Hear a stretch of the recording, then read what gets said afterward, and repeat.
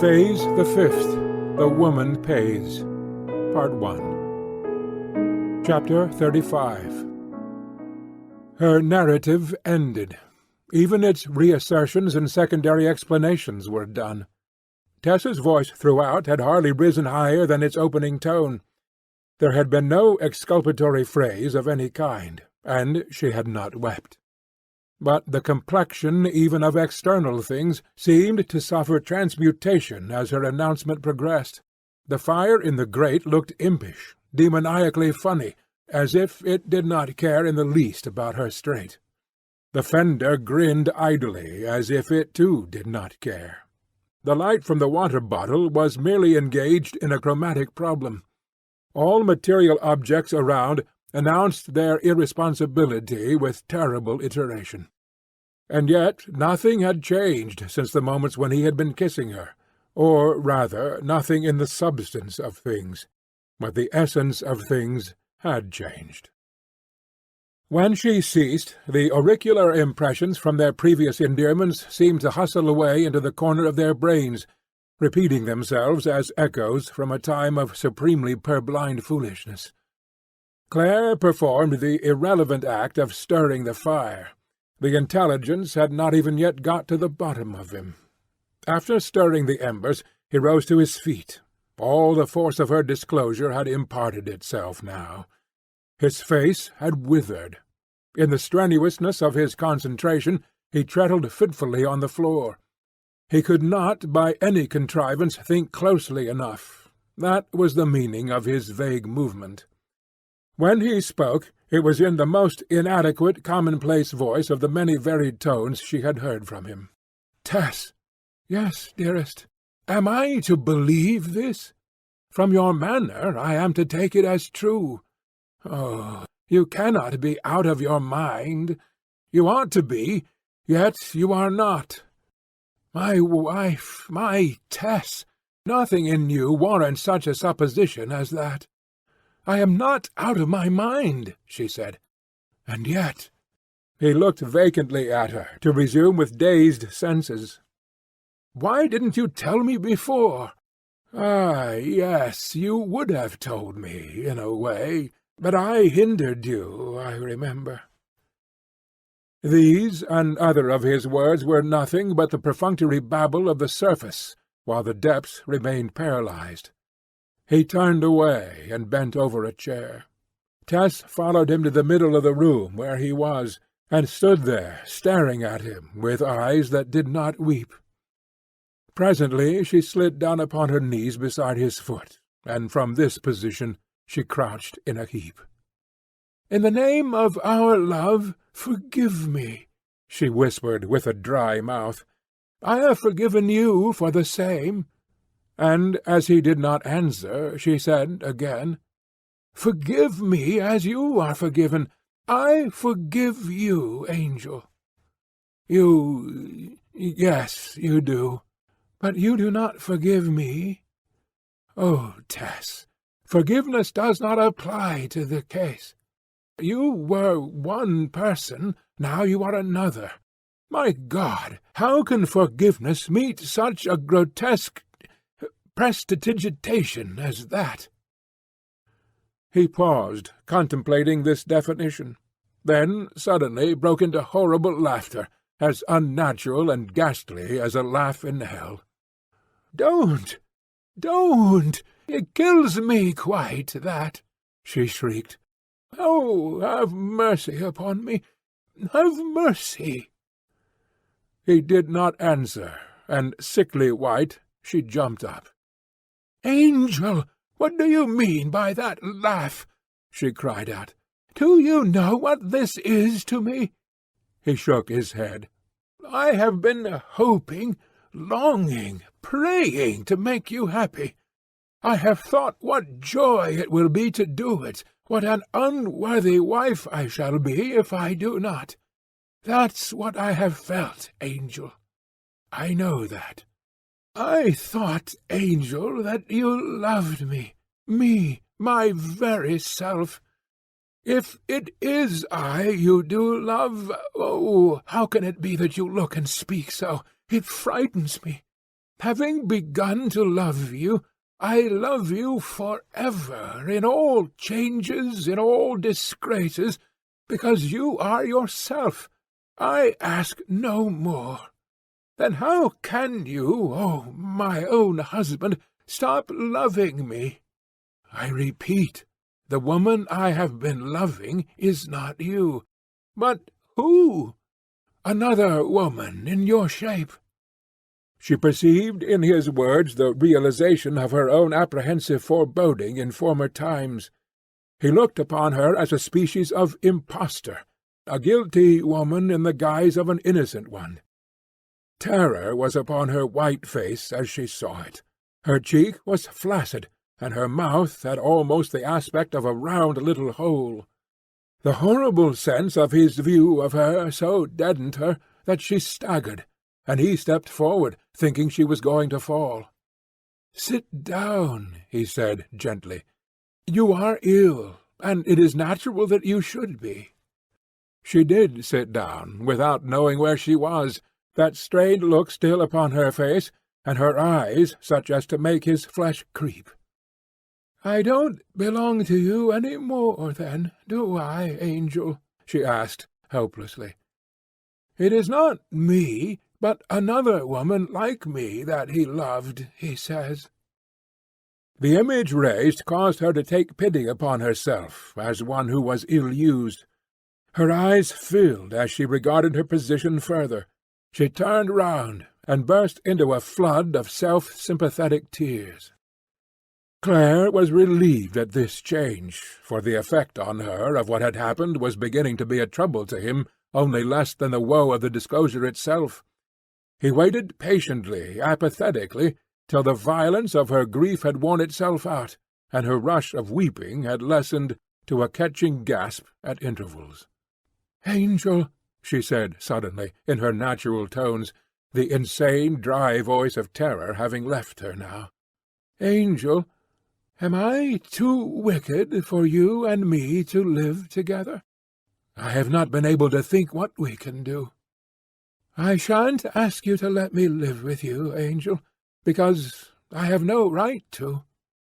I shall not write to mother and sisters to say we be married, as I said I would do, and I shan't finish the good hussif I cut out and meant to make while we were in lodgings. Shan't you? No, I shan't do anything unless you order me to. And if you go away from me, I shall not follow ye.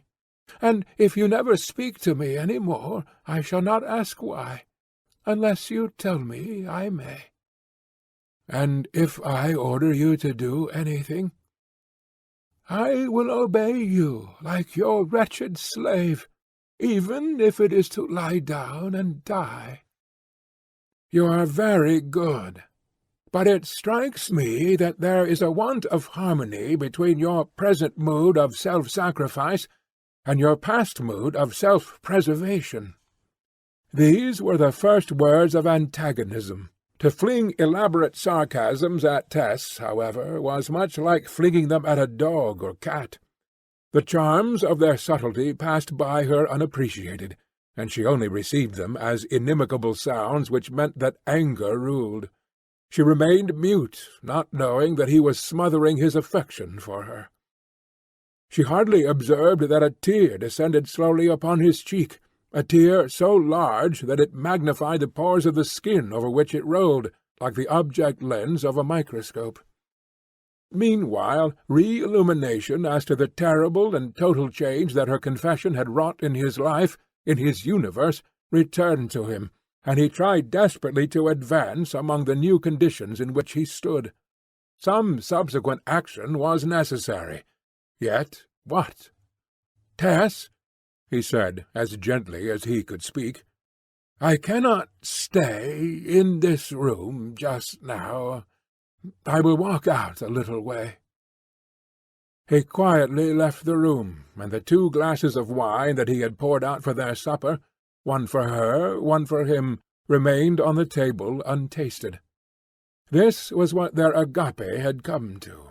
At tea, 2 or 3 hours earlier, they had, in the freakishness of affection, drunk from one cup. The closing of the door behind him, gently as it had been pulled to, roused Tess from her stupor. He was gone. She could not stay. Hastily flinging her cloak around her, she opened the door and followed, putting out the candles as if she were never coming back. The rain was over, and the night was now clear.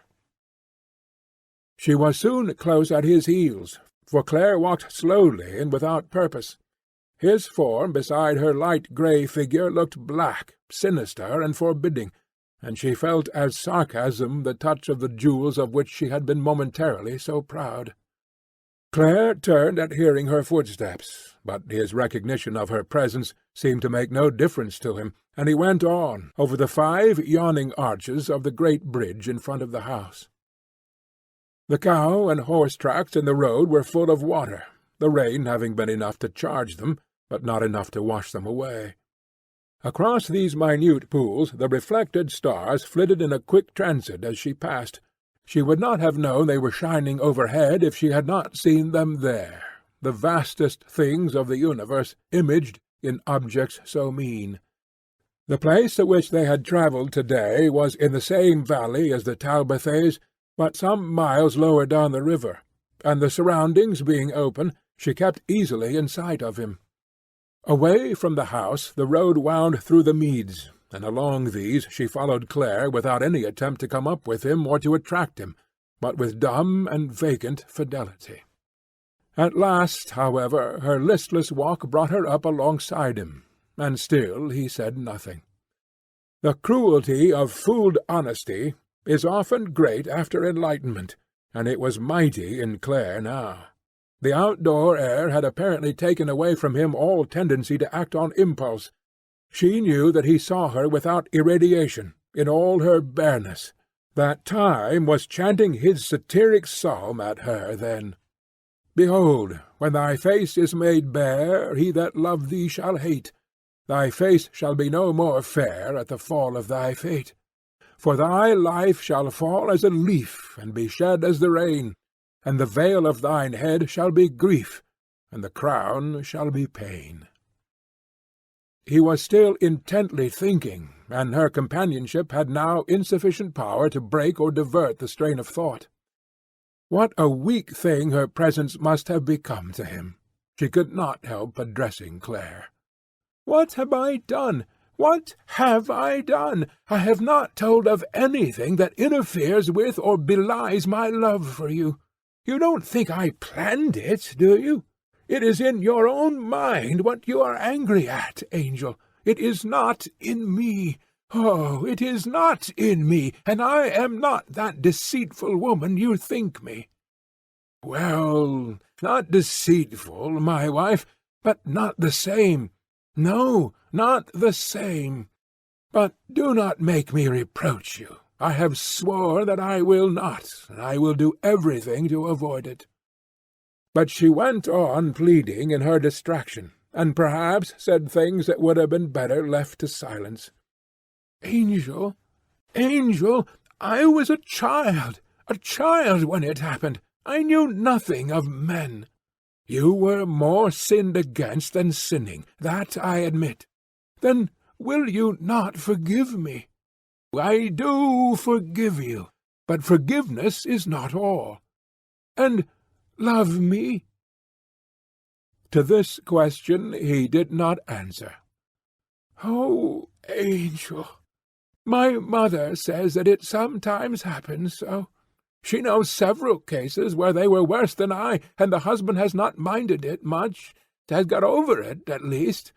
And yet the woman had not loved him as I do you. Don't, Tess, don't argue.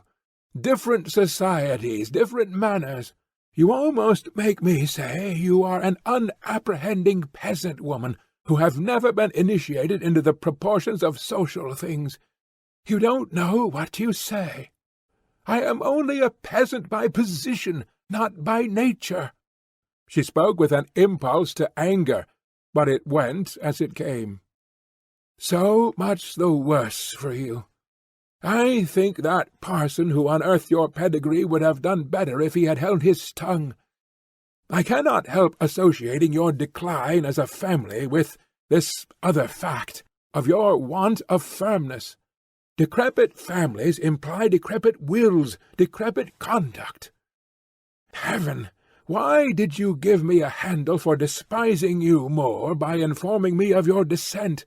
Here was I thinking you a new-sprung child of nature, and there were you, the belated seedling of an effete aristocracy. Lots of families are as bad as mine in that. Retty's family were once large landowners, and so were Dairyman Billett's, and the Debbie Houses, who are now Carters, were once the de Bayeux family. You'll find such as I everywhere. 'Tis a feature of our county, and I can't help it. So much the worse for the county." She took these reproaches in their bulk simply, not in their particulars. He did not love her as he had loved her hitherto, and to all else she was indifferent. They wandered on again in silence. It was said afterwards that a cottager of Wellbridge, who went out late that night for a doctor, met two lovers in the pastures, walking very slowly, without converse, one behind the other, as in a funeral procession, and the glimpse that he obtained of their faces seemed to denote that they were anxious and sad. Returning later, he passed them again in the same field, progressing just as slowly, and as regardless of the hour and of the cheerless night as before. It was only on account of his preoccupation with his own affairs and the illness in his house that he did not bear in mind the curious incident, which, however, he recalled a long while after. During the interval of the cottager's going and coming, she had said to her husband, "I don't see how I can help being the cause of much misery to you all your life. The river is down there. I can put an end to myself in it. I am not afraid. I don't wish to add murder to my other follies," he said. "I will leave something to show that I did it myself, on account of my shame. They will not blame you then." "Don't speak so absurdly. I wish not to hear it. It is nonsense to have such thoughts in this kind of case, which is rather one for satirical laughter than for tragedy. You don't in the least understand the quality of the mishap. It would be viewed in the light of a joke by 9/10 of the world if it were known. Please oblige me by returning to the house and going to bed." "I will," said she dutifully. They had rambled round by a road which led to the well-known ruins of the Cistercian abbey behind the mill, the latter having, in centuries past, been attached to the monastic establishment. The mill still worked on, food being a perennial necessity. The abbey had perished, creeds being transient. One continually sees the ministration of the temporary outlasting the ministration of the eternal.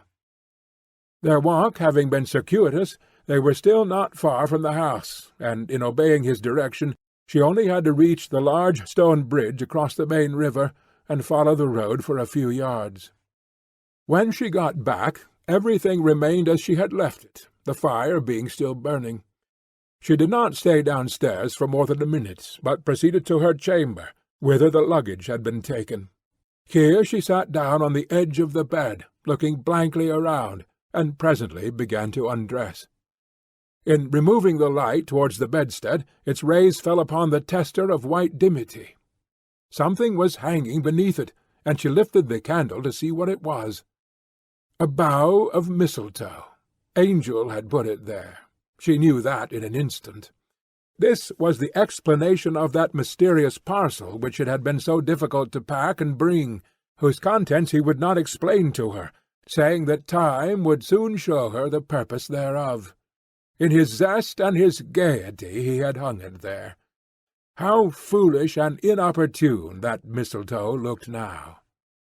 Having nothing more to fear, having scarce anything to hope, for that he would relent there seemed no promise whatever, she lay down dully. When sorrow ceases to be speculative, sleep sees her opportunity. Among so many happier moods which forbid repose, this was a mood which welcomed it, and in a few minutes the lonely Tess forgot existence, surrounded by the aromatic stillness of the chamber that had once, possibly, been the bride-chamber of her own ancestry. Later on that night Clare also retraced his steps to the house. Entering softly to the sitting-room, he obtained a light, and with the manner of one who had considered his course, he spread his rugs upon the old horsehair sofa which stood there, and roughly shaped it into a sleeping-couch. Before lying down he crept shoeless upstairs, and listened at the door of her apartment. Her measured breathing told that she was sleeping profoundly. "Thank God!" murmured Clare, and yet he was conscious of a pang of bitterness at the thought, approximately true, though not wholly so, that, having shifted the burden of her life to his shoulders, she was now reposing without care. He turned away to descend, then, irresolute, faced round to her door again. In the act he caught sight of one of the d'Urberville dames, whose portrait was immediately over the entrance to Tess's bedchamber. In the candlelight the painting was more than unpleasant. Sinister design lurked in the woman's features, a concentrated purpose of revenge on the other sex. So it seemed to him then. The Caroline bodice of the portrait was low, precisely as Tess's had been when he tucked it in to show the necklace, and again he experienced the distressing sensation of a resemblance between them. The check was sufficient. He resumed his retreat, and descended. His air remained calm and cold, his small, compressed mouth indexing his powers of self-control, his face wearing still that terrible, sterile expression which had spread thereon since her disclosure. It was the face of a man who was no longer passion's slave, yet who found no advantage in his enfranchisement. He was simply regarding the harrowing contingencies of human experience, the unexpectedness of things. Nothing so pure, so sweet, so virginal as Tess had seemed possible all the long while that he had adored her, up to an hour ago. But the little less, and what worlds away! He argued erroneously when he said to himself that her heart was not indexed in the honest freshness of her face. But Tess had no advocate to set him right. Could it be possible, he continued, that eyes which, as they gazed, never expressed any divergence from what the tongue was telling, were yet ever seeing another world behind her ostensible one, discordant and contrasting? He reclined on his couch in the sitting-room and extinguished the light. The night came in, and took up its place there, unconcerned and indifferent.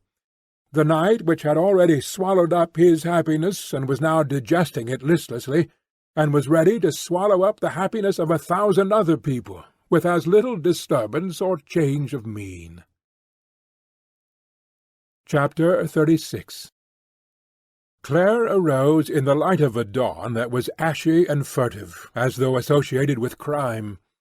The fireplace confronted him with its extinct embers, the spread supper-table, whereon stood the 2 full glasses of untasted wine, now flat and filmy, her vacated seat and his own, the other articles of furniture with their eternal look of not being able to help it, their intolerable inquiry what was to be done. From above there was no sound, but in a few minutes there came a knock at the door. He remembered that it would be the neighbouring cottager's wife, who was to minister to their wants while they remained here. The presence of a third person in the house would be extremely awkward just now, and, being already dressed, he opened the window and informed her that they could manage to shift for themselves that morning. She had a milk-can in her hand, which he told her to leave at the door. When the dame had gone away, he searched in the back quarters of the house for fuel, and speedily lit a fire. There was plenty of eggs, butter, bread, and so on in the larder, and Clare soon had breakfast laid, his experiences at the dairy having rendered him facile in domestic preparations. The smoke of the kindled wood rose from the chimney without like a lotus-headed column. Local people who were passing by saw it, and thought of the newly married couple, and envied their happiness. Angel cast a final glance round, and then, going to the foot of the stairs, called in a conventional voice, "Breakfast is ready." He opened the front door, and took a few steps in the morning air. When, after a short space, he came back, she was already in the sitting-room mechanically readjusting the breakfast things. As she was fully attired, and the interval since his calling her had been but 2 or 3 minutes, she must have been dressed, or nearly so, before he went to summon her.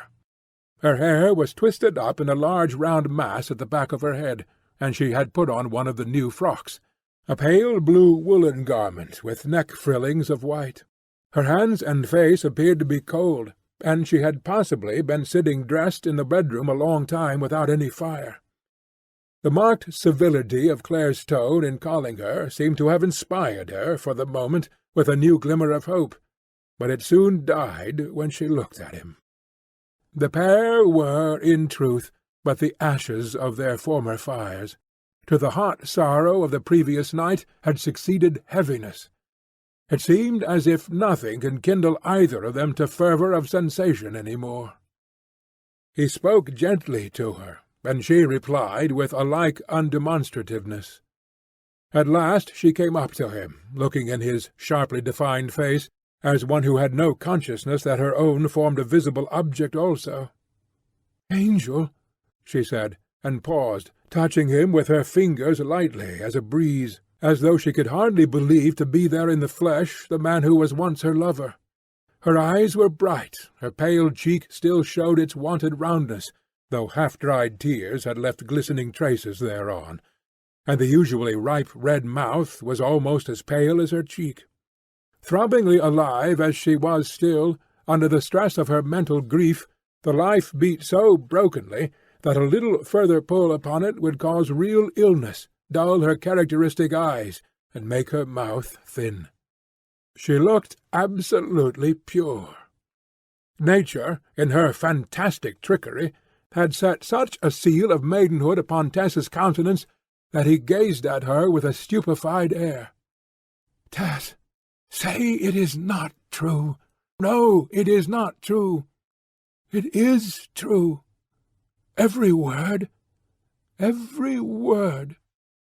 He looked at her imploringly, as if he would willingly have taken a lie from her lips, knowing it to be one, and have made of it, by some sort of sophistry, a valid denial. However, she only repeated, "It is true." "Is he living?" Angel then asked. "The baby died. But the man?" "He is alive." A last despair passed over Claire's face. "Is he in England?" "Yes." He took a few vague steps. "My position is this," he said abruptly. "I thought, any man would have thought, that by giving up all ambition to win a wife with social standing, with fortune, with knowledge of the world, I would secure rustic innocence as surely as I should secure pink cheeks. But, however, I am no man to reproach you, and I will not." Tess felt his position so entirely that the remainder had not been needed. Therein lay just the distress of it. She saw that he had lost all round. "Angel, I should not have let it go on to marriage with you, if I had known that, after all, there was a last way out of it for you, though I hoped you would never." Her voice grew husky.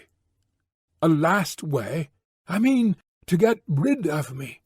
You can get rid of me." "How?" "By divorcing me." "Good heavens! How can you be so simple? How can I divorce you? Can't you, now I have told you? I thought my confession would give you grounds for that."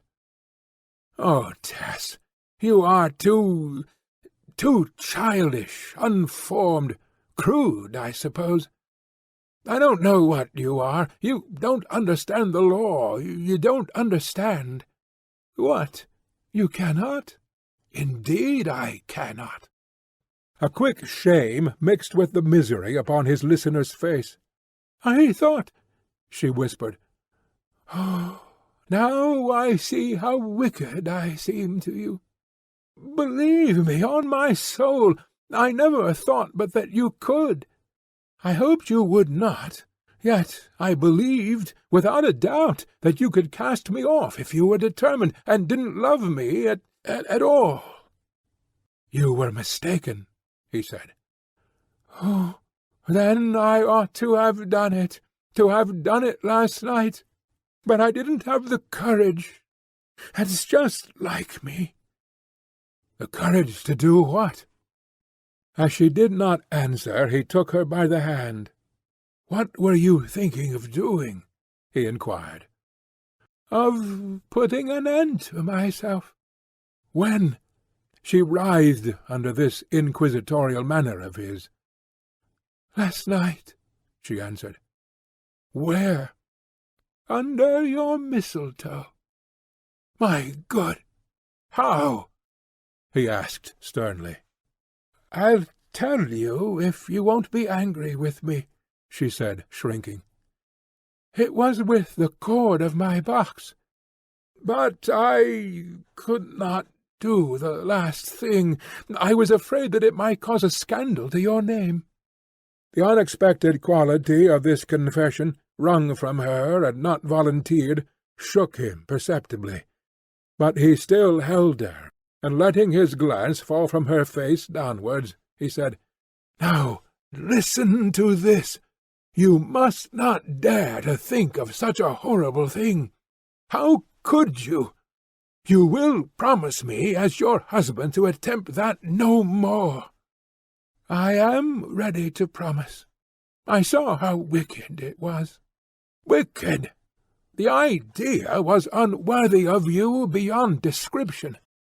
"But, Angel," she pleaded, enlarging her eyes in calm unconcern upon him, "it was thought of entirely on your account, to set you free without the scandal that I thought you would have to get. I should never have dreamt of doing it on mine. However, to do it with my own hand is too good for me, after all. It is you, my ruined husband, who ought to strike the blow. I think I should love you more, if that were possible, if you could bring yourself to do it, since there's no other way of escape for ye. I feel I am so utterly worthless, so very greatly in the way." "Shh!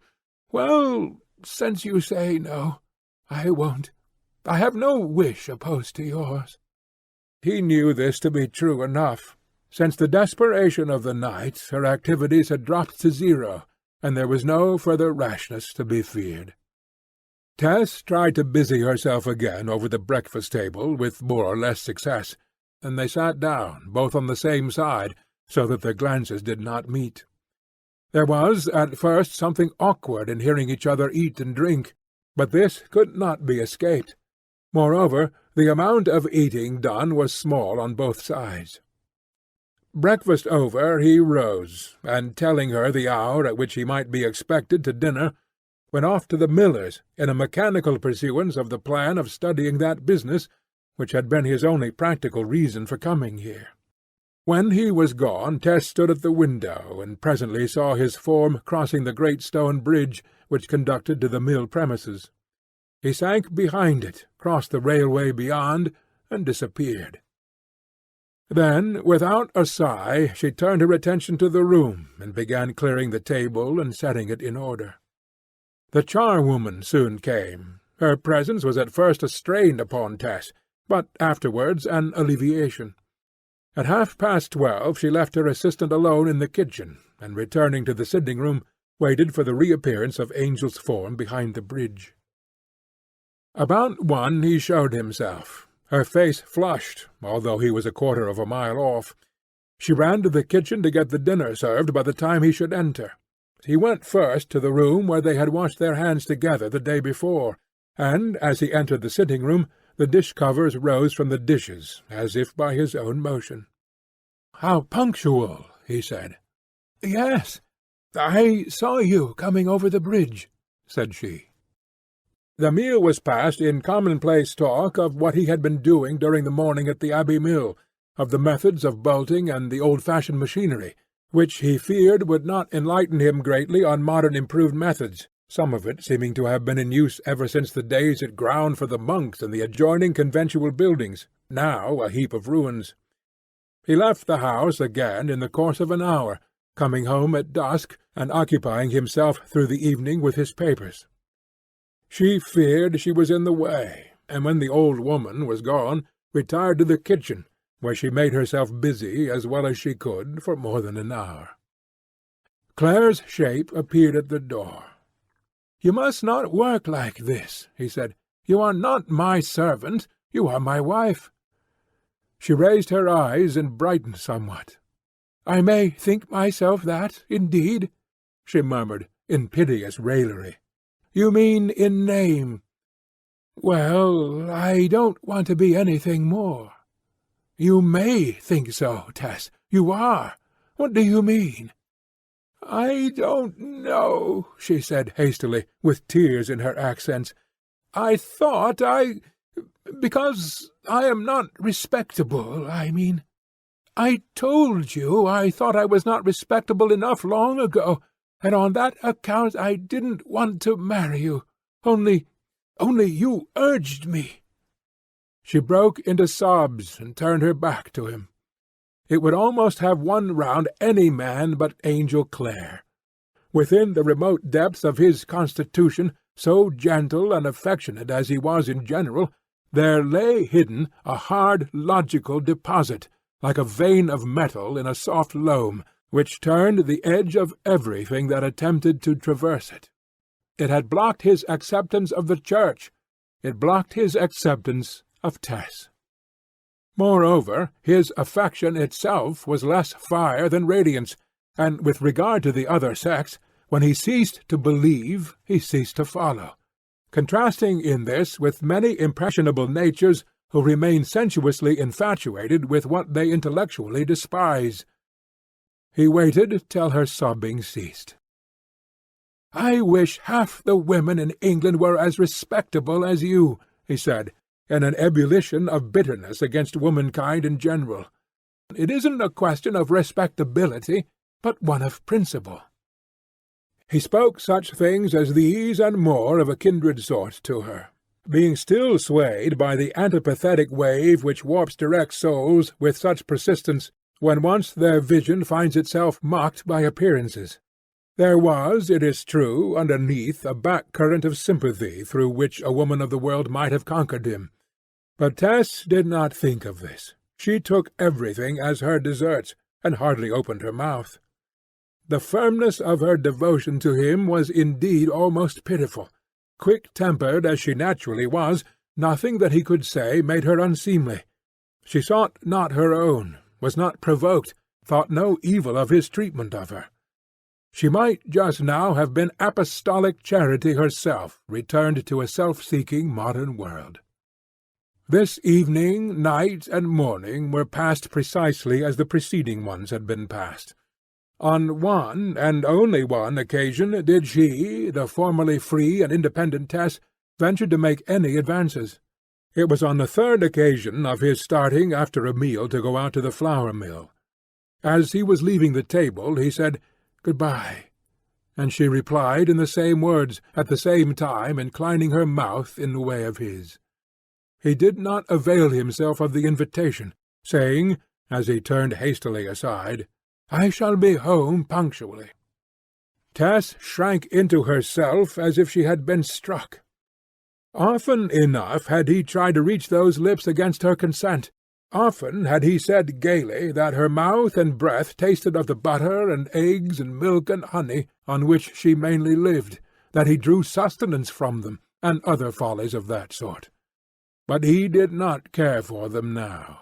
He observed her sudden shrinking, and said gently, "You know, I have to think of a course.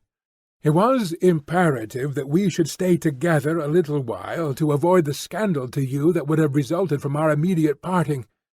But you must see it is only for form's sake." "Yes," said Tess absently. He went out, and on his way to the mill stood still, and wished for a moment that he had responded yet more kindly, and kissed her once at least. Thus they lived through this despairing day or two. in the same house, truly, but more widely apart than before they were lovers. It was evident to her that he was, as he had said, living with paralyzed activities in his endeavour to think of a plan of procedure. She was awe-stricken to discover such determination under such apparent flexibility. His consistency was indeed too cruel. She no longer expected forgiveness now. More than once she had thought of going away from him during his absence at the mill, but she feared that this, instead of benefiting him, might be the means of hampering and humiliating him yet more if it should have become known. Meanwhile Clare was meditating, verily. His thought had been unsuspended. He was becoming ill with thinking, eaten out with thinking, withered by thinking, scourged out of all his former pulsating, flexuous domesticity.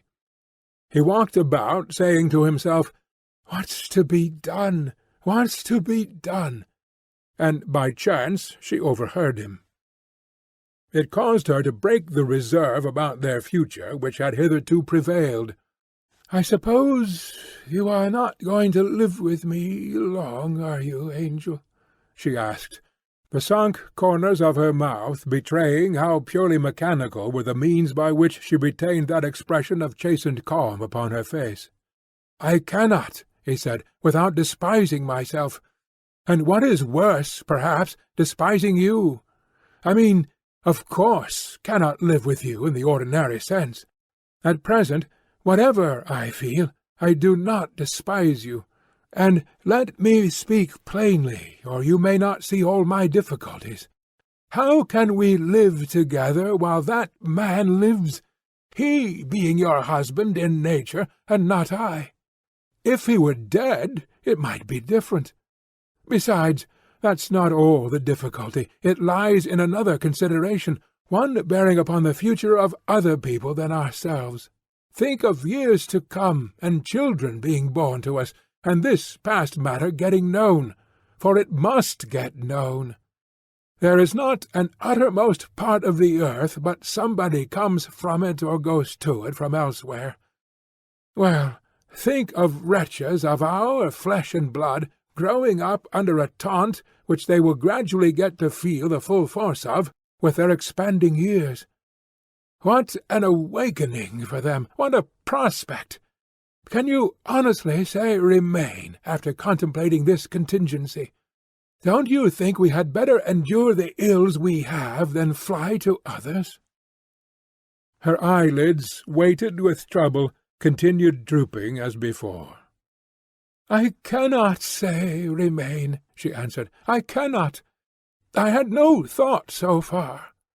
Tess's feminine hope, shall we confess it, had been so obstinately recuperative as to revive in her surreptitious visions of a domiciliary intimacy continued long enough to break down his coldness even against his judgment. Though unsophisticated in the usual sense, she was not incomplete, and it would have denoted deficiency of womanhood if she had not instinctively known what an argument lies in propinquity. Nothing else would serve her, she knew, if this failed. It was wrong to hope in what was of the nature of strategy, she said to herself, yet that sort of hope she could not extinguish. His last representation had now been made, and it was, as she said, a new view. She had truly never thought so far as that, and his lucid picture of possible offspring who would scorn her was one that brought deadly convictions to an honest heart which was humanitarian to its centre.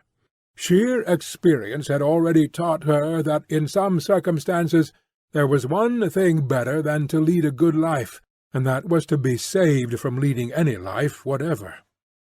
Like all who had been previsioned by suffering, she could, in the words of Monsieur Sully-Prudhomme, hear a penal sentence in the fiat, "You shall be born," particularly if addressed to potential issue of hers. Yet such is the vulpine slyness of Dame Nature, that till now Tess had been hoodwinked by her love for Clare into forgetting it might result in vitalizations that would inflict upon others what she had bewailed as misfortune to herself. She therefore could not withstand his argument. But with the self-combating proclivity of the supersensitive, an answer thereto arose in Claire's own mind, and he almost feared it. It was based on her exceptional physical nature, and she might have used it promisingly. She might have added, besides, "On an Australian upland or Texan plain, who is to know or care about my misfortunes, or to reproach me or you?" Yet, like the majority of women, she accepted the momentary presentment as if it were the inevitable. And she may have been right. The intuitive heart of woman knoweth not only its own bitterness, but its husband's, and even if these assumed reproaches were not likely to be addressed to him or to his by strangers, they might have reached his ears from his own fastidious brain. It was the third day of the estrangement. Some might risk the odd paradox that with more animalism he would have been the nobler man. We do not say it. Yet Claire's love was doubtless ethereal to a fault, imaginative to impracticability. With these natures, corporal presence is something less appealing than corporal absence, the latter creating an ideal presence that conveniently drops the defects of the real. She found that her personality did not plead her cause so forcibly as she had anticipated. The figurative phrase was true. She was another woman than the one who had excited his desire. "I have thought over what you say," she remarked to him, moving her forefinger over the tablecloth, her other hand, which bore the ring that mocked them both, supporting her forehead. "It is quite true, all of it. It must be. You must go away from me." "But what can you do?" "I can go home." Claire had not thought of that. "Are you sure?" he inquired. "Quite sure. We ought to part, and we may as well get it past and done. You once said that I was apt to win men against their better judgment, and if I am constantly before your eyes, I may cause you to change your plans in opposition to your reason and wish, and afterwards your repentance and my sorrow will be terrible." "And you would like to go home?" he asked. "I want to leave you and go home." "Then it shall be so." Though she did not look up at him, she started. There was a difference between the proposition and the covenant, which she had felt only too quickly. "I feared it would come to this," she murmured, her countenance meekly fixed. "I don't complain, Angel. I think it best. What you said has quite convinced me. Yes, though nobody else should reproach me if we should stay together, yet somewhen, years hence, you might get angry with me for any ordinary matter, and knowing what you do of my bygones, you yourself might be tempted to say words, and they might be overheard, perhaps by my own children. Oh, what only hurts me now would torture and kill me then. I will go, tomorrow. And I shall not stay here. Though I didn't like to initiate, I have seen that it was advisable we should part, at least for a while, till I can better see the shape that things have taken and can write to you." Tess stole a glance at her husband. He was pale, even tremulous. But, as before, she was appalled by the determination revealed in the depths of this gentle being she had married, the will to subdue the grosser to the subtler emotion, the substance to the conception, the flesh to the spirit. Propensities, tendencies, habits were as dead leaves upon the tyrannous wind of his imaginative ascendancy. He may have observed her look, for he explained, "I think of people more kindly when I am away from them," adding cynically, "God knows, perhaps we shall shake down together some day for weariness. Thousands have done it." That day he began to pack up, and she went upstairs and began to pack also. Both knew that it was in their two minds that they might part the next morning forever. Despite the gloss of assuaging conjectures thrown over their proceedings, because they were of the sort to whom any parting which has the air of finality is a torture. He knew, and she knew, that though the fascination which each had exercised over the other, on her part independently of accomplishments, would probably in the first days of their separation be even more potent than ever, time must attenuate that effect. The practical arguments against accepting her as a housemate might pronounce themselves more strongly in the boreal light of a remoter view. Moreover, when two people are once parted, have abandoned a common domicile and a common environment, new growths insensibly bud upward to fill each vacated place, unforeseen accidents hinder intentions, and old plans are forgotten. End of Part 1.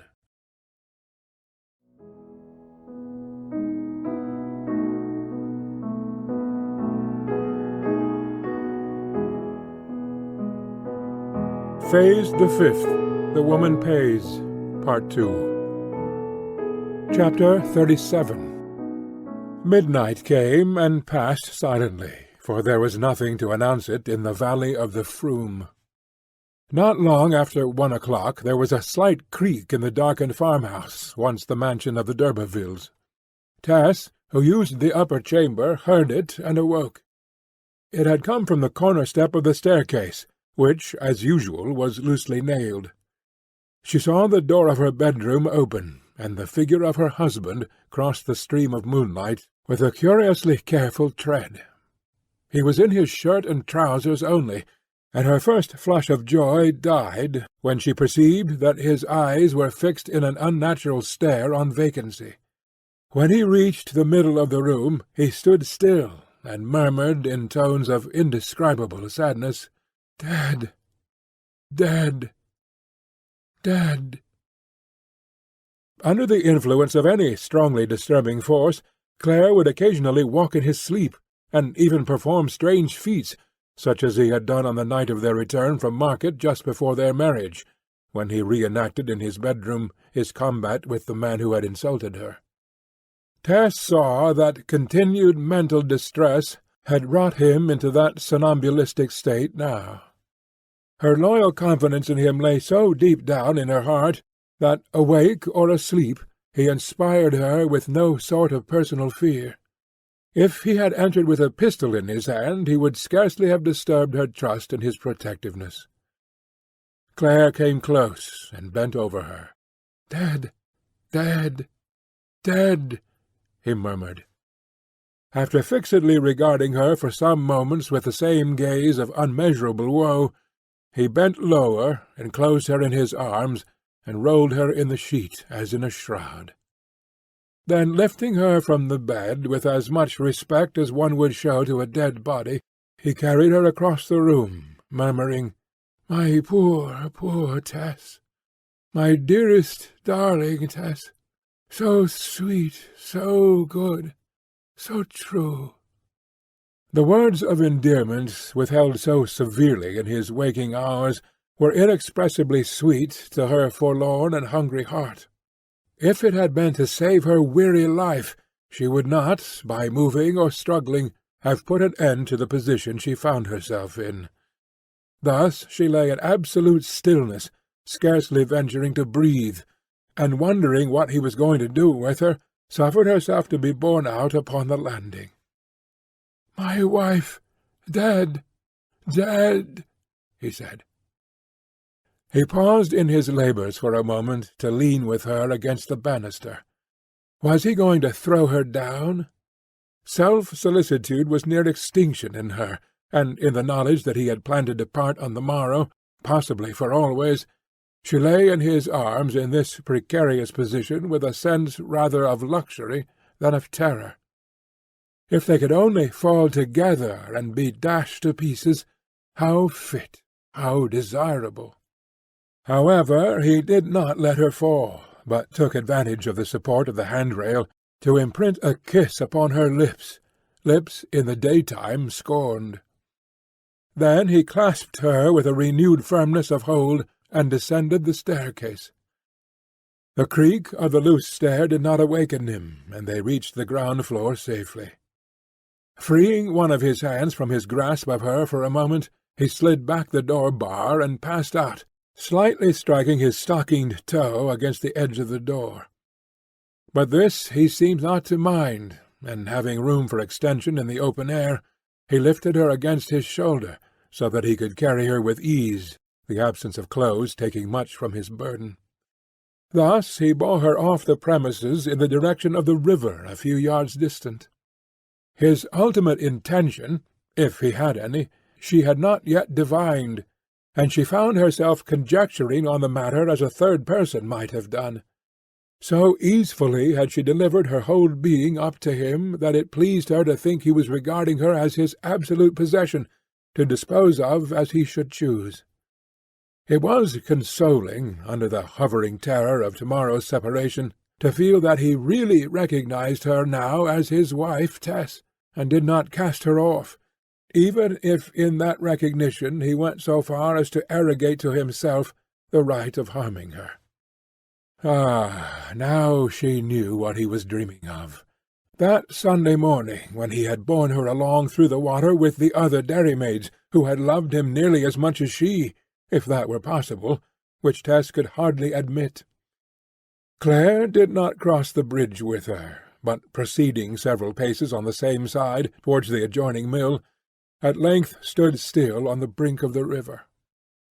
Its waters, in creeping down these miles of meadowland, frequently divided, serpentining in purposeless curves, looping themselves around little islands that had no name, returning and re-embodying themselves as a broad main stream further on. Opposite the spot to which he had brought her was such a general confluence, and the river was proportionately voluminous and deep. Across it was a narrow footbridge, but now the autumn flood had washed the handrail away, leaving the bare plank only, which, lying a few inches above the speeding current, formed a giddy pathway for even steady heads, and Tess had noticed from the window of the house, in the daytime, young men walking across upon it as a feat in balancing. Her husband had possibly observed the same performance. Anyhow, he now mounted the plank, and, sliding one foot forward, advanced along it. Was he going to drown her? Probably he was.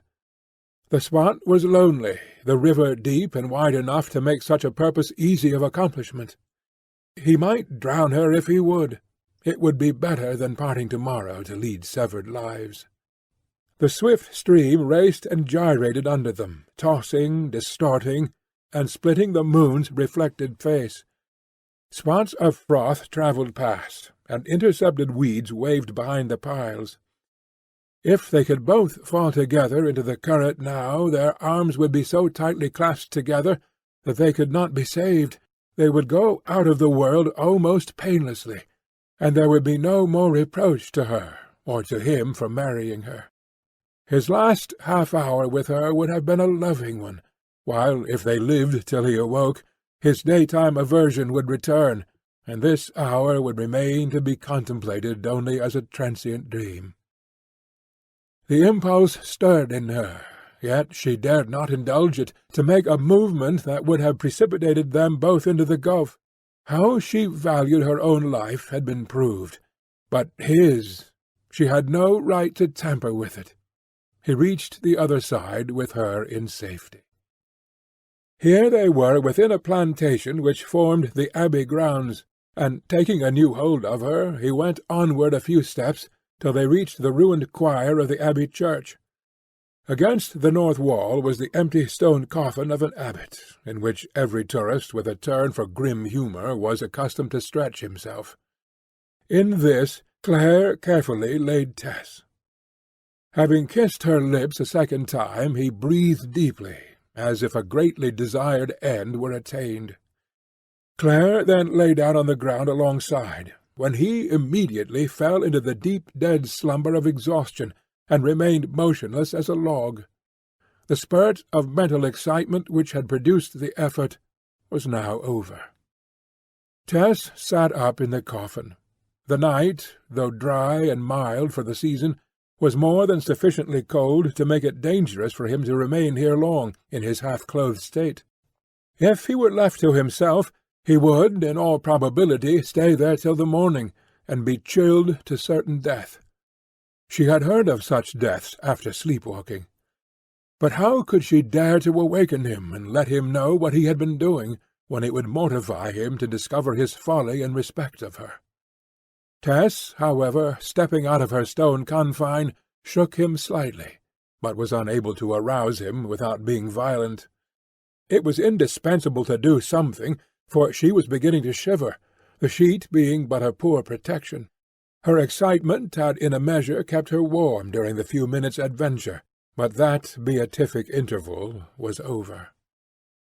It suddenly occurred to her to try persuasion, and accordingly she whispered in his ear, with as much firmness and decision as she could summon, "Let us walk on, darling," at the same time taking him suggestively by the arm.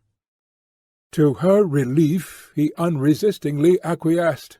Her words had apparently thrown him back into his dream, which thenceforward seemed to enter on a new phase, wherein he fancied she had risen as a spirit and was leading him to heaven. Thus she conducted him by the arm to the stone bridge in front of their residence, crossing which they stood at the manor-house door. Tess's feet were quite bare, and the stones hurt her, and chilled her to the bone, but Claire was in his woollen stockings, and appeared to feel no discomfort. There was no further difficulty. She induced him to lie down on his own sofa-bed, and covered him up warmly, lighting a temporary fire of wood to dry any dampness out of him. The noise of these attentions she thought might awaken him, and secretly wished that they might, but the exhaustion of his mind and body was such that he remained undisturbed. As soon as they met the next morning, Tess divined that Angel knew little or nothing of how far she had been concerned in the night's excursion, though, as regarded himself, he may have been aware that he had not lain still. In truth, he had awakened that morning from a sleep deep as annihilation, and during these first few moments in which the brain, like a Samson shaking himself, is trying its strength, he had some dim notion of an unusual nocturnal proceeding. But the realities of his situation soon displaced conjecture on the other subject. He waited in expectancy to discern some mental pointing. He knew that if any intention of his, concluded overnight, did not vanish in the light of morning, it stood on a basis approximating to one of pure reason, even if initiated by impulsive feeling, that it was so far, therefore, to be trusted. He thus beheld in the pale morning light the resolve to separate from her, not as a hot and indignant instinct, but denuded of the passionateness which had made it scorch and burn, standing in its bones, nothing but a skeleton, but none the less there. Claire no longer hesitated.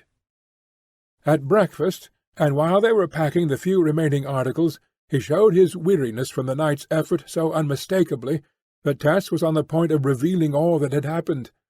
But the reflection that it would anger him, grieve him, stultify him, to know that he had instinctively manifested a fondness for her, of which his common sense did not approve, that his inclination had compromised his dignity when reason slept, again deterred her. It was too much like laughing at a man when sober for his erratic deeds during intoxication.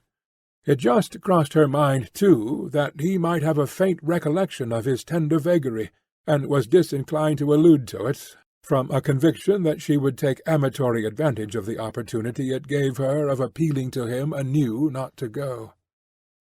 He had ordered by letter a vehicle from the nearest town, and soon after breakfast it arrived. She saw in it the beginning of the end, the temporary end, at least, for the revelation of his tenderness by the incident of the night raised dreams of a possible future with him. The luggage was put on the top, and the man drove them off, the miller and the old waiting-woman expressing some surprise at their precipitate departure, which Claire attributed to his discovery that the mill-work was not of the modern kind which he wished to investigate, a statement that was true so far as it went. Beyond this, there was nothing in the manner of their leaving to suggest a fiasco, or that they were not going together to visit friends. Their route lay near the dairy from which they had started with such solemn joy in each other a few days back, and as Clare wished to wind up his business with Mr. Crick, Tess could hardly avoid paying Mrs. Crick a call at the same time, unless she would excite suspicion of their unhappy state.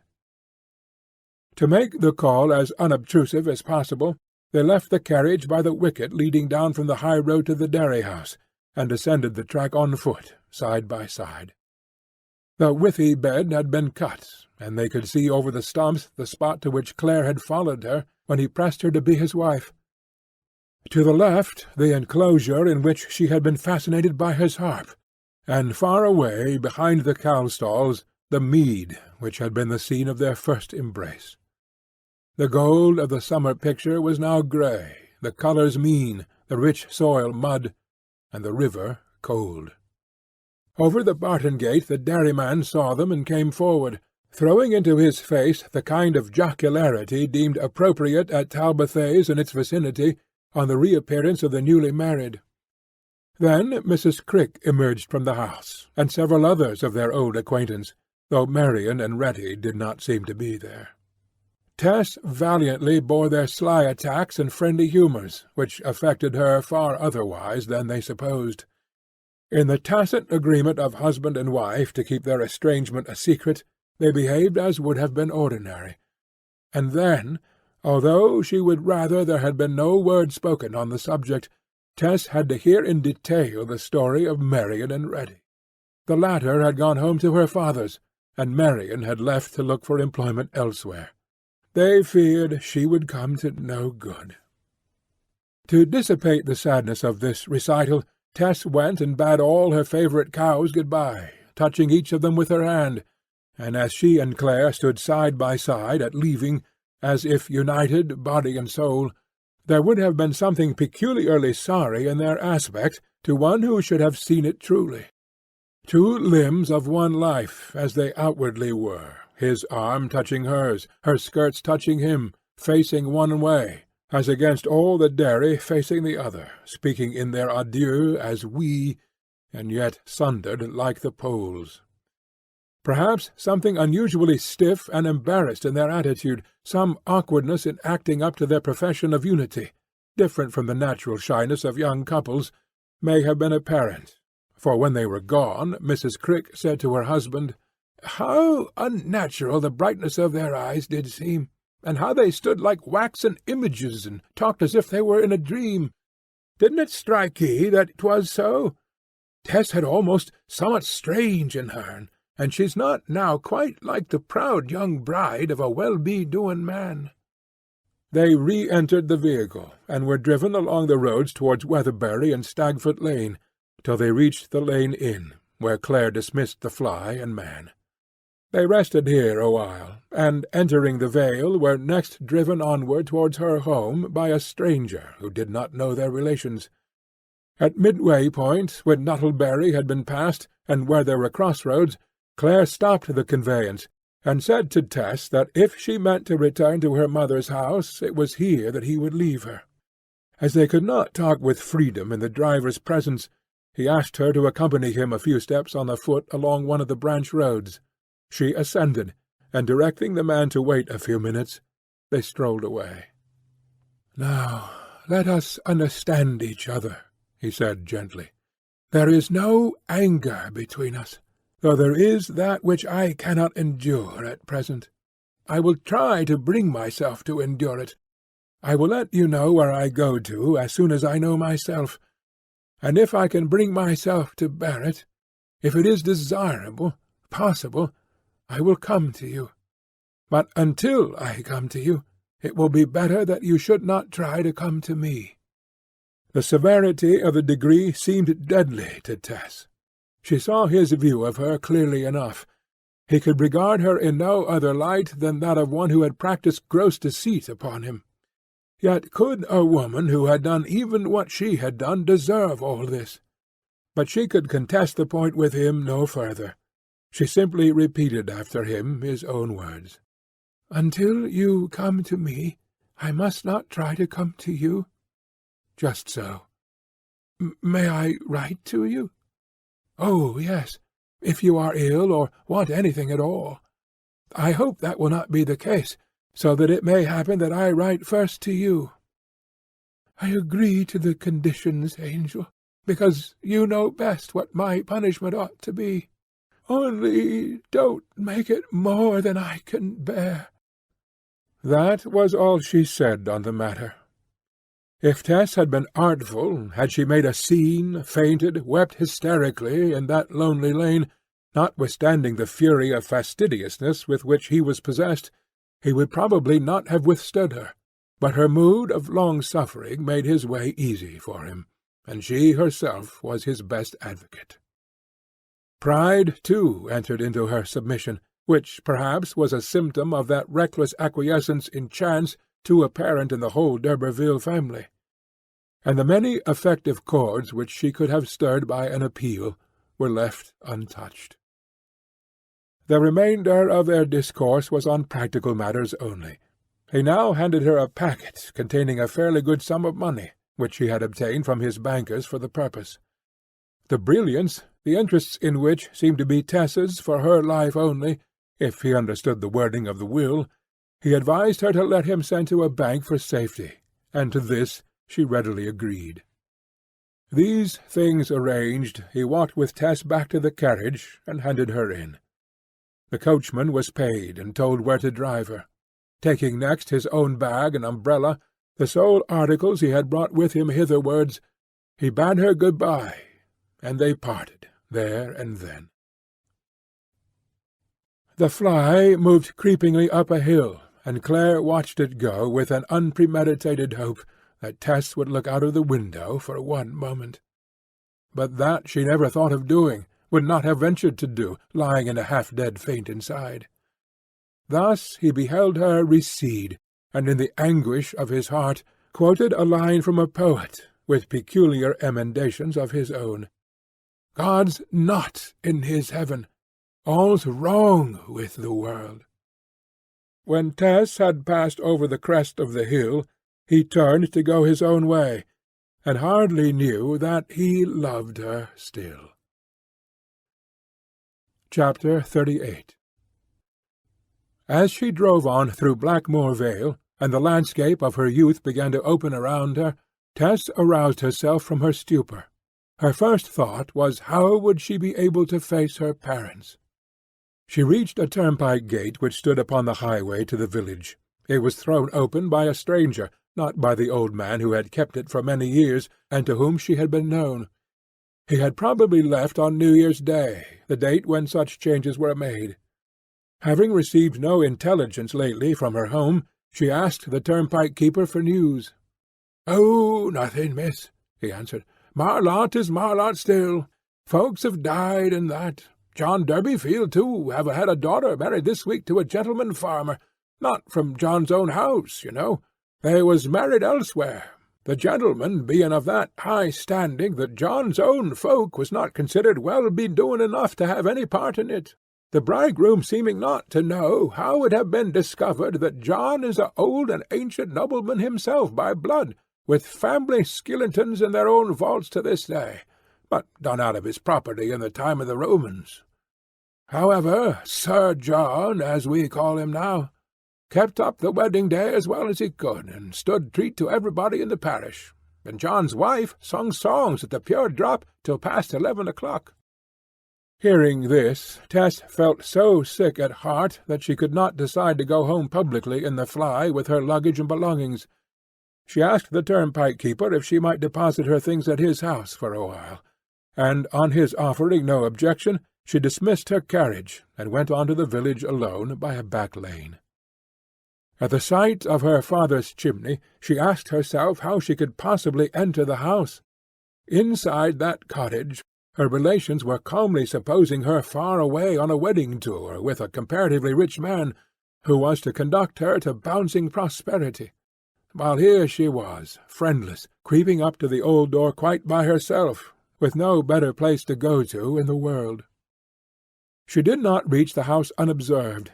Just by the garden hedge she was met by a girl who knew her, one of the 2 or 3 with whom she had been intimate at school.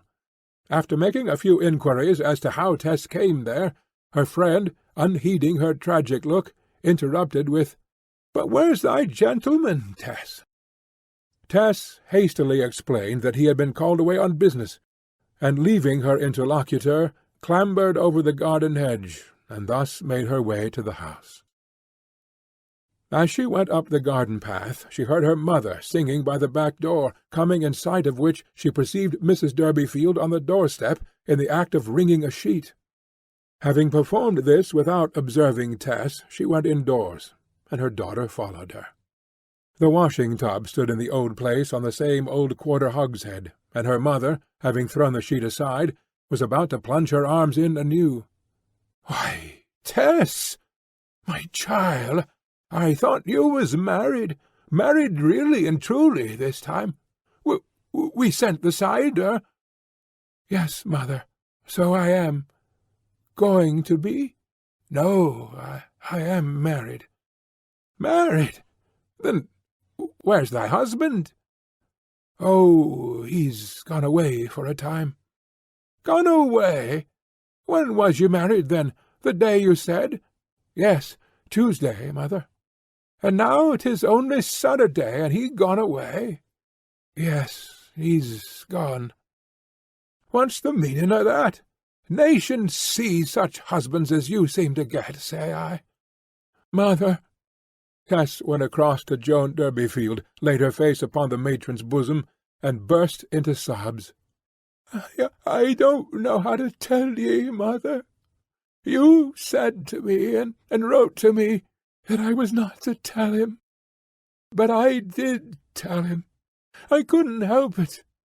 And he went away. Oh, you little fool, you little fool!" burst out Mrs. Durbeyfield, splashing Tess and herself in her agitation. "My good God, that ever I should have lived to say it! But I say it again, you little fool!" Tess was convulsed with weeping, the tension of so many days having relaxed at last.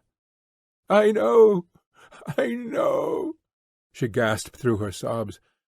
"But, oh, my mother, I could not help it. He was so good, and I felt the wickedness of trying to blind him as to what had happened. If it were to be done again, I should do the same. I could not, I dared not, so sin against him." "But you sinned enough to marry him first." Yes, that's where my misery do lie. But I thought he could get rid of me by law if he were determined not to overlook it. And, oh, if you knew, if you could only half know how I loved him, how anxious I was to have him, and how wrung I was between caring so much for him and my wish to be fair to him." Tess was so shaken that she could get no further, and sank, a helpless thing, into a chair. Well, what's done can't be undone.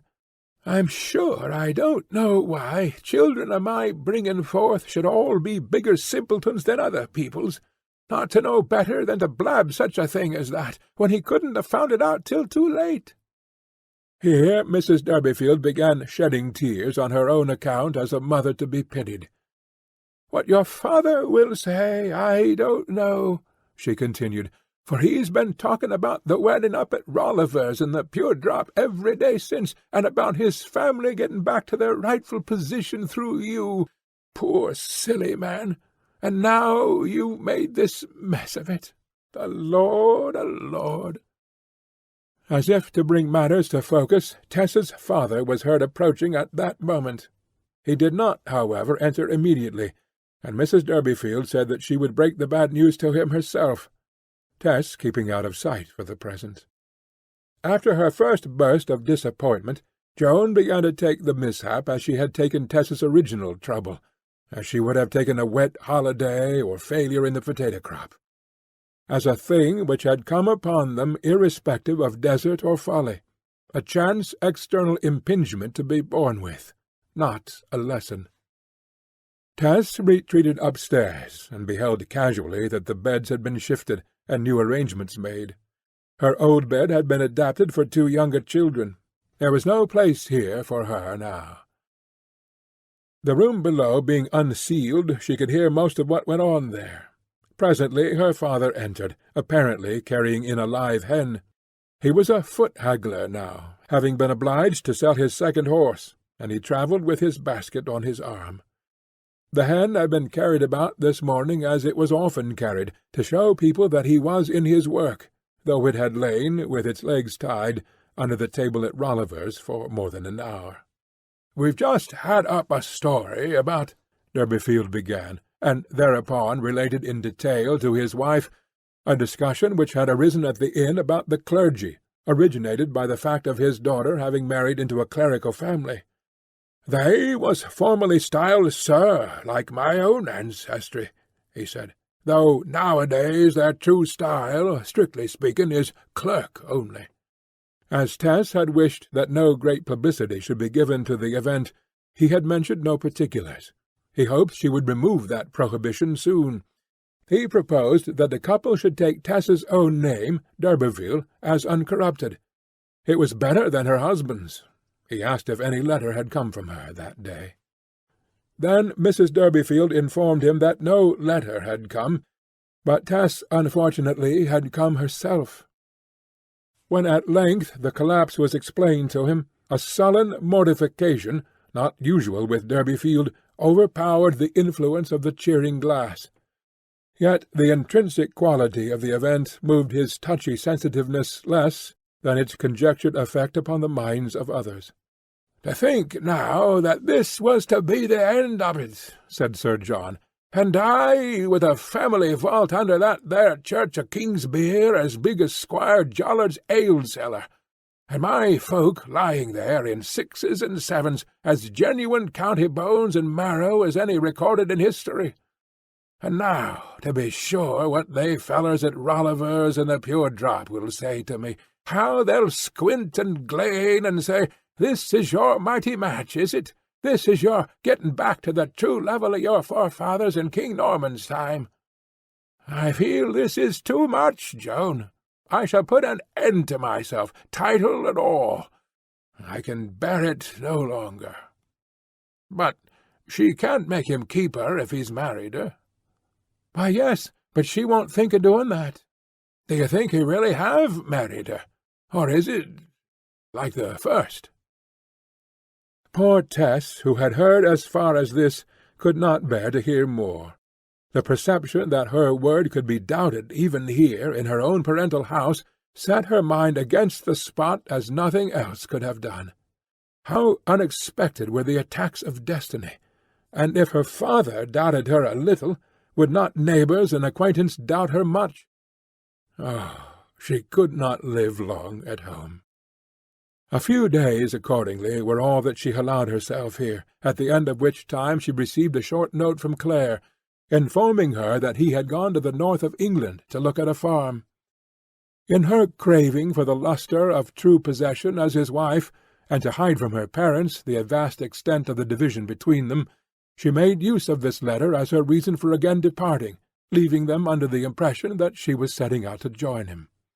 Still further to screen her husband from any imputation of unkindness to her, she took 25 of the £50 Clare had given her, and handed the sum over to her mother, as if the wife of a man like Angel Clare could well afford it, saying that it was a slight return for the trouble and humiliation she had brought upon them in years past. With this assertion of her dignity she bade them farewell, and after that there were lively doings in the Durbeyfield household for some time on the strength of Tess's bounty, her mother saying, and indeed believing, that the rupture which had arisen between the young husband and wife had adjusted itself under their strong feeling that they could not live apart from each other. Chapter 39.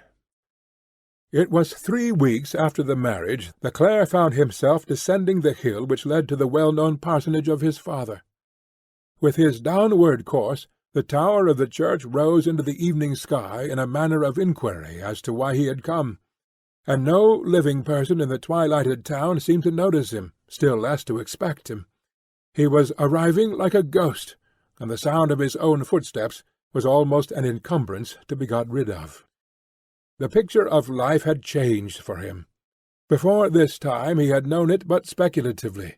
Now he thought he knew it as a practical man, though perhaps he did not, even yet. Nevertheless, humanity stood before him no longer in the pensive sweetness of Italian art, but in the staring and ghastly attitudes of a Wiertz museum, and with the leer of a study by Van Beers. His conduct during those first weeks had been desultory beyond description. After mechanically attempting to pursue his agricultural plans, as though nothing unusual had happened, in the manner recommended by the great and wise men of all ages, he concluded that very few of those great and wise men had ever gone so far outside themselves as to test the feasibility of their counsel. "This is the chief thing. Be not perturbed," said the pagan moralist. That was just Clare's own opinion, but he was perturbed. "Let not your heart be troubled, neither let it be afraid," said the Nazarene. Clare chimed in cordially, but his heart was troubled all the same. How he would have liked to confront those two great thinkers, and earnestly appeal to them as fellow-man to fellow-men, and ask them to tell him their method. His mood transmuted itself into a dogged indifference, till at length he fancied he was looking on his own existence with the passive interest of an outsider. He was embittered by the conviction that all this desolation had been brought about by the accident of her being a d'Urberville. When he found that Tess came of that exhausted ancient line, and was not of the new tribes from below, as he had fondly dreamed, why had he not stoically abandoned her in fidelity to his principles? This was what he had got by apostasy, and his punishment was deserved. Then he became weary and anxious, and his anxiety increased. He wondered if he had treated her unfairly. He ate without knowing what he ate, and drank without tasting. As the hours dropped past, as the motive of each act in the long series of bygone days presented itself to his view, he perceived how intimately the notion of having Tess as a dear possession was mixed up with all his schemes and words and ways. In going hither and thither he observed in the outskirts of a small town a red and blue placard setting forth the great advantages of the Empire of Brazil as a field for the emigrating agriculturist. Land was offered there on exceptionally advantageous terms. Brazil somewhat attracted him as a new idea. Tess could eventually join him there, and perhaps in that country of contrasting scenes and notions and habits the conventions would not be so operative which made life with her seem impracticable to him here. In brief, he was strongly inclined to try Brazil, especially as the season of going thither was just at hand. With this view he was returning to Emminster to disclose his plan to his parents, and to make the best explanation he could make of arriving without Tess, short of revealing what had actually separated them. As he reached the door, the new moon shone upon his face, just as the old one had done in the small hours of that morning when he had carried his wife in his arms across the river to the graveyard of the monks. But his face was thinner now. Clare had given his parents no warning of his visit, and his arrival stirred the atmosphere of the vicarage as the dive of the kingfisher stirs a quiet pool. His father and mother were both in the drawing-room, but neither of his brothers was now at home. Angel entered, and closed the door quietly behind him. "But where's your wife, dear Angel?" cried his mother. "How you surprise us!" "She's at her mother's, temporarily. I have come home rather in a hurry, because I've decided to go to Brazil." "Brazil? Why, they are all Roman Catholics there, surely." "Are they? I hadn't thought of that." But even the novelty and painfulness of his going to a papistical land could not displace for long Mr. and Mrs. Clare's natural interest in their son's marriage. "We had a brief note 3 weeks ago announcing that it had taken place," said Mrs. Clare, "and your father sent your godmother's gift to her, as you know. Of course, it was best that none of us should be present, especially as you preferred to marry her from the dairy and not at her home, wherever that may be. It would have embarrassed you and given us no pleasure. Your brothers felt that very strongly. Now it is done, we do not complain, particularly if she suits you for the business you have chosen to follow, instead of the ministry of the gospel. Yet I wish I could have seen her first, Angel, or have known a little more about her. We sent her no present of our own, not knowing what would best give her pleasure, but you must suppose it only delayed. Angel, there is no irritation in my mind, or your father's, against you for this marriage, but we have thought it much better to reserve our liking for your wife till we could see her. And now you have not brought her. It seems strange. What has happened?" He replied that it had been thought best by them that she should go to her parents' home for the present, whilst he came there. "I don't mind telling you, dear mother," he said, "that I always meant to keep her away from this house till I should feel she could come with credit to you. But this idea of Brazil is quite a recent one. If I do go, it will be unadvisable for me to take her on this my first journey. She will remain at her mother's till I come back." "And I shall not see her before you start?" He was afraid they would not. His original plan had been, as he had said, to refrain from bringing her there for some little while, not to wound their prejudices, feelings in any way, and for other reasons he had adhered to it. He would have to visit home in the course of a year if he went out at once, and it would be possible for them to see her before he started a second time, with her. A hastily prepared supper was brought in, and Clare made further exposition of his plans. His mother's disappointment at not seeing the bride still remained with her. Clare's late enthusiasm for Tess had infected her through her maternal sympathies, till she had almost fancied that a good thing could come out of Nazareth, a charming woman out of Talbothay's dairy. She watched her son as he ate. "Can you not describe her? I am sure she's very pretty, Angel." "Of that there can be no question," he said, with a zest which covered its bitterness. "And that she is pure and virtuous goes without question." "Pure and virtuous, of course she is." "I can see her quite distinctly. You said the other day that she was fine in figure, roundly built, and deep red lips like Cupid's bow, dark eyelashes and brows, an immense rope of hair like a ship's cable, and large eyes, violety, bluey, blackish." "I did, mother." "I quite see her. And living in such seclusion, she naturally had scarce ever seen any young man from the world without, till she saw you." "Scarcely." "You were her first love?" "Of course." "There are worse wives than those simple, rosy-mouthed, robust girls of the farm. Certainly I could have wished— Well, since my son is to be an agriculturalist, it is perhaps but proper that his wife should have been accustomed to an outdoor life." His father was less inquisitive, but when the time came for the chapter from the Bible which was always read before evening prayers, the vicar observed to Mrs. Clare, "I think, since Angel has come, that it will be more appropriate to read the 31st of Proverbs than the chapter which we should have had in the usual course of our reading." "Yes, certainly," said Mrs. Clare. "The words of King Lemuel." She could cite chapter and verse as well as her husband. "My dear son, your father has decided to read us the chapter in Proverbs in praise of a virtuous wife. We shall not need to be reminded to apply the words to the absent one. May heaven shield her in all her ways." A lump rose in Clare's throat. The portable lectern was taken out from the corner and set in the middle of the fireplace. The two old servants came in, and Angel's father began to read at the 10th verse of the aforesaid chapter. "Who can find a virtuous woman? For her price is far above rubies.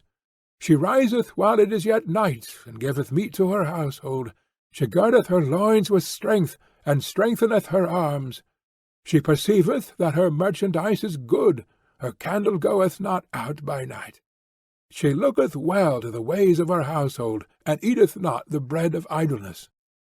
Her children arise up, and call her blessed, her husband also, and he praiseth her. Many daughters have done virtuously, but thou excellest them all." When prayers were over, his mother said, I could not help thinking how very aptly that chapter your dear father read applied, in some of its particulars, to the woman you have chosen. The perfect woman, you see, was a working woman, not an idler, not a fine lady, but one who used her hands and her head and her heart for the good of others. Her children arise up and call her blessed, her husband also, and he praiseth her. Many daughters have done virtuously, but she excelleth them all. Well, I wish I could have seen her, Angel. Since she is pure and chaste, she would have been refined enough for me." Clare could bear this no longer. His eyes were full of tears, which seemed like drops of molten lead. He bade a quick good night to these sincere and simple souls whom he loved so well. He knew neither the world, the flesh, nor the devil in their own hearts, only as something vague and external to themselves. He went to his own chamber. His mother followed him and tapped at his door. Clare opened it to discover her standing without, with anxious eyes. "Angel," she asked, "is there something wrong that you go away so soon? I am quite sure you are not yourself." "I am not quite, mother," said he. "About her?" "Now, my son, I know it is that. I know it is about her. Have you quarrelled in these 3 weeks?" "We have not exactly quarrelled," he said, "but we have had a difference." "Angel, is she a young woman whose history will bear investigation?" With a mother's instinct, Mrs. Clare had put her finger on the kind of trouble that would cause such a disquiet as seemed to agitate her son. "She is spotless," he replied, and felt that if it had sent him to eternal hell there and then, he would have told that lie. "Then never mind the rest. After all, there are few purer things in nature than an unsullied country maid. Any crudeness of manner which may offend your more educated sense at first will, I am sure, disappear under the influence of your companionship and tuition." Such terrible sarcasm of blind magnanimity brought home to Clare the secondary perception that he had utterly wrecked his career by this marriage, which had not been among his early thoughts after the disclosure. True, on his own account he cared very little about his career, but he had wished to make it at least a respectable one on account of his parents and brothers. And now, as he looked into the candle, its flame dumbly expressed to him that it was made to shine on sensible people, and that it abhorred lighting the face of a dupe and a failure. When his agitation had cooled, he would be at moments incensed with his poor wife for causing a situation in which he was obliged to practice deception on his parents. He almost talked to her in his anger as if she had been in the room. And then her cooing voice, plaintive in expostulation, disturbed the darkness. The velvet touch of her lips passed over his brow, and he could distinguish in the air the warmth of her breath. This night the woman of his belittling deprecations was thinking how great and good her husband was. But over them both there hung a deeper shade than the shade which Angel Clare perceived, namely, the shade of his own limitations. With all his attempted independence of judgment, this advanced and well-meaning young man, a sample product of the last 25 years, was yet the slave to custom and conventionality when surprised back into his early teachings. No prophet had told him, and he was not prophet enough to tell himself, that essentially this young wife of his was as deserving of the praise of King Lemuel as any other woman endowed with the same dislike of evil, her moral value having to be reckoned not by achievement, but by tendency. Moreover, the figure near at hand suffers on such occasion, because it shows up its sorriness without shade, while vague figures afar off are honoured, in that their distance makes artistic virtues of their stains. In considering what Tess was not, he overlooked what she was, and forgot that the defective can be more than the entire. End of Part 2.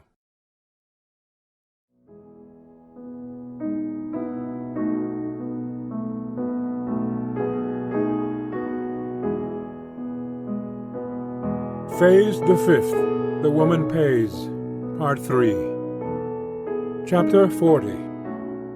At breakfast, Brazil was the topic, and all endeavoured to take a hopeful view of Claire's proposed experiment with that country's soil, notwithstanding the discouraging reports of some farm labourers who had emigrated thither and returned home within the 12 months. After breakfast Claire went into the little town to wind up such trifling matters as he was concerned with there, and to get from the local bank all the money he possessed. On his way back he encountered Miss Mercy Chant by the church, from whose walls she seemed to be a sort of emanation. She was carrying an armful of Bibles for her class, and such was her view of life that events that produced heartache in others wrought beatific smiles upon her. An enviable result, although, in the opinion of Angel, it was obtained by a curiously unnatural sacrifice of humanity to mysticism. She had learned that he was about to leave England, and observed what an excellent and promising scheme it seemed to be. "Yes, it is a likely scheme enough in a commercial sense, no doubt," he replied. "But, my dear Mercy, it snaps the continuity of existence. Perhaps a cloister would be preferable." "A cloister? Oh, Angel Clare!" "Well?" "Why, you wicked man, a cloister implies a monk, and a monk Roman Catholicism. And Roman Catholicism sin, and sin damnation. Thou art in a parlous state, Angel Clare." "I glory in my Protestantism," she said severely. Then Clare, thrown by sheer misery into one of the demoniacal moods in which a man does despot to his true principles, called her close to him, and fiendishly whispered in her ear the most heterodox ideas he could think of. His momentary laughter at the horror which appeared on her fair face ceased when it merged in pain and anxiety for his welfare. "Dear Mercy," he said, "you must forgive me. I think I am going crazy." She thought he was, and thus the interview ended, and Clare re-entered the vicarage. With the local banker he deposited the jewels till happier days should arise.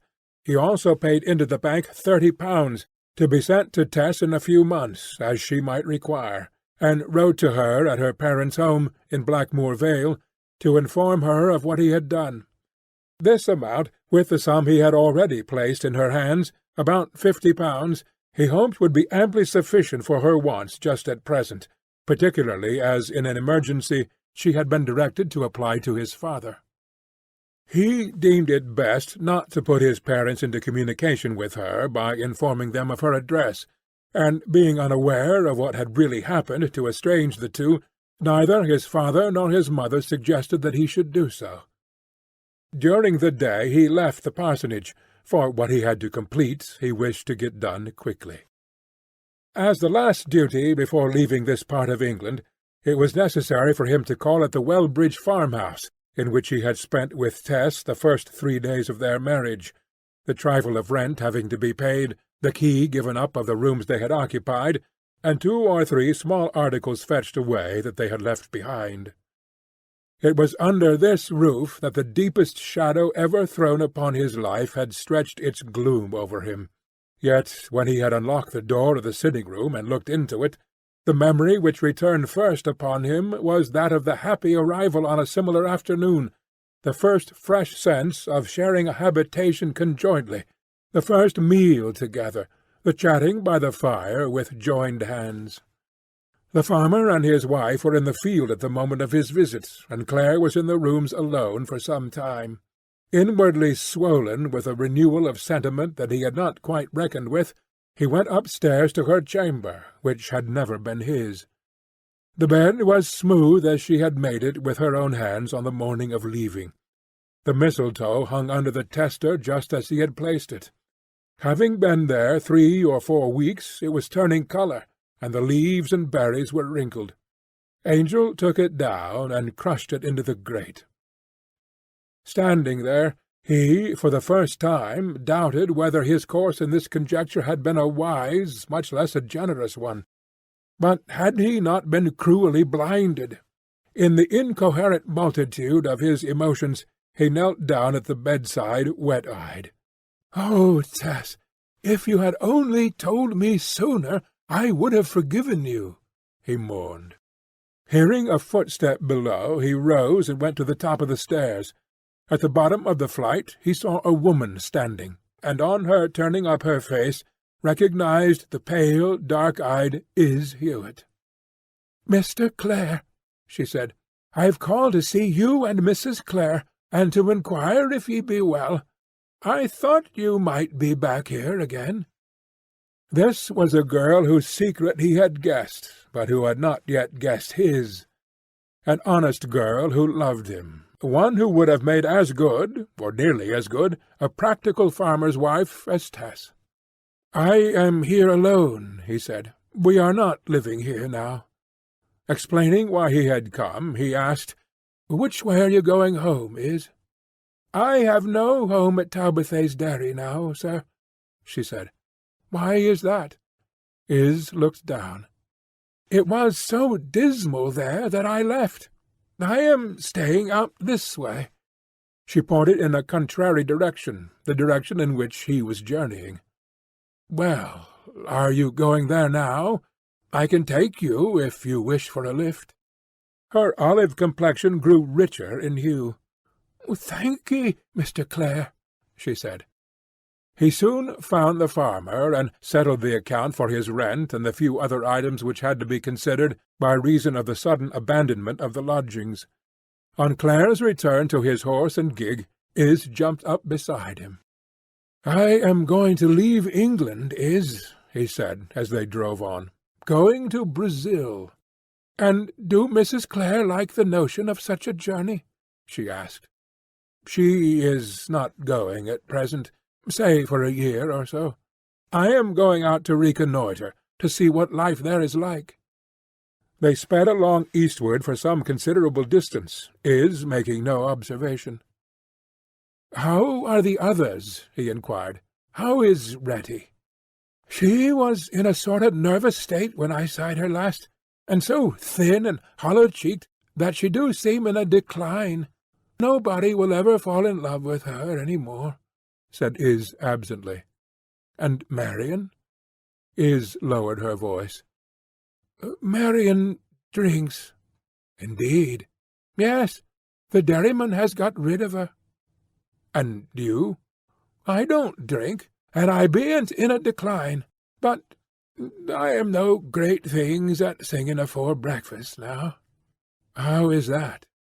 "Do you remember how neatly you used to turn 'Twas down in Cupid's gardens and the tailor's breeches at morning milking?" "Ah, yes. When you first came, sir, that was. Not when you had been there a bit." "Why was that falling off?" Her black eyes flashed up to his face for one moment by way of answer. "Is, how weak of you! For such as I," he said, and fell into reverie. "Then suppose I had asked you to marry me?" "If you had, I should have said yes, and you would have a married woman who loved ye." "Really?" "Down to the ground," she whispered vehemently. "Oh, my God! Did you never guess it till now?" By and by they reached a branch road to a village. "I must get down. I live out there," said Is abruptly, never having spoken since her avowal. Clare slowed the horse. He was incensed against his fate, bitterly disposed toward social ordinances, for they had cooped him up in a corner, out of which there was no legitimate pathway. Why not be revenged on society by shaping his future domesticities loosely, instead of kissing the pedagogic rod of convention in this ensnaring manner? "I am going to Brazil alone, Is," said he. "I have separated from my wife for personal, not voyaging reasons. I may never live with her again. I may not be able to love you, but will you go with me instead of her?" "You truly wish me to go?" "I do. I have been badly used enough to wish for relief, and you at least love me disinterestedly." "Yes, "I will go," said Iz, after a pause. "You will? You know what it means, Iz. It means that I shall live with you for the time you are over there. That's good enough for me. Remember, you are not to trust me in morals now, but I ought to remind you that it will be wrong-doing in the eyes of civilization, Western civilization, that is to say. I don't mind that. No woman do when it comes to agony point, and there's no other way. Then don't get down, but sit where you are." He drove past the crossroads, 1 mile, 2 miles, without showing any signs of affection. "You love me very, very much, Iz?" he suddenly asked. "I do. I have said I do. I loved you all the time we was at the dairy together." "More than Tess?" She shook her head. "No," she murmured, "not more than she." "How's that?" "Because nobody could love ye more than Tess did. She would ha' laid down her life for ye. I could do no more." Like the prophet on the top of Peor, Iz Hewitt would fain have spoken perversely at such a moment, but the fascination exercised over her rough nature by Tess's character compelled her to grace. Clare was silent. His throat had risen at these straightforward words from such an unexpected, unimpeachable quarter. In his throat was something as if a sob had solidified there. His ears repeated, "She would ha' laid down her life for ye. I could do no more." "Forget our idle talk, Iz," he said, turning the horse's head suddenly. "I don't know what I've been saying. I will now drive you back to where your lane branches off." "So much for honesty towards ye. Oh, how can I bear it? How can I?" Iz Hewitt burst into wild tears and beat her forehead as she saw what she had done. "Do you regret that poor little act of justice to an absent one? Oh, Iz, don't spoil it by regret." She stilled herself by degrees. "Very well, sir. Perhaps I didn't know what I was saying, either. When I agreed to go, I wish what cannot be. Because I have a loving wife already." "Yes, yes, you have." They reached the corner of the lane which they had passed half an hour earlier, and she hopped down. "Iz, please, please forget my momentary levity," he cried. "It was so ill-considered, so ill-advised." "Forget it? Never, never! Oh, it was no levity to me." He felt how richly he deserved the reproach that the wounded cry conveyed, and in a sorrow that was inexpressible, leaped down and took her hand. "Well, but, Iz, we'll part friends, anyhow. You don't know what I've had to bear." She was a really generous girl, and allowed no further bitterness to mar their adieu. "I forgive ye, sir," she said. "Now, Iz," he said, while she stood beside him there, forcing himself to the mentor's part he was far from feeling, "I want you to tell Marion when you see her that she is to be a good woman, and not to give way to folly. Promise that, and tell Reddy that there are more worthy men than I in the world, that for my sake she is to act wisely and well. Remember the words, wisely and well, for my sake. I send this message to them as a dying man to the dying, for I shall never see them again. And you, Izzy, you have saved me by your honest words about my wife from an incredible impulse towards folly and treachery. Women may be bad, but they are not so bad as men in these things. On that one account I can never forget you. Be always the good and sincere girl you have hitherto been, and think of me as a worthless lover, but a faithful friend.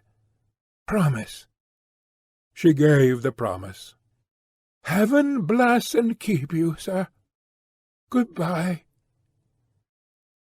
He drove on, But no sooner had Iz turned into the lane and Claire was out of sight than she flung herself down on the bank in a fit of racking anguish, and it was with a strained, unnatural face that she entered her mother's cottage late that night.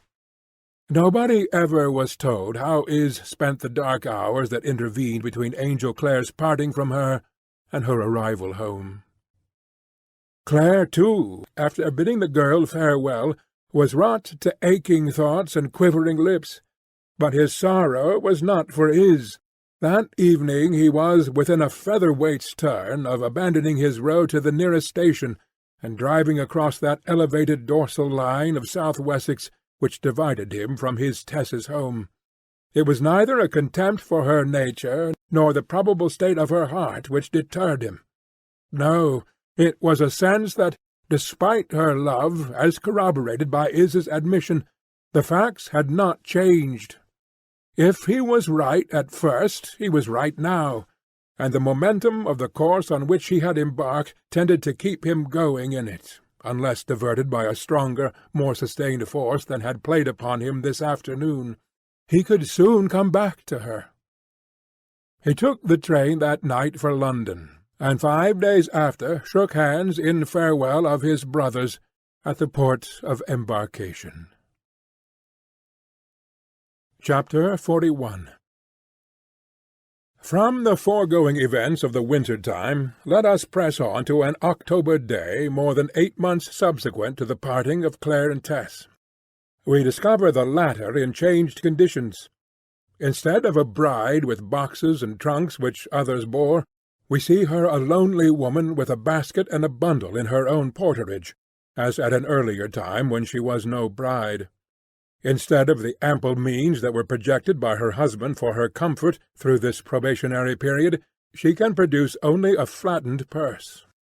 After again leaving Marlott, her home, she had got through the spring and summer without any great stress upon her physical powers, the time being mainly spent in rendering light irregular service at dairy work near Port Brady to the west of the Blackmore Valley, equally remote from her native place and from Talbothays.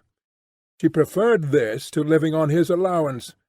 Mentally, she remained in utter stagnation, a condition which the mechanical occupation rather fostered than checked. Her consciousness was at that other dairy, at that other season, in the presence of the tender lover who had confronted her there, he who, the moment she had grasped him to keep for her own, had disappeared like a shape in a vision. The dairy work lasted only till the milk began to lessen, for she had not met with a second regular engagement as at Talbothays, but had done duty as a supernumerary only. However, as harvest was now beginning, she had simply to remove from the pasture to the stubble to find plenty of further occupation, and this continued till harvest was done. Of the £25 which had remained to her of Claire's allowance, after deducting the other half of the 50 as a contribution to her parents for the trouble and expense to which she had put them, she had as yet spent but little. But there now followed an unfortunate interval of wet weather, during which she was obliged to fall back upon her sovereigns. She could not bear to let them go. Angel had put them into her hand, had obtained them bright and new from his bank for her. His touch had consecrated them to souvenirs of himself. They appeared to have had as yet no other history than such as was created by his and her own experiences, and to disperse them was like giving away relics. But she had to do it, and one by one they left her hands. She had been compelled to send her mother her address from time to time, but she concealed her circumstances. When her money had almost gone, a letter from her mother reached her. Joan stated that they were in dreadful difficulty. The autumn rains had gone through the thatch of the house, which required entire renewal, but this could not be done because the previous thatching had never been paid for. New rafters and a new ceiling upstairs were also required, which, with the previous bill, would amount to a sum of £20. As her husband was a man of means, and had doubtless returned by this time, could she not send them the money? Tess had £30 coming to her almost immediately from Angel's bankers, and, the case being so deplorable, As soon as the sum was received, she sent the 20 as requested. Part of the remainder she was obliged to expend in winter clothing, leaving only a nominal sum for the whole inclement season at hand. When the last pound had gone, a remark of Angel's that whenever she required further resources she was to apply to his father remained to be considered. But the more Tess thought of the step, the more reluctant she was to take it. The same delicacy, pride, false shame, whatever it may be called, on Clare's account, which had led her to hide from her own parents the prolongation of the estrangement, hindered her owning to his that she was in want after the fair allowance he had left her. They probably despised her already. How much more they would despise her in the character of a mendicant! The consequence was that by no effort could the parson's daughter-in-law bring herself to let them know her state. Her reluctance to communicate with her husband's parents might, she thought, lessen with the lapse of time, but with her own the reverse obtained. On her leaving their house after the short visit subsequent to her marriage, they were under the impression that she was ultimately going to join her husband, and from that time to the present she had done nothing to disturb their belief that she was awaiting his return in comfort, hoping against hope that his journey to Brazil would result in a short stay only, after which he would come to fetch her, or that he would write her to join him. In any case, that they would soon present a united front to their families and the world. This hope she still fostered. To let her parents know that she was a deserted wife, dependent, now that she had relieved their necessities, on her own hands for a living, after the éclat of a marriage which was to nullify the collapse of the first attempt, would be too much indeed. The set of brilliants returned to her mind. Where Clare had deposited them she did not know, and it mattered little, if it were true that she could only use and not sell them. Even were they absolutely hers, it would be passing mean to enrich herself by a legal title to them which was not essentially hers at all. Meanwhile, her husband's days had been by no means free from trial. At this moment he was lying ill of fever in the clay lands near Curitiba in Brazil, having been drenched with thunderstorms and persecuted by other hardships, in common with all the English farmers and farm labourers, who, just at this time, were deluded into going thither by the promises of the Brazilian government, and by the baseless assumption that those frames which, ploughing and sowing on English uplands, had resisted all the weathers to whose moods they had been born, could resist equally well all the weathers by which they were surprised on Brazilian plains. To return. Thus it happened that when the last of Tess's sovereigns had been spent, she was unprovided with others to take their place, while on account of the season she found it increasingly difficult to get employment. Not being aware of the rarity of intelligence, energy, health, and willingness in any sphere of life, she refrained from seeking an indoor occupation, fearing towns, large houses, people of means and social sophistication, and of manners other than rural. From that direction of gentility black care had come. Society might be better than she supposed from her slight experience of it, but she had no proof of this, and her instinct in the circumstances was to avoid its purlieus. The small dairies to the west beyond Port Brady, in which she had served as supernumerary milkmaid during the spring and summer, required no further aid. Room would probably have been made for her at Talbothays, if only out of sheer compassion, but comfortable as her life had been there, she could not go back. The anti-climax would be too intolerable, and her return might bring reproach upon her idolized husband. She could not have borne their pity and their whispered remarks to one another upon her strange situation, though she would almost have faced a knowledge of her circumstances by every individual there, so long as her story had remained isolated in the mind of each. It was the interchange of ideas about her that made her sensitiveness wince. Tess could not account for this distinction, she simply knew that she felt it. She was now on her way to an upland farm in the centre of the county, to which she had been recommended by a wandering letter which had reached her from Marion. Marion had somehow heard that Tess was separated from her husband, probably through Is. Hewitt, and the good-natured and now tippling girl, deeming Tess in trouble, had hastened to notify to her former friend that she herself had gone to this upland spot after leaving the dairy, and would like to see her there, where there was room for other hands, if it was really true that she worked again as of old.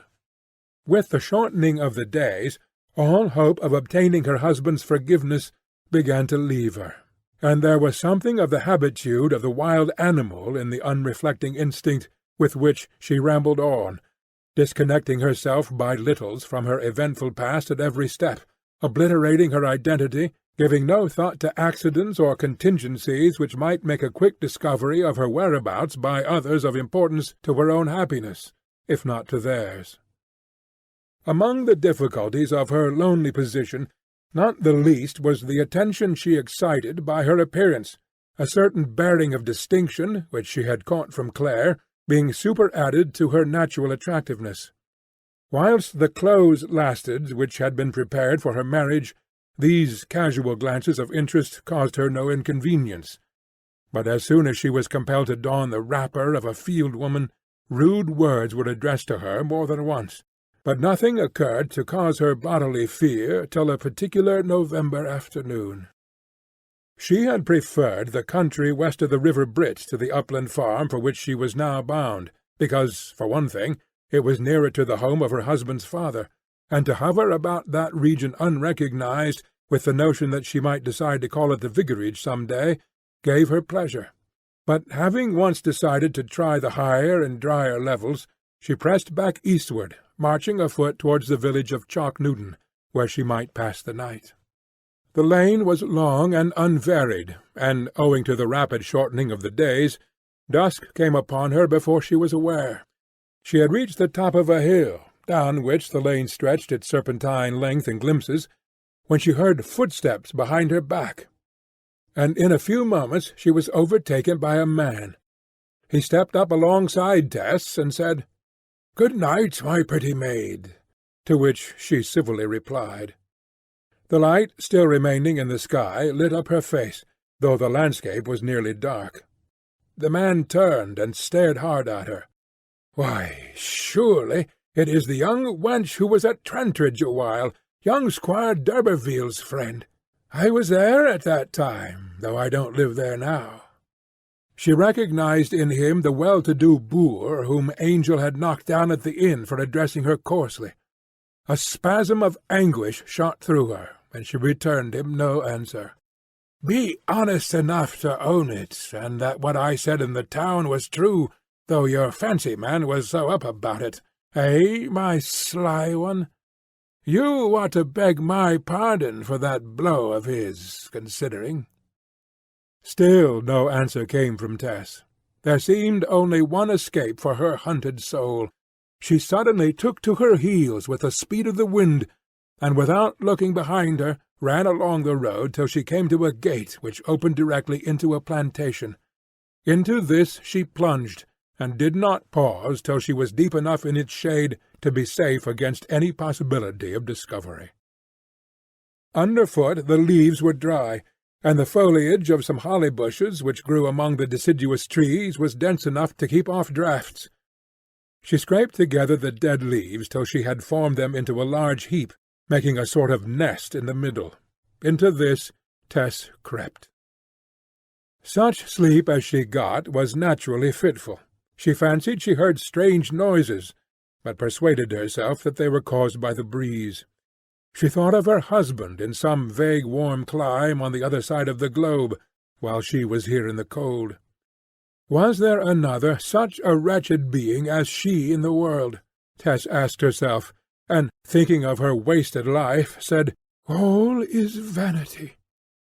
She repeated the words mechanically, till she reflected that this was a most inadequate thought for modern days. Solomon had thought as far as that more than 2,000 years ago. She herself, though not in the van of thinkers, had got much further. If all were only vanity, who would mind it? All was, alas, worse than vanity.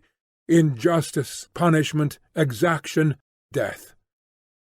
The wife of Angel Clare put her hand to her brow and felt its curve and the edges of her eye-sockets perceptible under the soft skin, and thought as she did so that a time would come when that bone would be bare.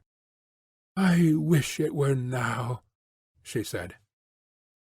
In the midst of these whimsical fancies she heard a new strange sound among the leaves. It might be the wind, yet there was scarcely any wind. Sometimes it was a palpitation, sometimes a flutter, sometimes it was a sort of gasp or gurgle. Soon she was certain that the noises came from wild creatures of some kind, the more so when, originating in the boughs overhead, they were followed by the fall of a heavy body upon the ground. Had she been ensconced here under other and more pleasant conditions, she would have become alarmed, but outside humanity she had at present no fear. Day at length broke in the sky. When it had been day aloft for some little while, it became day in the wood. Directly the assuring and prosaic light of the world's active hours had grown strong, she crept from under her hillock of leaves and looked around boldly. Then she perceived what had been going on to disturb her. The plantation wherein she had taken shelter ran down at this spot into a peak, which ended it hitherward, outside the hedge being arable ground. Under the trees several pheasants lay about, their rich plumage dabbled with blood. Some were dead, some feebly twitching a wing, some staring up at the sky, some pulsating quickly, some contorted, some stretched out, all of them writhing in agony, except the fortunate ones, whose tortures had ended during the night by the inability of nature to bear more. Tess guessed at once the meaning of this. The birds had been driven down into this corner the day before by some shooting party, and while those that had dropped dead under the shot or had died before nightfall had been searched for and carried off, many badly wounded birds had escaped and hidden themselves away, or risen among the thick boughs, where they had maintained their position till they grew weaker with loss of blood in the night time, when they had fallen one by one as she had heard them. She had occasionally caught glimpses of these men in girlhood, looking over hedges or peeping through bushes, and pointing their guns, strangely accoutred, a bloodthirsty light in their eyes. She had been told that, rough and brutal as they seemed just then, they were not like this all year round, but were, in fact, quite civil persons, save during certain weeks of autumn and winter, when, like the inhabitants of the Malay Peninsula, they ran amok, and made it their purpose to destroy life, in this case harmless feathered creatures brought into being by artificial means solely to gratify these propensities, at once so unmannerly and so unchivalrous towards their weaker fellows in nature's teeming family. With the impulse of a soul who could feel for kindred sufferers as much as for herself, Tess's first thought was to put the still-living birds out of their torture, and to this end, with her own hands, she broke the necks of as many as she could find, leaving them to lie where she had found them till the gamekeeper should come, as they probably would come, to look for them a second time. "Poor darlings! To suppose myself the most miserable being on earth in the sight of such misery as yours!" she exclaimed, her tears running down as she killed the birds tenderly. "And not a twinge of bodily pain about me! I be not mangled, and I be not bleeding, and I have 2 hands to feed and clothe me." She was ashamed of herself for her gloom of the night, based on nothing more tangible than a sense of condemnation under an arbitrary law of society which had no foundation in nature. Chapter 42. It was now broad day, and she started again, emerging cautiously upon the highway. But there was no need for caution. Not a soul was at hand, and Tess went onward with fortitude, her recollection of the birds' silent endurance of their night of agony impressing upon her the relativity of sorrows and the tolerable nature of her own, if she could once rise high enough to despise opinion, but that she could not do so long as it was held by Clare. She reached Chalk Newton, and breakfasted at an inn, where several young men were troublesomely complimentary to her good looks. Somehow she felt hopeful, for it was not possible that her husband also might say these same things to her even yet. She was bound to take care of herself on the chance of it, and keep off these casual lovers. To this end Tess resolved to run no further risks from her appearance. As soon as she got out of the village she entered a thicket, and took from her basket one of the oldest field-gowns, which she had never put on even at the dairy, never since she had worked among the stubble at Marlott. She also, by a felicitous thought, took a handkerchief from her bundle and tied it round her face under her bonnet, covering her chin and half her cheeks and temples, as if she were suffering from toothache. Then, with her little scissors, by the aid of a pocket-looking-glass, she mercilessly nipped her eyebrows off, and thus insured against aggressive admiration, she went on her uneven way. "What a monnet of a maid!" said the next man who met her to a companion. Tears came into her eyes for very pity of herself as she heard him. "But I don't care," she said. "Oh, no, I don't care. I'll always be ugly now, because Angel is not here, and I have nobody to take care of me.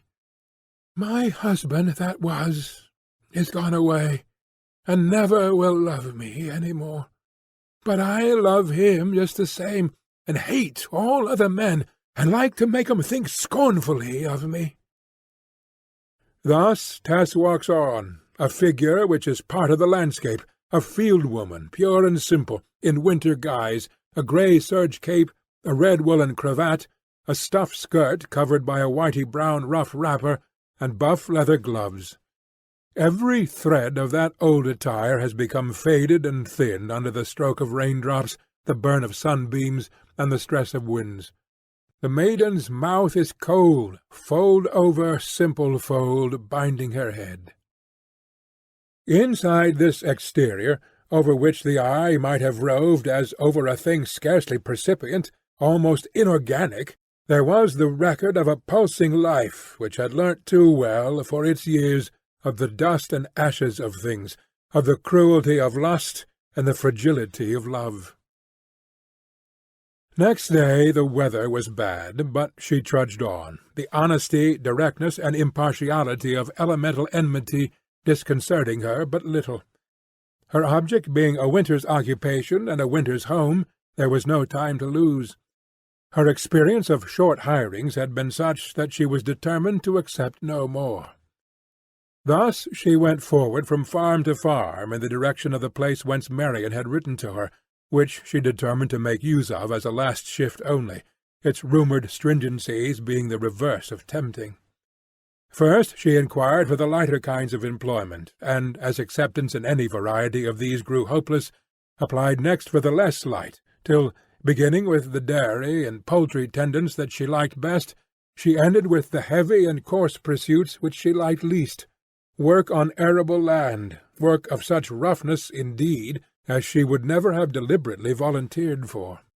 Towards the second evening she reached the irregular chalk table-land or plateau, bosomed with semi-globular tumuli, as if Cybele the many-breasted were supinely extended there, which stretched between the valley of her birth and the valley of her love. Here the air was dry and cold, and the long cart-roads were blown white and dusty within a few hours after rain. There were few trees, or none, those that would have grown in the hedges being mercilessly plashed down with the quickset by the tenant farmers, the natural enemies of tree, bush, and brake.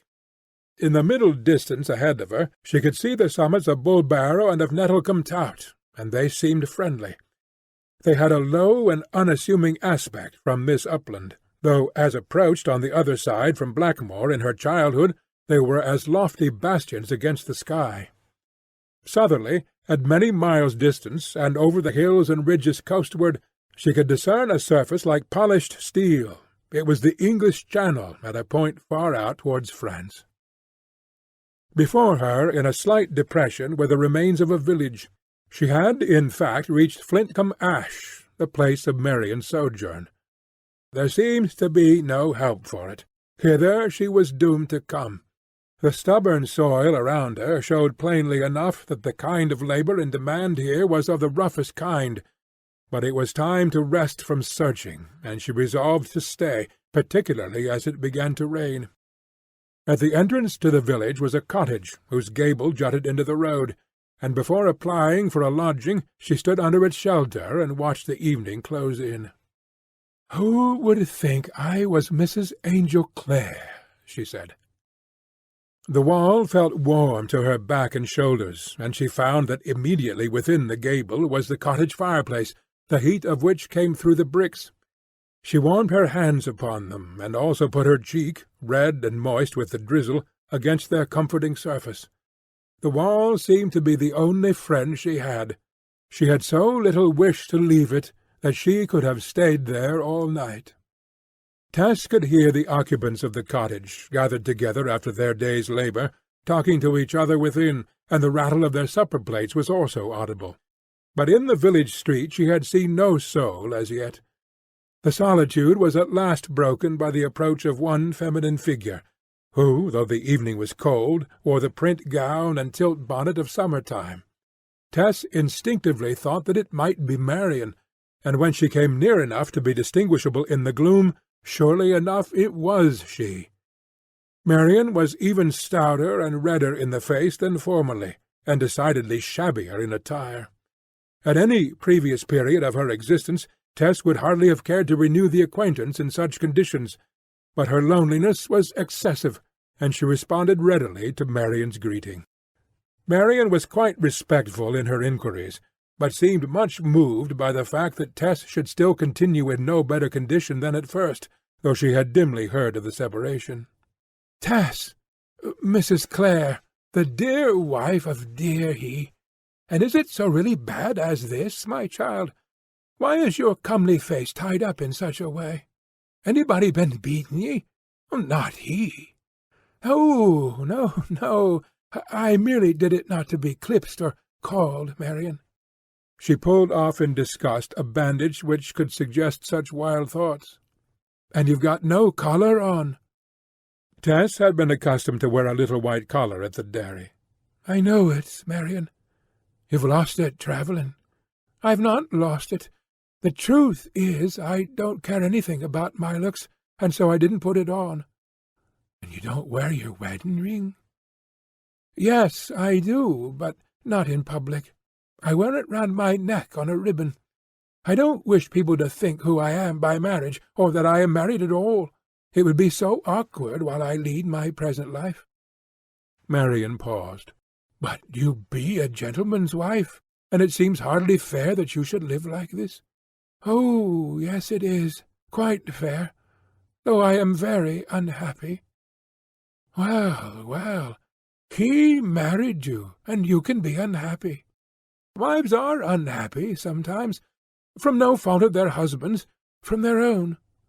You've no faults, dearie, that I'm sure of, and he's none, so it must be something outside ye both. Marian, dear Marian, will you do me a good turn without asking questions? My husband has gone abroad, and somehow I have overrun my allowance, so that I have to fall back upon my old work for a time. Do not call me Mrs. Clare, but Tess, as before. Do they want a hand here? Oh, yes, they'll take one always, because few care to come. 'Tis a starve-acre place. Corn and swedes are all they grow.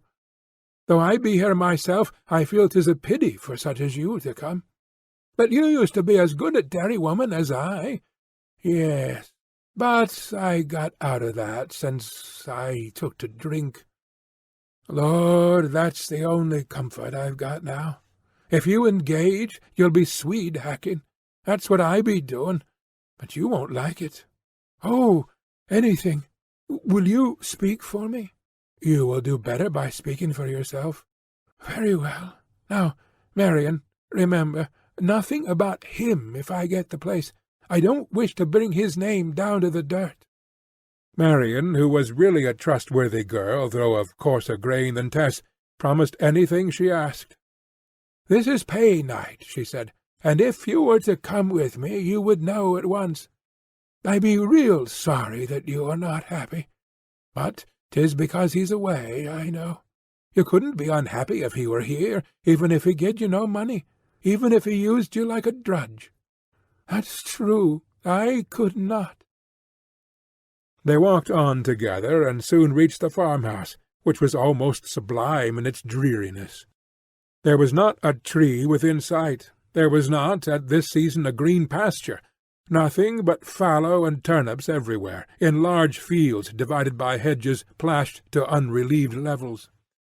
Tess waited outside the door of the farmhouse till the group of workfolk had received their wages, and then Marion introduced her. The farmer itself, it appears, was not at home, but his wife, who represented him this evening, made no objection to hiring Tess, on her agreeing to remain till Old Lady Day. Female field labour was seldom offered now, and its cheapness made it profitable for tasks which women could perform as readily as men. Having signed the agreement, there was nothing more for Tess to do at present than to get a lodging, and she found one in the house at whose gable wall she had warmed herself.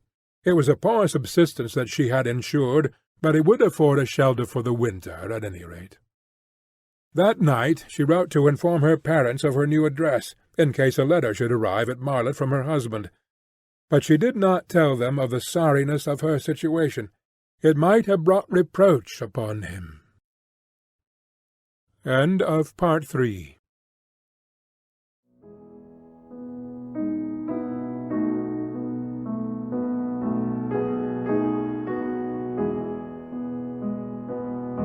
Phase the Fifth. The Woman Pays. Part 4. Chapter 43. There was no exaggeration in Marion's definition of Flintcomb Ash Farm as a starve-acre place. The single fat thing on the soil was Marion herself, and she was an importation. Of the three classes of village, the village cared for by its lord, the village cared for by itself, and the village uncared for either by itself or by its lord, in other words, the village of a resident squire's tenantry, the village of free or copyholders, and the absentee owner's village farmed with the land, this place, Flintcomb Ash, was the third. But Tess set to work. Patience, that blending of moral courage with physical timidity, was now no longer a minor feature in Mrs. Angel Clare, and it sustained her.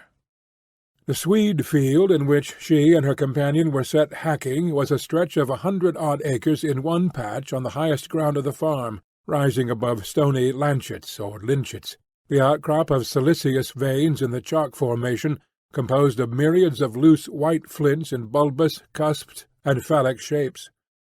The upper half of each turnip had been eaten off by the livestock, and it was the business of the two women to grub up the lower or earthy half of the roots with a hooked fork, called a hacker, that it might be eaten also. Every leaf of the vegetable having already been consumed, the whole field was in colour a desolate drab. It was a complexion without features, as if a face, from chin to brow, should be only an expanse of skin. The sky wore, in another colour, the same likeness, a white vacuity of countenance with the lineaments gone. So these two upper and nether visages confronted each other all day long, the white face looking down on the brown face, and the brown face looking up at the white face, without anything standing between them but the two girls crawling over the surface of the former like flies. Nobody came near them, and their movements showed a mechanical regularity, their forms standing enshrouded in Hessian wrappers, sleeved brown pinafores tied behind to the bottom to keep their gowns from blowing about, scant skirts revealing boots that reached high up the ankles, and yellow sheepskin gloves with gauntlets. The pensive character which the curtained hood lent to their bent heads would have reminded the observer of some early Italian conception of the two Marys. They worked on hour after hour, unconscious of the forlorn aspect they bore in the landscape, not thinking of the justice or injustice of their lot. Even in such a position as theirs it was possible to exist in a dream. In the afternoon the rain came on again, and Marion said that they need not work any more. But if they did not work, they would not be paid, so they worked on. It was so high a situation, this field, that the rain had no occasion to fall, but raced along horizontally upon the yelling wind, sticking into them like glass splinters till they were wet through. Tess had not known till now what was really meant by that.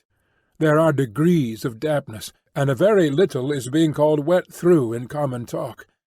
But to stand working slowly in a field and feel the creep of rain-water, first in legs and shoulders, then on hips and head, then at back, front, and sides, and yet to work on till the leaden light diminishes and marks that the sun is down, demands a distinct modicum of stoicism, even of valour.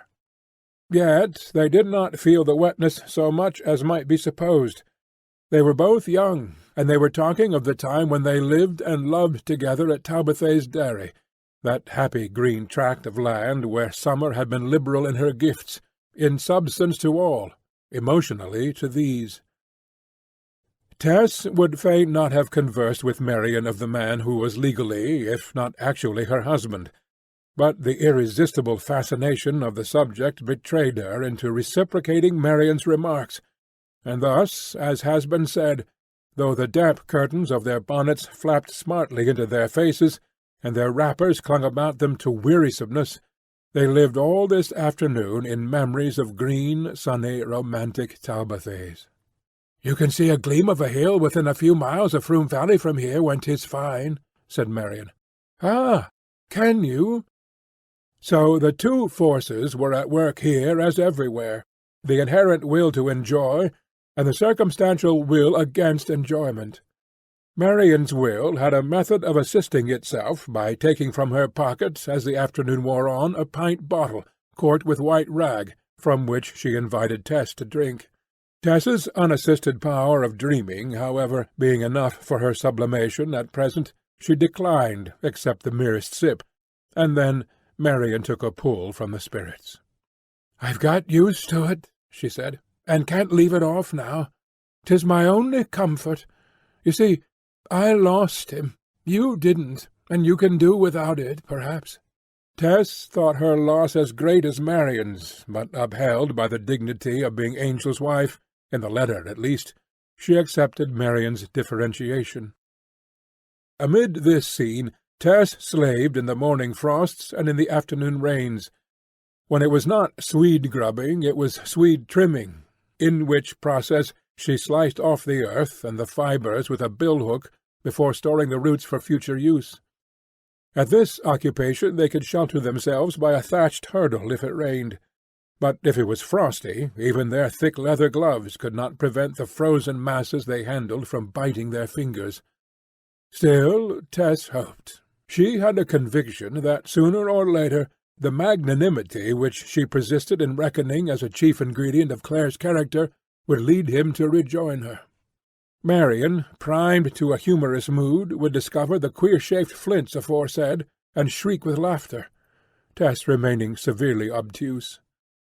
They often looked across the country to where the Var or Froom was now to stretch, even though they might not be able to see it, and, fixing their eyes on the cloaking grey mist, imagined the old times they had spent there.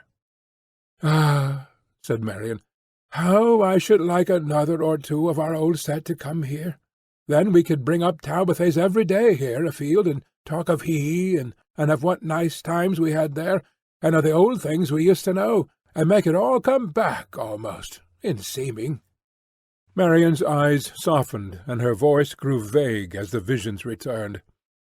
"I'll write to Is Hewitt," she said. "She's biding at home, doing nothing now, I know, and I'll tell her we be here, and ask her to come. And perhaps Reddy is well enough now." Tess had nothing to say against the proposal, and the next she heard of this plan for importing old Talbothays' joys was 2 or 3 days later, when Marian informed her that Is had replied to her inquiry, and had promised to come if she could. There had not been such a winter for years. It came on in stealthy and measured glides, like the moves of a chess-player. One morning the few lonely trees and the thorns of the hedgerows appeared as if they had put off a vegetable for an animal integument. Every twig was covered with a white nap, as of fur grown from the rind during the night, giving it 4 times its usual stoutness, the whole bush or tree forming a staring sketch in white lines on the mournful grey of the sky and horizon. Cobwebs revealed their presence on sheds and walls where none had ever been observed till brought out into visibility by the crystallizing atmosphere, hanging like loops of white worsted from salient points of the outhouses, posts, and gates. After this season of congealed dampness came a spell of dry frost, when strange birds from behind the North Pole began to arrive silently on the upland of Flintcomb-Ash, gaunt spectral creatures with tragical eyes which had witnessed scenes of cataclysmal horror in inaccessible polar regions of a magnitude such as no human being had ever conceived, in curdling temperatures that no man could endure, which had beheld the crash of icebergs and the slide of snow-hills by the shooting light of the aurora, been half-blinded by the whirl of colossal storms and terraqueous distortions, and retained the expression of feature that such scenes had engendered. These nameless birds came quite near to Tess and Marion, but of all they had seen which humanity would never see, they brought no account. The travellers' ambition to tell was not theirs, and with dumb impassivity they dismissed experiences which they did not value for the immediate incidents of this homely upland, the trivial moments of the two girls in disturbing the clods with their hackers, so as to uncover something or other that these visitants relished as food. Then, one day, a peculiar quality invaded the air of this open country. There came a moisture which was not of rain, and a cold which was not of frost.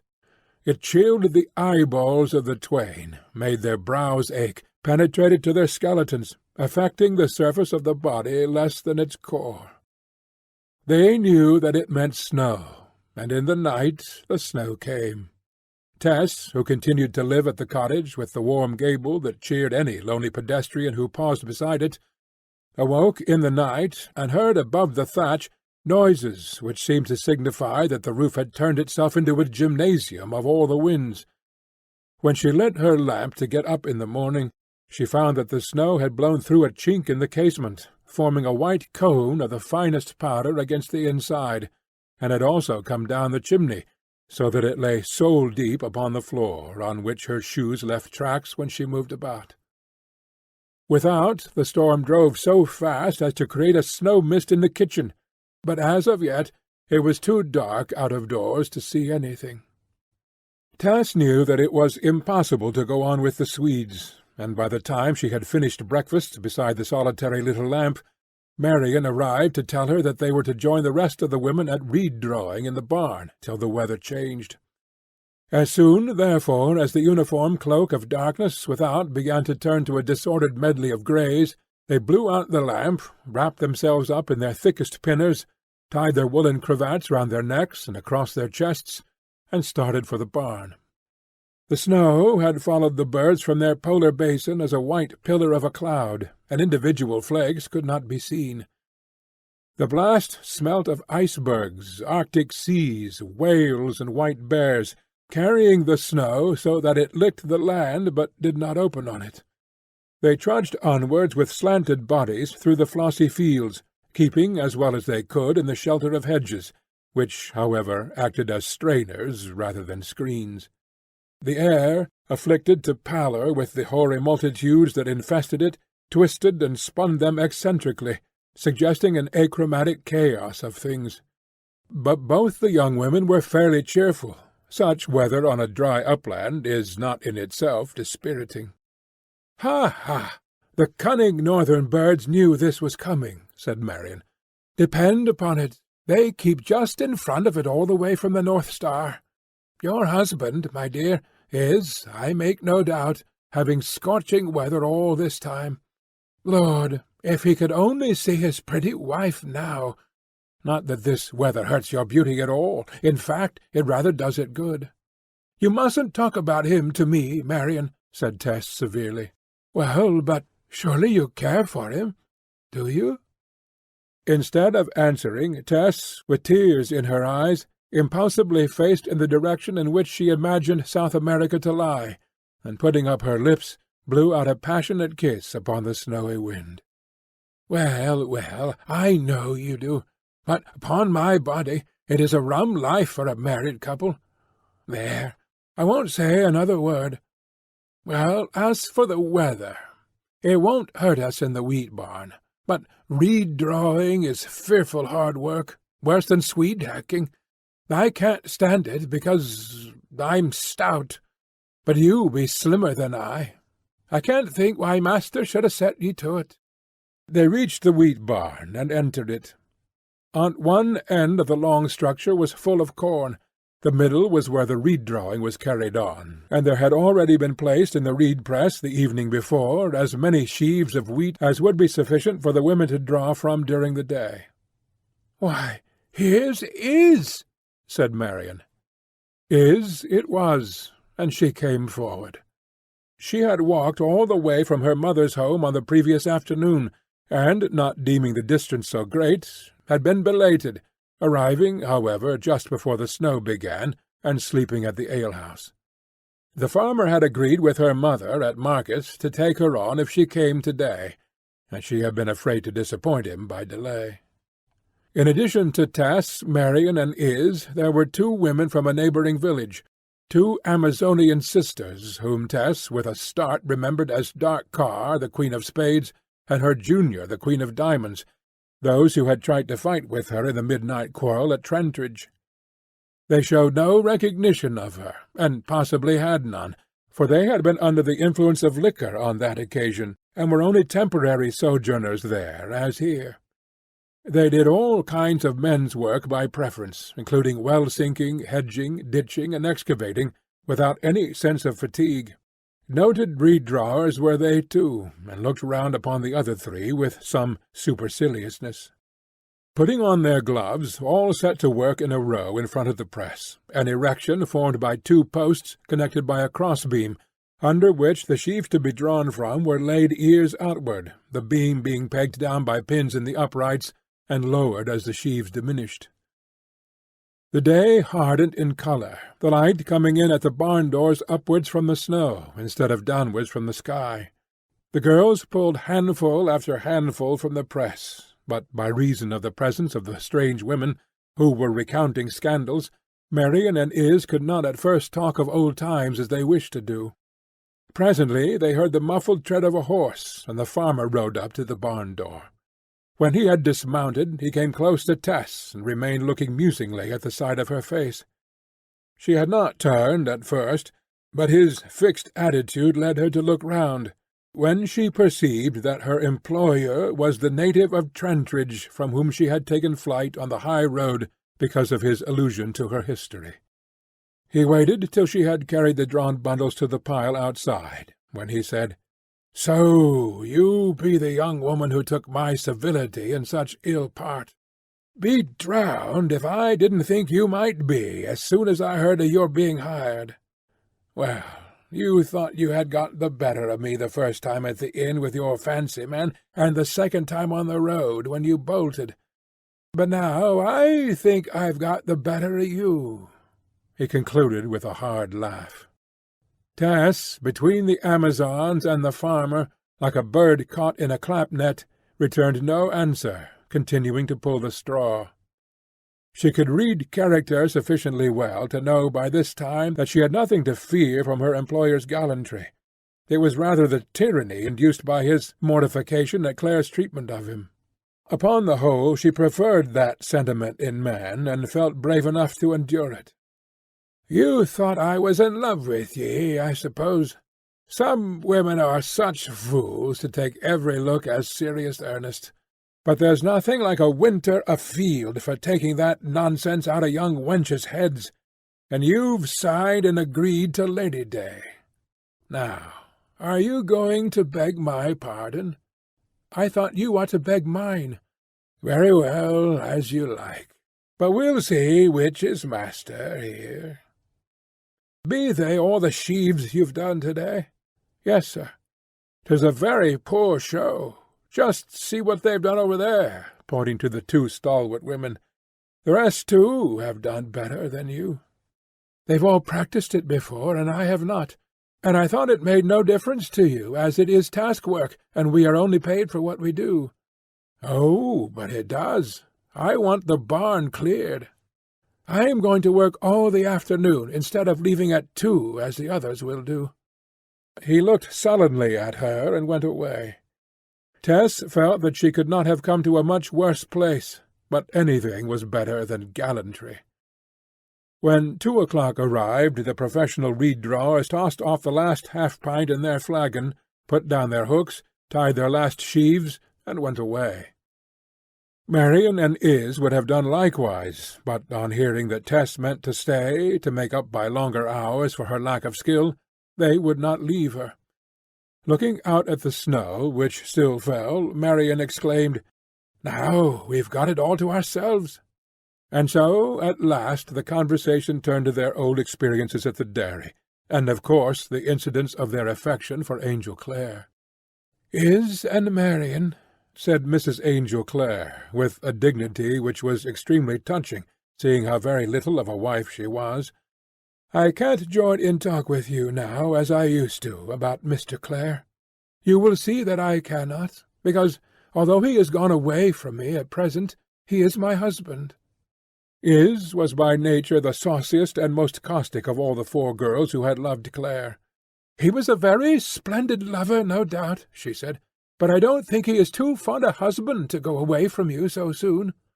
"He had to go. He was obliged to go, to see about the land over there," pleaded Tess. "He might have tidied ye over the winter." "Oh, that's owing to an accident, a misunderstanding, and we won't argue it," Tess answered, with tearfulness in her words. "Perhaps there's a good deal to be said for him. He did not go away like some husbands without telling me, and I can always find out where he is."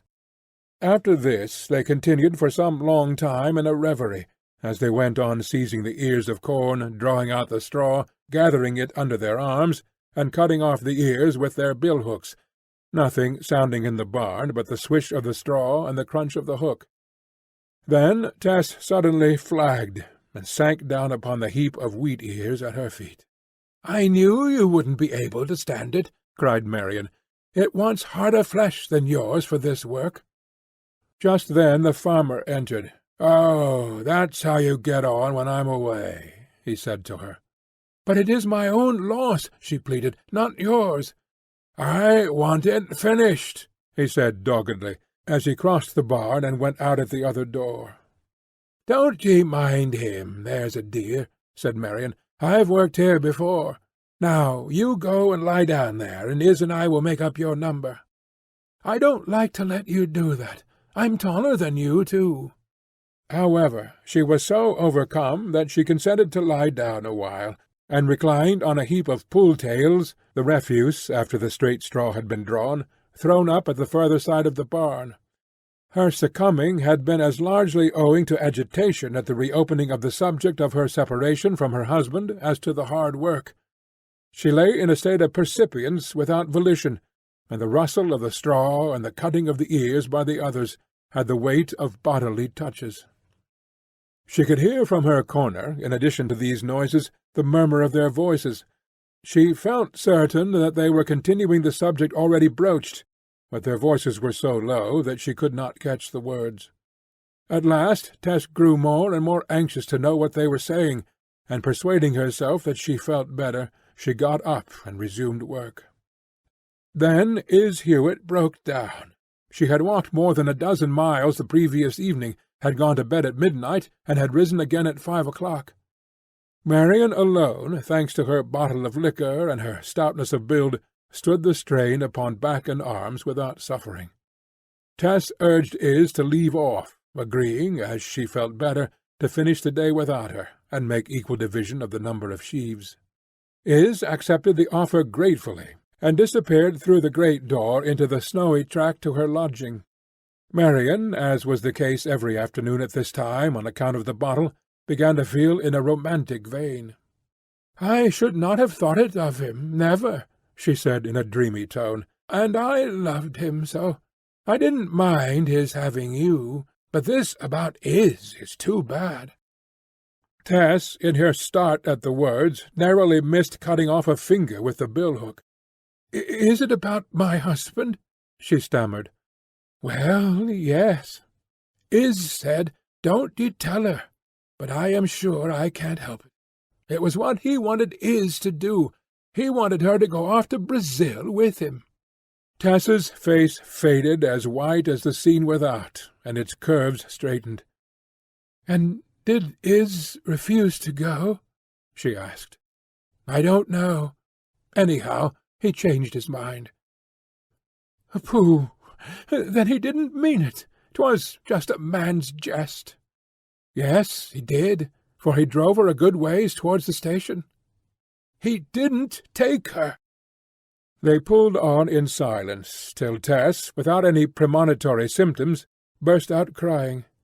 "There," said Marian. "Now I wish I hadn't told ye."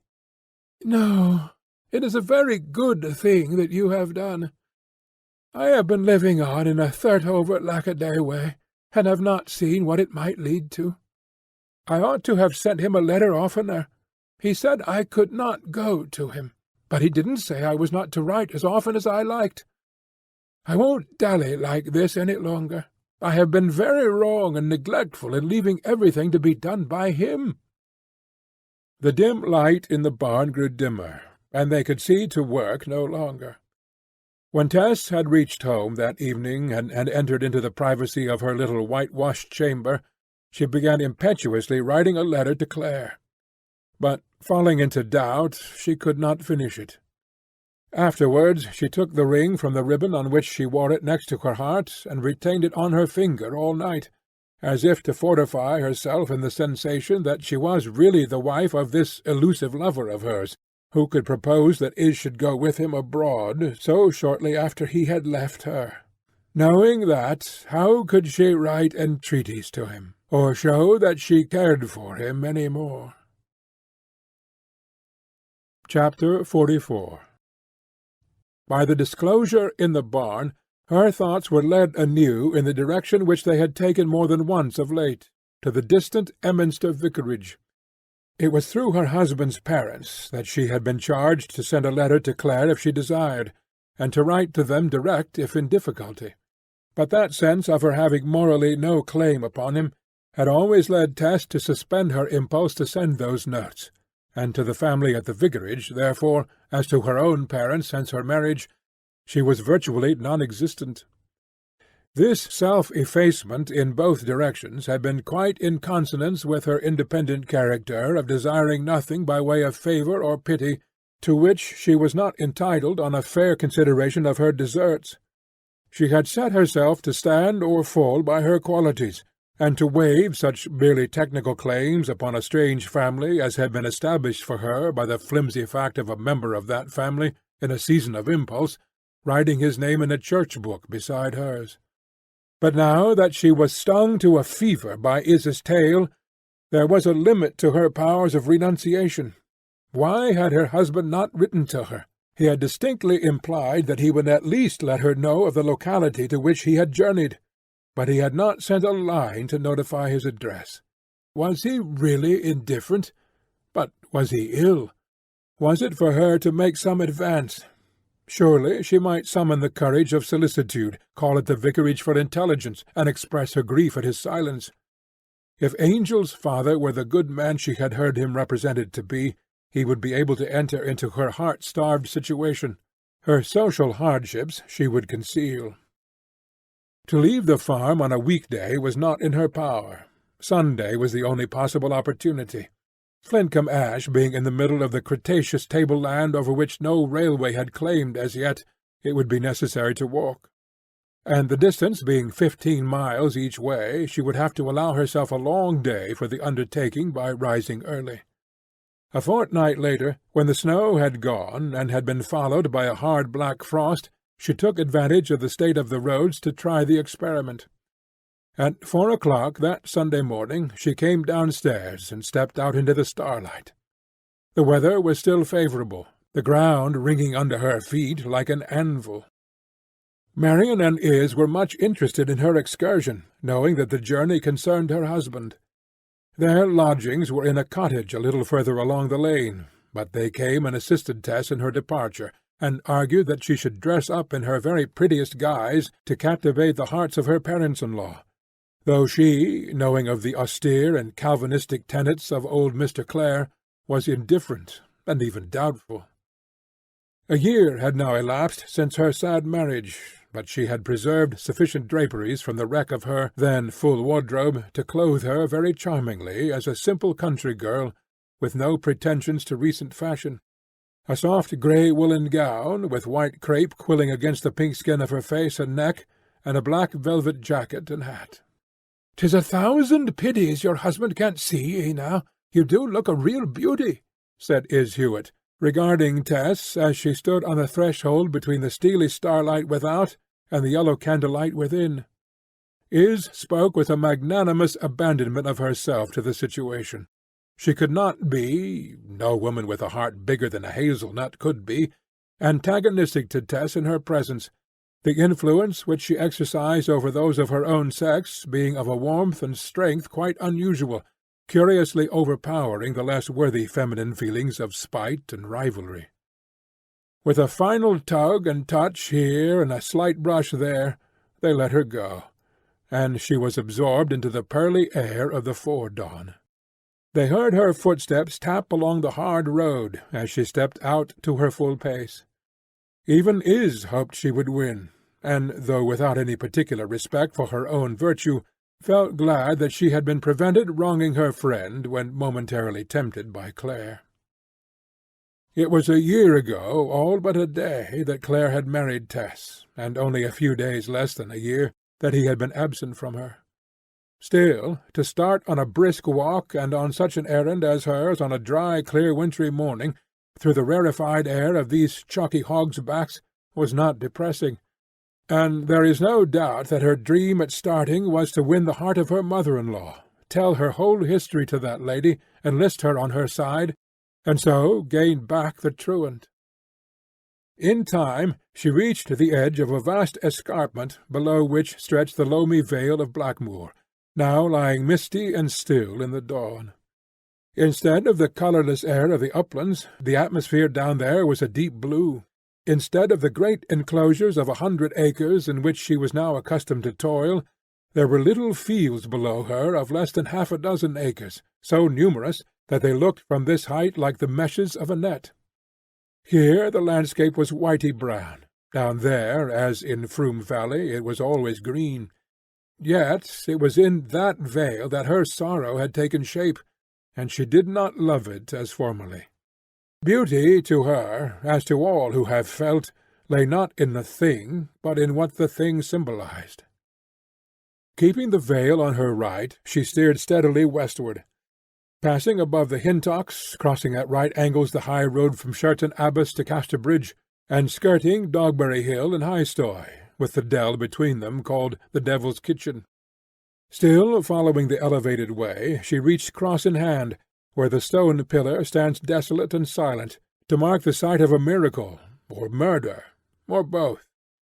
3 miles further she cut across the straight and deserted Roman road called Long Ash Lane, leaving which, as soon as she reached it, she dipped down a hill by a transverse lane into a small town or village of Evershead, being now about half-way over the distance. She made a halt here, and breakfasted a second time, heartily enough, not at the Sow and Acorn, for she avoided inns, but at a cottage by the church. The second half of her journey was through a more gentle country by way of Benville Lane, but as the mileage lessened between her and the spot of her pilgrimage, so did Tess's confidence decrease, and her enterprise loom out more formidably. She saw her purpose in such staring lines, and the landscape so faintly, that she was sometimes in danger of losing her way. However, about noon she paused by a gate on the edge of the basin in which Emminster and its vicarage lay. The square tower, beneath which she knew that at that moment the vicar and his congregation were gathered, had a severe look in her eyes.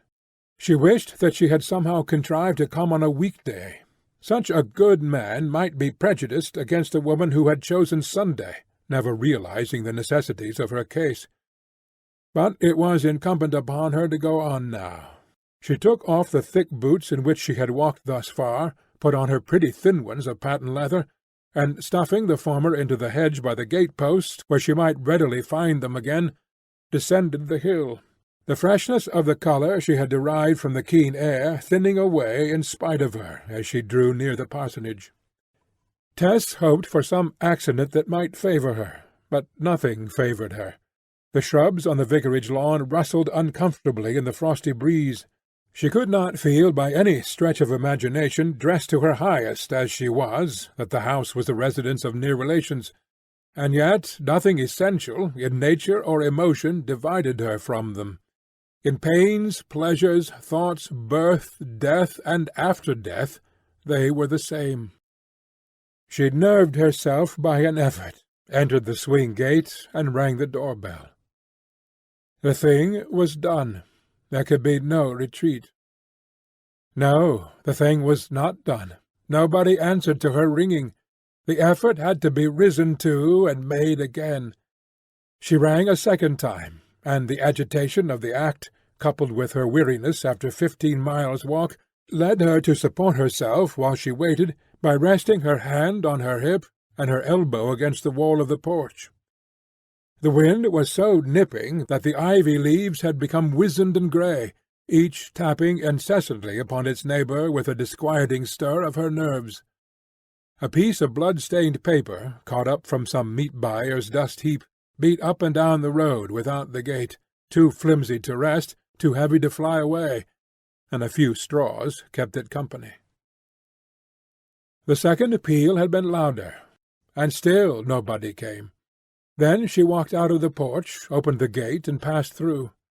And though she looked dubiously at the house front as if inclined to return, it was with a breath of relief that she closed the gate. A feeling haunted her that she might have been recognized, though how she could not tell, and orders been given not to admit her. Tess went as far as the corner. She had done all she could do, but determined not to escape present trepidation at the expense of future distress, she walked back again, quite past the house, looking up at all the windows. The explanation was that they were all at church, every one. She remembered her husband saying that his father always insisted upon the household, servants included, going to morning service, and, as a consequence, eating cold food when they came home. It was, therefore, only necessary to wait till the service was over. She would not make herself conspicuous by waiting on the spot, and she started to get past the church into the lane. But as she reached the churchyard gate, the people began pouring out, and Tess found herself in the midst of them. The Emminster congregation looked at her as only a congregation of small country townsfolk walking home at its leisure can look at a woman out of the common who it perceives to be a stranger. She quickened her pace, and ascended the road by which she had come, to find a retreat between its hedges till the vicar's family should have launched, and it might be convenient for them to receive her. She soon distanced the church-goers, except 2 youngish men, who, linked arm in arm, were beating up behind her at a quick step. As they drew nearer, she could hear their voices engaged in earnest discourse, and with the natural quickness of a woman in her situation, did not fail to recognize in those noises the quality of her husband's tones. The pedestrians were his 2 brothers.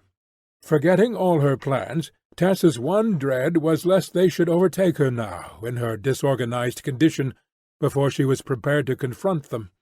For though she felt that they could not identify her, she instinctively dreaded their scrutiny. The more briskly they walked, the more briskly walked she. They were plainly bent upon taking a short, quick stroll before going indoors to lunch or dinner, to restore warmth to limbs chilled with sitting through a long service.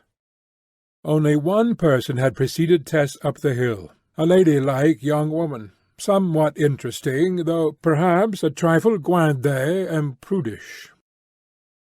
Tess had nearly overtaken her when the speed of her brothers-in-law brought them so nearly behind her back that she could hear every word of their conversation. They said nothing, however, which particularly interested her, till, observing the young lady still in front, one of them remarked, "There is Mercy Chant. Let us overtake her." Tess knew the name. It was the woman who had been destined for Angel's life companion by his and her parents, and whom he probably would have married but for her intrusive self. She would have known as much without previous information if she had waited a moment, for one of the brothers proceeded to say, Ah, poor Angel! I never see that nice girl without more and more regretting his precipitancy in throwing himself away upon a dairymaid, or whatever she may be. It is a queer business, apparently. Whether she has joined him yet or not I don't know, but she had not done so some months ago when I heard from him. I can't say. He never tells me anything nowadays. His ill-considered marriage seems to have completed that estrangement from me which was begun by his extraordinary opinions." Tess beat up the long hill still faster, but she could not outwalk them without exciting notice. At last they outsped her altogether and passed her by. The young lady still further ahead heard their footsteps and turned. Then there was a greeting and a shaking of hands, and the three went on together. They soon reached the summit of the hill, and evidently intending this point to be the limit of their promenade, slackened pace, and turned all three aside to the gate whereat Tess had paused an hour before that time to reconnoitre the town before descending into it. During their discourse one of the clerical brothers probed the hedge carefully with his umbrella, and dragged something to light. "Here's a pair of old boots," he said. "Thrown away, I suppose, by some tramp or other." "Some impostor who wished to come into the town barefoot, perhaps, and so excite our sympathies," said Miss Trent. "Yes, it must have been, for they are excellent walking boots, by no means worn out. What a wicked thing to do! I'll carry them home for some poor person." Cuthbert Clare, who had been the one to find them, picked them up for her with the crook of his stick, and Tess's boots were appropriated. She, who had heard this, walked past under the screen of her woollen veil, till, presently looking back, she perceived that the church party had left the gate with her boots and retreated down the hill. Thereupon our heroine resumed her walk. Tears, blinding tears, were running down her face. She knew that it was sentiment, all baseless impressibility, which had caused her to read the scene as her own condemnation. Nevertheless, she could not get over it. She could not contravene in her own defenceless person all those untoward omens. It was impossible to think of returning to the vicarage. Angel's wife felt almost as if she had been hounded up that hill like a scorned thing by those, to her, superfine clerics.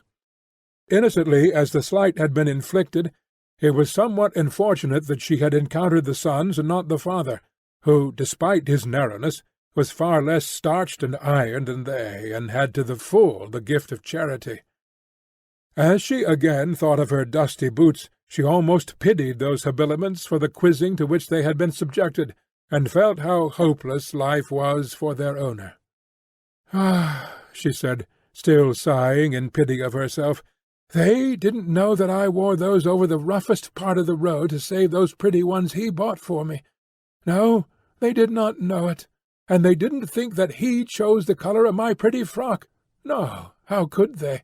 If they had known, perhaps they would not have cared, for they don't care much for him, poor thing." Then she grieved for the beloved man whose conventional standard of judgment had caused her all these latter sorrows, and she went her way without knowing that the greatest misfortune of her life was this feminine loss of courage at the last and critical moment, through her estimating her father-in-law by his sons. Her present condition was precisely one which would have enlisted the sympathies of old Mr. and Mrs. Clare. Their hearts went out of them at a bound towards extreme cases, when the subtle mental troubles of the less desperate among mankind failed to win their interest or regard.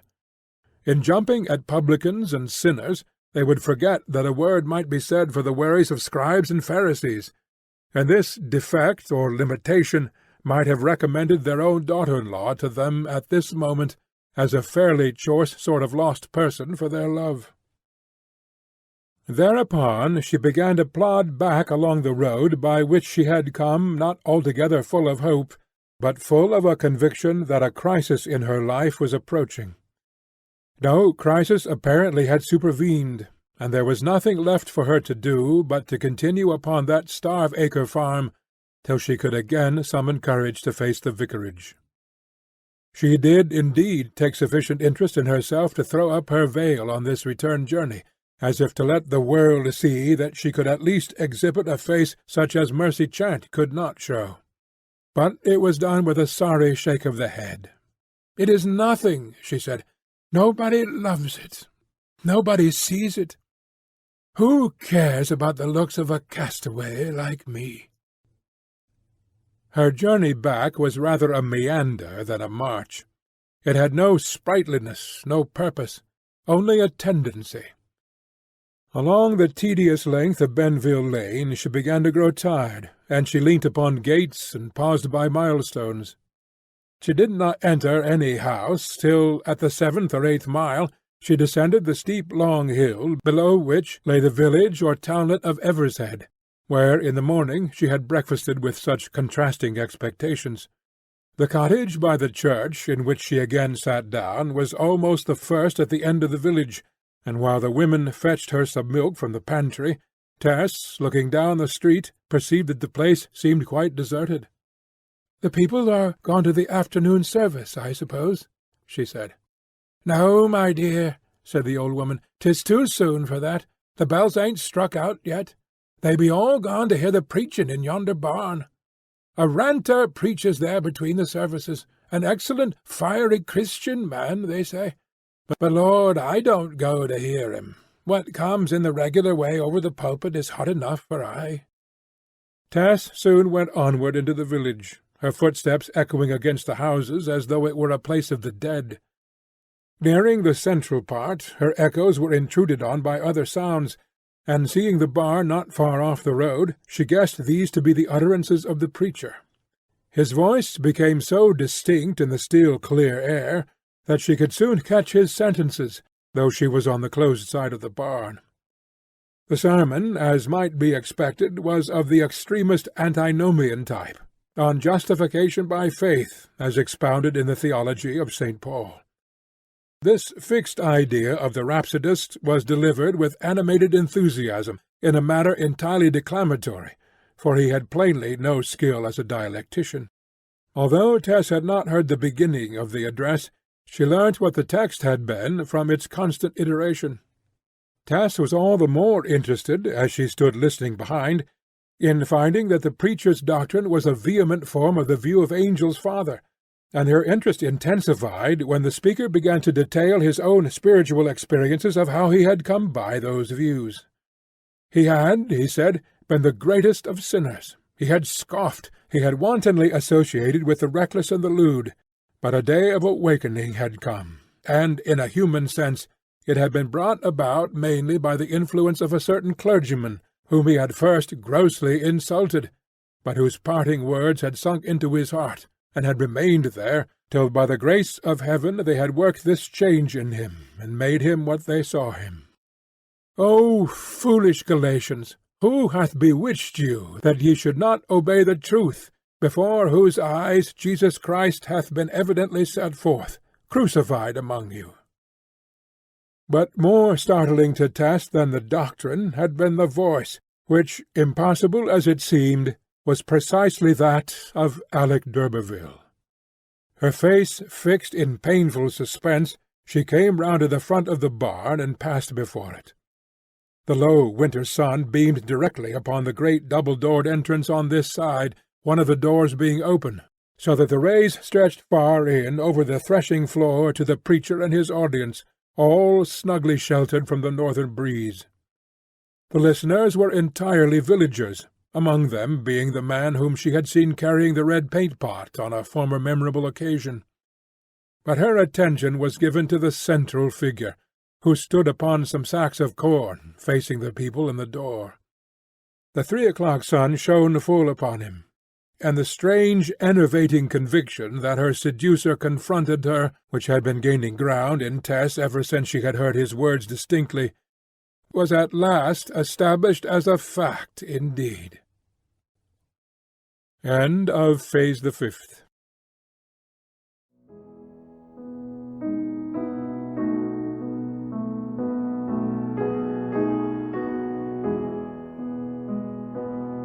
Phase the 6th. The Convert, Part 1. Chapter 45. Till this moment she had never seen or heard from d'Urberville since her departure from Trantridge. The rencounter came at a heavy moment, one of all moments calculated to permit its impact with the least emotional shock.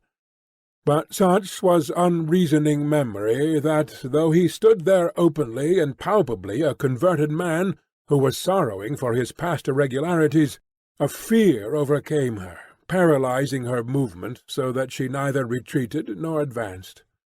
To think of what emanated from that countenance when she saw it last, and to behold it now!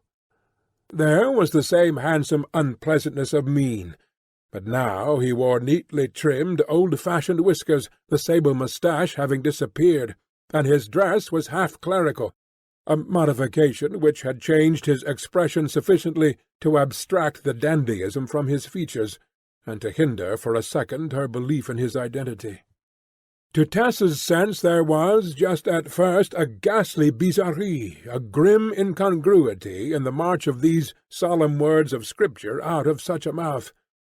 This too familiar intonation, less than 4 years earlier, had brought to her eyes expressions of such divergent purpose that her heart became quite sick at the irony of the contrast. It was less a reform than a transfiguration. The former curves of sensuousness were now modulated to lines of devotional passion. The lip-shapes that had meant seductiveness were now made to express supplication. The glow on the cheek that yesterday could be translated as riotousness was evangelized today into the splendor of pious rhetoric. Animalism had become fanaticism, paganism Paulinism. The bold rolling eye that had flashed upon her form in the old time with such mastery now beamed with the rude energy of a theolatry that was almost ferocious. Those black angularities which his face had used to put on when his wishes were thwarted now did duty in picturing the incorrigible backslider who would insist upon turning again to his wallowing in the mire. The lineaments, as such, seemed to complain. They had been diverted from their hereditary connotation to signify impressions for which nature did not intend them. Strange that their very elevation was a misapplication, that to raise seemed to falsify. Yet could it be so? She would admit the ungenerous sentiment no longer. D'Urberville was not the first wicked man who had turned away from his wickedness to save his soul alive, and why should she deem it unnatural in him? It was but the usage of thought which had been jarred in her at hearing good new words in bad old notes. The greater the sinner, the greater the saint. It was not necessary to dive far into Christian history to discover that. Such impressions as these moved her vaguely, and without strict definiteness. As soon as the nerveless pause of her surprise would allow her to stir, her impulse was to pass on out of his sight. He had obviously not discerned her yet in her position against the sun, but the moment that she had moved again he recognized her. The effect upon her old lover was electric, far stronger than the effect of his presence upon her. His fire, the tumultuous ring of his eloquence, seemed to go out of him. His lip struggled and trembled under the words that lay upon it, but deliver them it could not as long as she faced him. His eyes, after their first glance upon her face, hung confusedly in every other direction but hers, but came back in a desperate leap every few seconds. This paralysis lasted, however, but a short time, for Tess's energies returned with the atrophy of his, and she walked as fast as she was able past the barn and onward. As soon as she could reflect, it appalled her, this change in their relative platforms. He who had wrought her undoing was now on the side of the spirit, while she remained unregenerate. And, as in the legend, it had resulted that her Cyprian image had suddenly appeared upon his altar, whereby the fire of the priest had been well nigh extinguished. She went on without turning her head. Her back seemed to be endowed with a sensitiveness to ocular beams, even her clothing, so alive was she to a fancied gaze which might be resting upon her from the outside of that barn. All the way along to this point her heart had been heavy with an inactive sorrow. Now there was a change in the quality of its trouble. That hunger for affection too long withheld was for the time displaced by an almost physical sense of an implacable past which still engirdled her. It intensified her consciousness of error to a practical despair. The break of continuity between her earlier and present existence, which she had hoped for, had not, after all, taken place. Bygones would never be complete bygones till she was a bygone herself. Thus absorbed, she recrossed the northern part of Long Ash Lane at right angles, and presently saw before her the road ascending whitely to the upland along whose margin the remainder of her journey lay. Its dry, pale surface stretched severely onward, unbroken by a single figure, vehicle, or mark, save some occasional brown horse-droppings which dotted its cold aridity here and there. While slowly breasting this ascent, Tess became conscious of footsteps behind her, and turning, she saw approaching that well-known form, so strangely accoutred as the Methodist, the one personage in all the world she wished not to encounter alone on this side of the grave. There was not much time, however, for thought or illusion, and she yielded as calmly as she could to the necessity of letting him overtake her. She saw that he was excited, less by the speed of his walk than by the feelings within him. "Tess!" he said. She slackened speed without looking round. "Tess!" he repeated. "It is I, Alec d'Urberville." She then looked back at him, and he came up. "I see it is," she answered coldly. "Well, is that all?" "Yet I deserve no more. Of course," he added, with a slight laugh, "there is something of the ridiculous to your eyes in seeing me like this. But I must put up with that. I heard you had gone away. Nobody knew where. Tess, you wonder why I have followed you? I do, rather, and I would that you had not, with all my heart." "Yes, you may well say it," he returned grimly, as they moved onward together, she with unwilling tread. "But don't mistake me. I beg this because you may have been led to do so in noticing, if you did notice it, how your sudden appearance unnerved me down there. It was but a momentary faltering, and considering what you have been to me, it was natural enough. But Will helped me through it, though perhaps you think me a humbug for saying it. And immediately afterwards I felt that of all persons in the world whom it was my duty and desire to save from the wrath to come, sneer if you like, the woman whom I had so grievously wronged was that person. I have come with that sole purpose in view, nothing more." There was the smallest vein of scorn in her words of rejoinder. "Have you saved yourself? Charity begins at home, they say." "I have done nothing," he said indifferently. "Heaven, as I have been telling my hearers, has done all.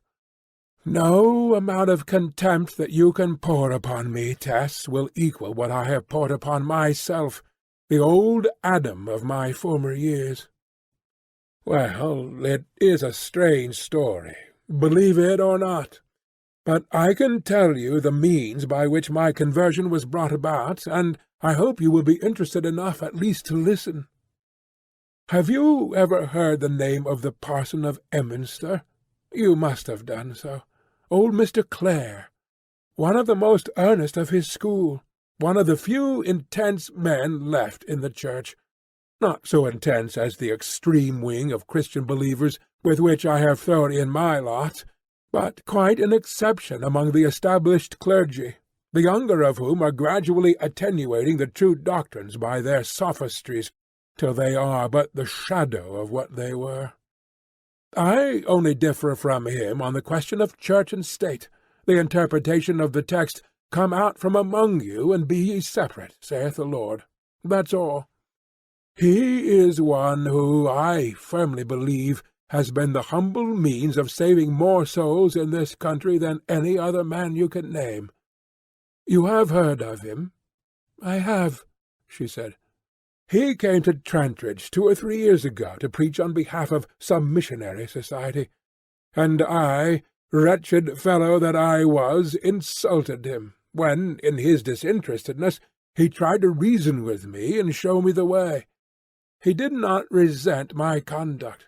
He simply said that some day I should receive the first fruits of the Spirit, that those who came to scoff sometimes remained to pray. There was a strange magic in his words. They sank into my mind.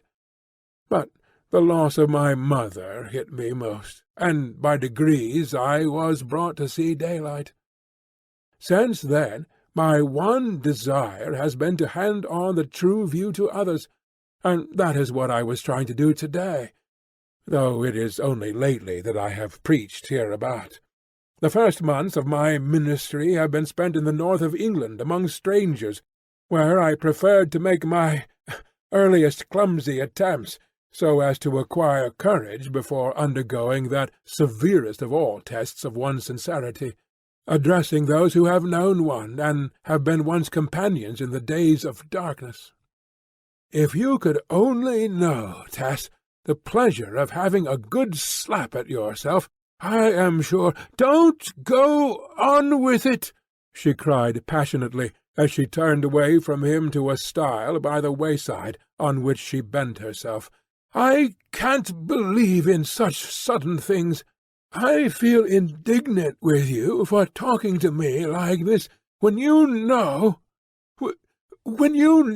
what harm you've done me. You, and those like you, take your fill of pleasure on earth by making the life of such as me bitter and black with sorrow, and then it is a fine thing, when you have had enough of that, to think of securing your pleasure in heaven by becoming converted. Out upon such! I don't believe in you. I hate it." "Tess," he insisted, "don't speak so. It came to me like a jolly new idea. And you don't believe me? What don't you believe? Your conversion, your scheme of religion." "Why?" She dropped her voice. "Because a better man than you does not believe in such." "What's a woman's reason? Who is this better man?" "I cannot tell you." "Well," he declared, a resentment beneath his words seeming ready to spring out at a moment's notice, "God forbid that I should say I am a good man, and you know I don't say any such thing.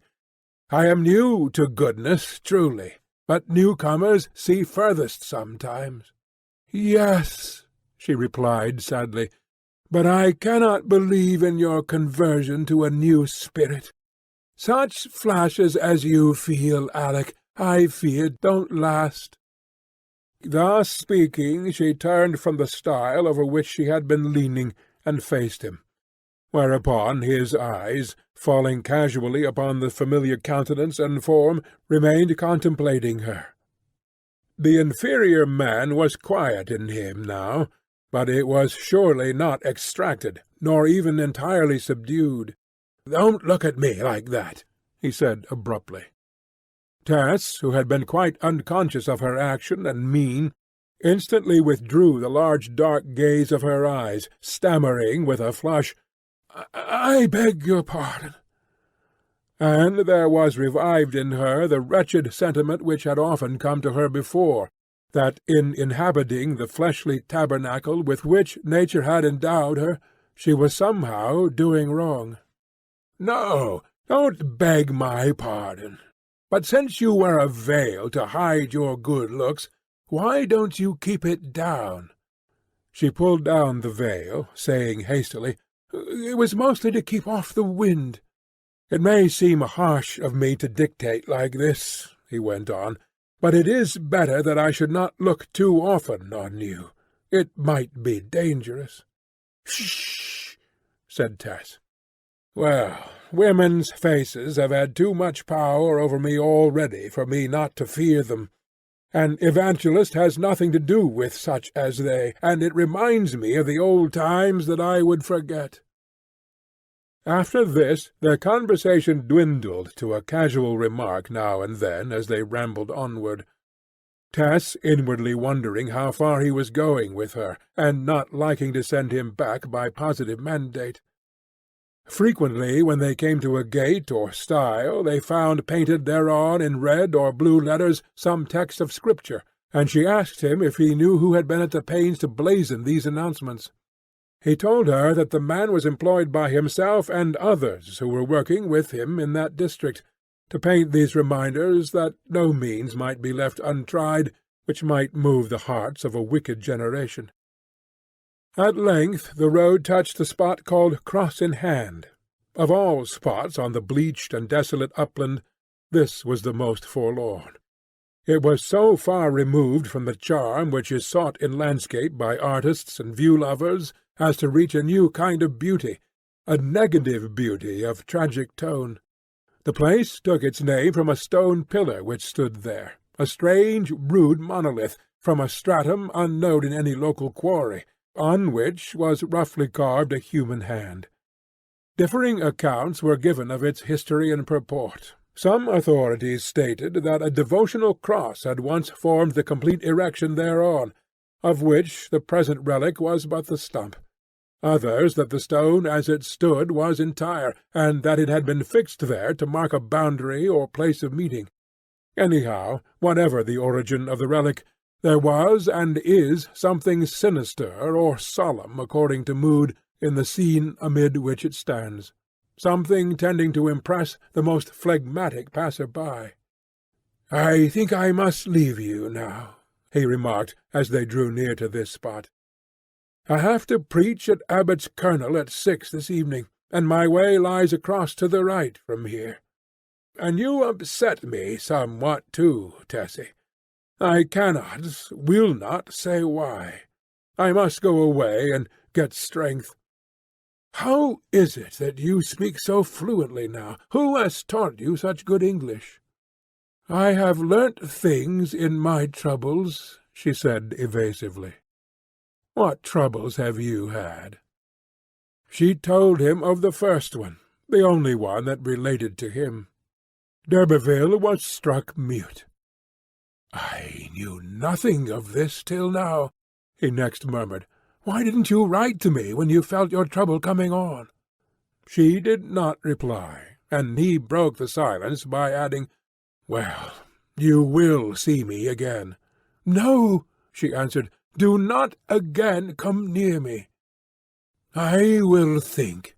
But before we part, come here." He stepped up to the pillar. "This was once a holy cross. Relics are not in my creed, but I fear you at moments, far more than you need fear me at present. And to lessen my fear, put your hand upon that stone hand, and swear that you will never tempt me by your charms or ways." "Good God! How can you ask what is so unnecessary? All that is furthest from my thought." "Yes, but swear it." Tess, half frightened, gave way to his importunity, placed her hand upon the stone, and swore. "I am sorry you are not a believer," he continued, "that some unbeliever should have got hold of you and unsettled your mind. But no more now. At home, at least, I can pray for you, and I will, and who knows what may not happen. I'm off. Good-bye." He turned to a hunting gate in the hedge, and without letting his eyes again rest upon her, leaped over and struck out across the down in the direction of Abbott's Kernel. As he walked, his pace showed perturbation, and by, as if instigated by a former thought, he drew from his pocket a small book, between the leaves of which was folded a letter, worn and soiled as from much re-reading. D'Urberville opened the letter. It was dated several months before this time, and was signed by Parson Clare. The letter began by expressing the writer's unfeigned joy at d'Urberville's conversion, and thanked him for his kindness in communicating with the parson on this subject. It expressed Mr. Clare's warm assurance of forgiveness for d'Urberville's former conduct and his interest in the young man's plans for the future. He, Mr. Clare, would much have liked to see d'Urberville in the church to whose ministry he had devoted so many years of his own life, and would have helped him to enter a theological college to that end. But since his correspondent had possibly not cared to do this on account of the delay it would have entailed, he was not the man to insist upon its paramount importance. Every man must work as he could best work, and in the method towards which he felt impelled by the Spirit. d'Urberville read and re-read this letter, and seemed to quiz himself cynically. He also read some passages from memoranda as he walked, till his face assumed a calm, and apparently the image of Tess no longer troubled his mind.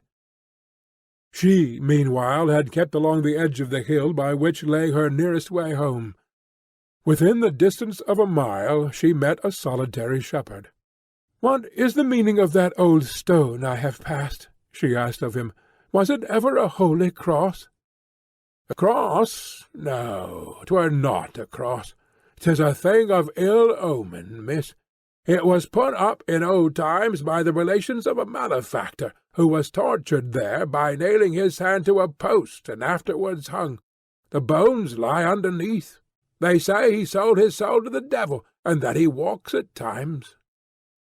She felt the petit mort at this unexpectedly gruesome information, and left the solitary man behind her. It was dusk when she drew near to Flintcombe Ash, and in the lane at the entrance to the hamlet she approached a girl and her lover without their observing her. They were talking no secrets, and the clear, unconcerned voice of the young woman, in response to the warmer accents of the man, spread into the chilly air as the one soothing thing within the dusky horizon, full of a stagnant obscurity upon which nothing else intruded. For a moment the voices cheered the heart of Tess, till she reasoned that this interview had its origin, on one side or the other, in the same attraction which had been the prelude to her own tribulation. When she came close, the girl turned serenely and recognized her, the young man walking off in embarrassment. The woman was Is Hewitt, whose interest in Tess's excursion immediately superseded her own proceedings. Tess did not explain very clearly its results, and Is, who was a girl of tact, began to speak of her own little affair, a phase of which Tess had just witnessed. "He is Amby Seedling, the chap who used to sometimes come and help at Talbothays," she explained indifferently. "He actually inquired and found out that I had come here, and has followed me. He says he has been in love with me these 2 years, but I've hardly answered him." Chapter 46. Several days had passed since her futile journey, and Tess was afield. The dry winter wind still blew, but a screen of thatched hurdles erected in the eye of the blast kept its force away from her. On a sheltered side was a turnip-slicing machine, whose bright blue hue of new paint seemed almost vocal in the otherwise subdued scene. Opposite its front was a long mound or grave, in which the roots had been preserved since early winter. Tess was standing at the uncovered end, chopping off with a bill-hook the fibres and earth from each root, and throwing it after the operation into the slicer. A man was turning the handle of the machine, and from its trough came the newly cut swedes, the fresh smell of whose yellow chips was accompanied by the sounds of the snuffling wind, the smart swish of the slicing blades, and the choppings of the hook in Tess's leather-gloved hand. The wide acreage of blank agricultural brownness, apparent where the swedes had been pulled, was beginning to be striped in wales of darker brown, gradually broadening to ribbons. Along the edge of each of these something crept upon 10 legs, moving without haste and without rest up and down the whole length of the field. It was 2 horses and a man, the plough going between them, turning up the cleared ground for a spring sowing. For hours nothing relieved the joyless monotony of things. Then, far beyond the ploughing teams, a black speck was seen. It had come from the corner of a fence, where there was a gap, and its tendency was up the incline, towards the Swede-cutters. From the proportions of a mere point it advanced to the shape of a ninepin, and was soon perceived to be a man in black, arriving from the direction of Flintcomb Ash. The man at the slicer, having nothing else to do with his eyes, continually observed the comer, but Tess, who was occupied, did not perceive him till her companion directed her attention to his approach. It was not her hard taskmaster, Farmer Groby. It was one in a semi-clerical costume, who now represented what had once been the free and easy Alec d'Urberville. Not being hot at his preaching, there was less enthusiasm about him now, and the presence of the grinder seemed to embarrass him. A pale distress was already on Tess's face, and she pulled her curtained hood further over it. D'Urberville came up and said quietly, "I want to speak to you, Tess." "You have refused my last request not to come near me," said she. "Yes, but I have a good reason." "Well, tell it." "It is more serious than you may think." He glanced round to see if he were overheard. They were at some distance from the man who turned the slicer, and the movement of the machine, too, sufficiently prevented Alec's words reaching other ears. D'Urberville placed himself so as to screen Tess from the labourer, turning his back to the latter. "It is this," he continued, with capricious compunction. "In thinking of your soul and mine when we last met, I neglected to inquire as to your worldly condition. You were well dressed, and I did not think of it. But I see now that it is hard, harder than it used to be when I knew you, harder than you deserve. Perhaps a good deal of it is owning to me." She did not answer, and he watched her inquiringly, as, with bent head, her face completely screened by the hood, she resumed her trimming of the Swedes. By going on with her work she felt better able to keep him outside her emotions. "Tess," he added, with a sigh of discontent, "yours was the very worst case I ever was concerned in. I had no idea of what had resulted till you told me. Scamp that I was to foul that innocent life! The whole blame was mine, the whole unconventional business of our time at Trentridge. You, too, the real blood of which I am but the base imitation. What a blind young thing you were as to possibilities! I say in all earnestness that it is a shame for parents to bring up their girls in such dangerous ignorance of the gins and nets that the wicked may set for them, whether their motive be a good one or the result of simple indifference." Tess still did no more than listen, throwing down one globular root and taking up another with automatic regularity, the pensive contour of the mere field-woman alone marking her. "But it is not that I came to say," d'Urberville went on. "My circumstances are these. I have lost my mother since you were at Trentridge, and the place is my own, but I intend to sell it and devote myself to missionary work in Africa. A devil of a poor hand I shall make at the trade, no doubt. However, what I want to ask you is, will you put it in my power to do my duty, to make the only reparation I can make for the trick played you? That is, will you be my wife and go with me? I have already obtained this precious document. It was my own mother's dying wish." He drew a piece of parchment from his pocket, with a slight fumbling of embarrassment. "What is it?" said she. "A marriage license." "Oh, no, sir, no," she said quickly, starting back. "You will not? Why is that?" And as he asked the question, a disappointment which was not entirely the disappointment of thwarted duty crossed d'Urberville's face. It was unmistakably a symptom that something of his old passion for her had been revived. Duty and desire ran hand in hand. "Surely he began again, in more impetuous tones, and then looked round at the labourer who turned the slicer. Tess, too, felt that the argument could not be ended there. Informing the man that a gentleman had come to see her, with whom she wished to walk a little way, she moved off with d'Urberville across the zebra-striped field. When they reached the first newly ploughed section, he held out his hand to help her over it, but she stepped forward on the summits of the earth rolls as if she did not see him. "You will not marry me, Tess, and make me a self-respecting man?" he repeated, as soon as they were over the furrows. "I cannot. But why? You know I have no affection for you.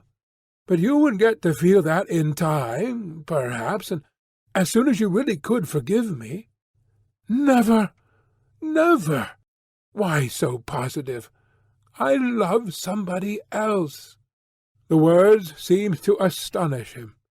"You do?" he cried. "Somebody else? But has not a sense of what is morally right and proper any weight with you?" "No, no, no, don't say that." "Anyhow, then, your love for this other man may be only a passing feeling which you will overcome." "No, no." "Yes, yes. Why not?" I cannot tell you." "You must, in honour." "Well, then, I have married him." "Ah!" he exclaimed, and he stopped dead and gazed at her. "I did not wish to tell. I did not mean to," she pleaded. "It is a secret here, and at any rate but dimly known. So will you, please, will you keep from questioning me? You must remember that we are now strangers." "Strangers? Are we? Strangers?" For a moment a flash of his old irony marked his face, but he determinedly chastened it down. "Is that man your husband?" he asked mechanically, denoting by a sign the labourer had turned the machine. "That man?" she said proudly. "I should think not." "Who, then?" "Do not ask what I do not wish to tell," she begged, and flashed her appeal to him from her upturned face and lash-shadowed eyes. D'Urberville was disturbed. "But I only asked you for your sake," he retorted hotly. "Angels of heaven! God forgive me for such an expression. I came here, I swear, as I thought for your good. Tess, don't look at me so. I cannot stand your looks. There never were such eyes, surely, before Christianity, or since. There, I won't lose my head. I dare not. I own that the sight of you had waked up my love for you, which, I believed, was extinguished with all such feelings. But I thought that our marriage might be sanctification for us both. The unbelieving husband is sanctified by the wife, and the unbelieving wife is sanctified by the husband, I said to myself. But my plan is dashed from me, and I must bear the disappointment. He moodily reflected with his eyes on the ground. Married. Married. Well, that being so, he added, quite calmly, tearing the license slowly into halves and putting them in his pocket, that being prevented, I should like to do some good to you and your husband, whoever he may be. There are many questions that I am tempted to ask, but I will not do so, of course, in opposition to your wishes. Though if I could know your husband, I might more easily benefit him and you. Is he on this farm? No, she murmured. He is far away. Far away? From you? What sort of husband can he be? Oh, do not speak against him. It was through you. He found out. Ah, is it so? That's sad, Tess. Yes. But to stay away from you, to leave you, to work like this. "He does not leave me to work," she cried, springing to the defence of the absent one with all her fervour. "He don't know it. It is by my own arrangement." "Then does he write?" I cannot tell you. There are things which are private to ourselves. Of course that means that he does not. You are a deserted wife, my fair Tess." In an impulse he turned suddenly to take her hand. The buff glove was on it, and he seized only the rough leather fingers which did not express the life or shape of those within. "You must not!" she cried fearfully, slipping her hand from the glove as from a pocket, and leaving it in his grasp. "Oh, will you go away, for the sake of me and my husband? Go in the name of your own Christianity."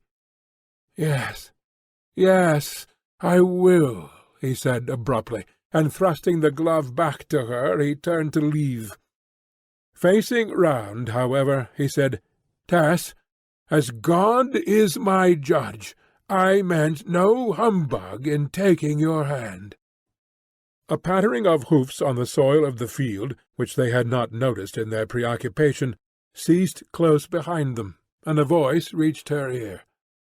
"What the devil are you doing away from your work at this time of day?" Farmer Groby had espied the two figures from the distance, and had inquisitively ridden across to learn what was their business in his field. "Don't speak like that to her," said d'Urberville, his face blackening with something that was not Christianity. "Indeed, mister! And what might Methodist parsons have to do with she? Who is this fellow?" asked d'Urberville, turning to Tess. She went close up to him. "Go, I do beg you," she said. "What, and leave you to that tyrant? I can see in his face what a churl he is." "He won't hurt me. He's not in love with me. I can leave at Lady Day." "Well, I have no right but to obey, I suppose. But, well, good-bye."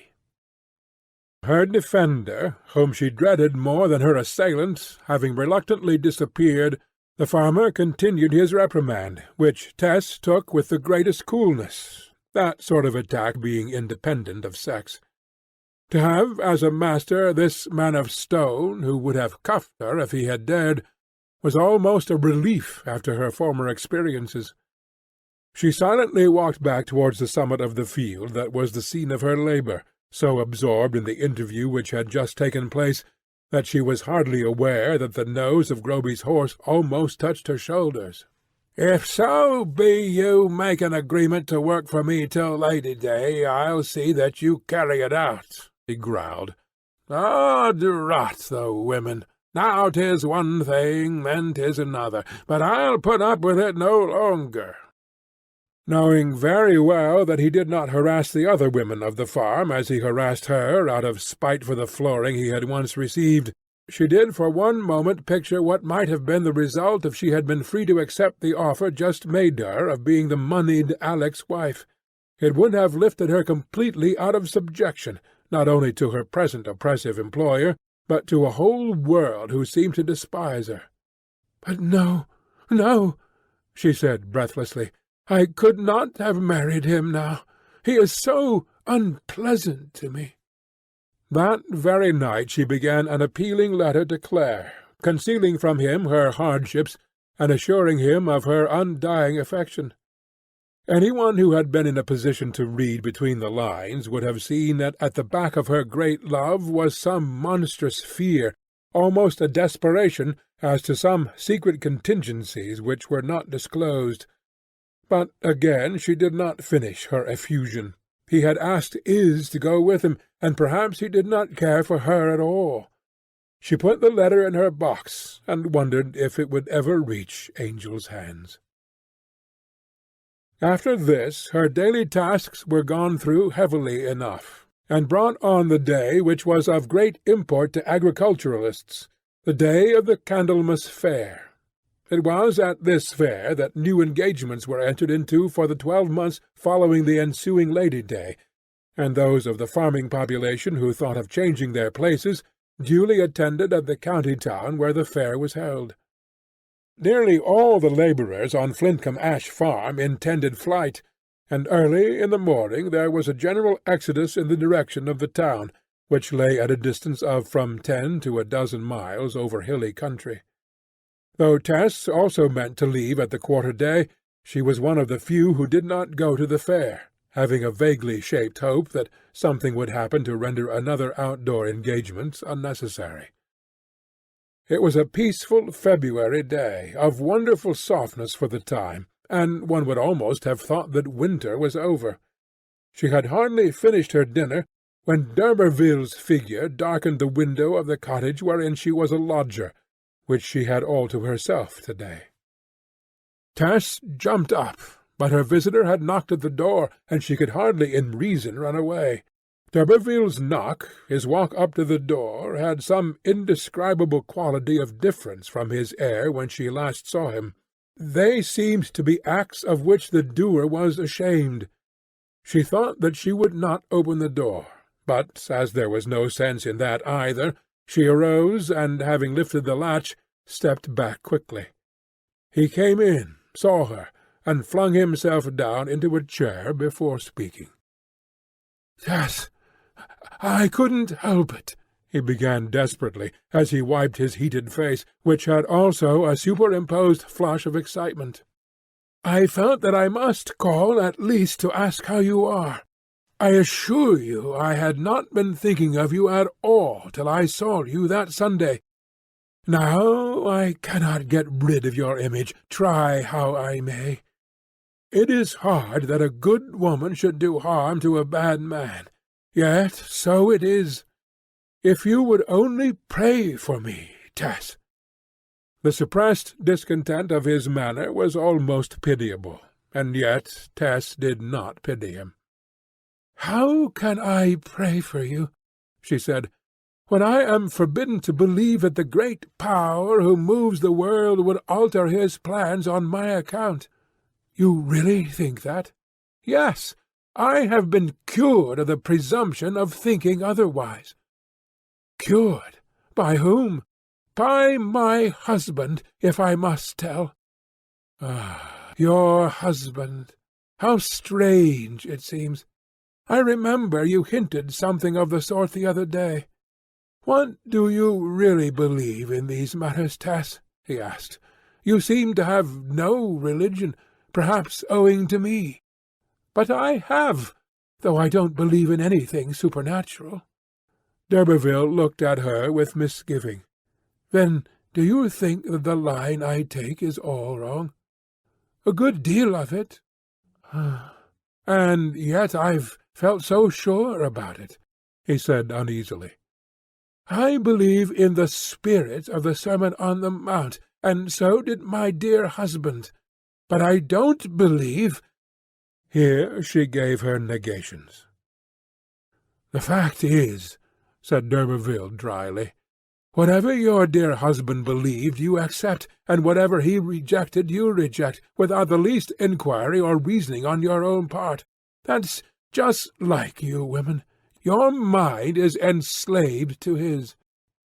"Ah, because he knew everything," said she, with a triumphant simplicity of faith in Angel Clare that the most perfect man could hardly have deserved, much less her husband. "Yes, but you should not take negative opinions wholesale from another person like that. A pretty fellow he must be to teach you such scepticism." "He never forced my judgment. He would never argue on the subject with me. But I looked at it in this way. What he believed, after inquiring deep into doctrines, was much more likely to be right than what I might believe, who hadn't looked into doctrines at all. What used he to say? He must have said something." She reflected, and with her acute memory for the letter of Angel Clare's remarks, even when she did not comprehend their spirit, she recalled a merciless polemical syllogism that she had heard him use when, as it occasionally happened, he indulged in a species of thinking aloud with her at his side. In delivering it, she gave also Claire's accent and manner with reverential faithfulness. "Say that again," asked d'Urberville, who had listened with the greatest attention. She repeated the argument, and d'Urberville thoughtfully murmured the words after her. "Anything else?" he presently asked. "He said at another time something like this," and she gave another, which might possibly have been paralleled in many a work of the pedigree ranging from the Dictionnaire philosophique to Huxley's Essays. "Ha! How do you remember them?" "I wanted to believe what he believed, though he didn't wish me to, and I managed to coax him to tell me a few of his thoughts. I can't say I quite understand that one, but I know it is right." Fancy your being able to teach me what you don't know yourself." He fell into thought. "And so I threw in my spiritual lot with his," she resumed. "I didn't wish it to be different. What's good enough for him is good enough for me." "Does he know that you are as big an infidel as he?" "No, I never told him, if I am an infidel." "Well, you are better off today than I am, Tess, after all. You don't believe that you ought to preach my doctrine, and therefore do no despite to your conscience in abstaining. I do believe I ought to preach it, but like the devils I believe and tremble, for I suddenly leave off preaching it, and give way to my passion for you." "How?" "Why," he said aridly, "I have come all the way here to see you to-day, but I started from home to go to Casterbridge Fair, where I have undertaken to preach the word from a waggon at 2:30 this afternoon, and where all the brethren are expecting me this minute. Here's the announcement." He drew from his breast-pocket a poster whereon was printed the day, hour, and place of meeting, at which he, d'Urberville, would preach the gospel as aforesaid. "But how can you get there?" said Tess, looking at the clock. "I cannot get there. I have come here." "What? You have really arranged to preach, and—" "I have arranged to preach, and I shall not be there, by reason of my burning desire to see a woman whom I once despised. No, by my word and truth, I never despised you. If I had, I should not love you now. Why I did not despise you was on account of your being unsmirched in spite of all. You withdrew yourself from me so quickly and resolutely when you saw the situation. You did not remain at my pleasure. So there was one petticoat in the world for whom I had no contempt, and you are she. But you may well despise me now. I thought I worshipped on the mountains, but I find I still serve in the groves.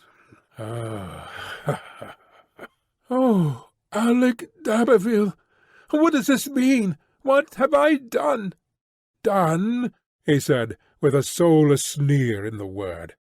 "Nothing intentionally, but you have been the means, the innocent means, of my backsliding, as they call it. I ask myself, am I indeed one of those servants of corruption, who, after they have escaped the pollutions of the world, are again entangled therein and overcome, whose latter end is worse than their beginning?" He laid his hand on her shoulder. "Tess, my girl, I was on the way to at least social salvation till I saw you again," he said, freakishly shaking her as if she were a child. "And why then have you tempted me? I was firm as a man could be till I saw those eyes and that mouth again.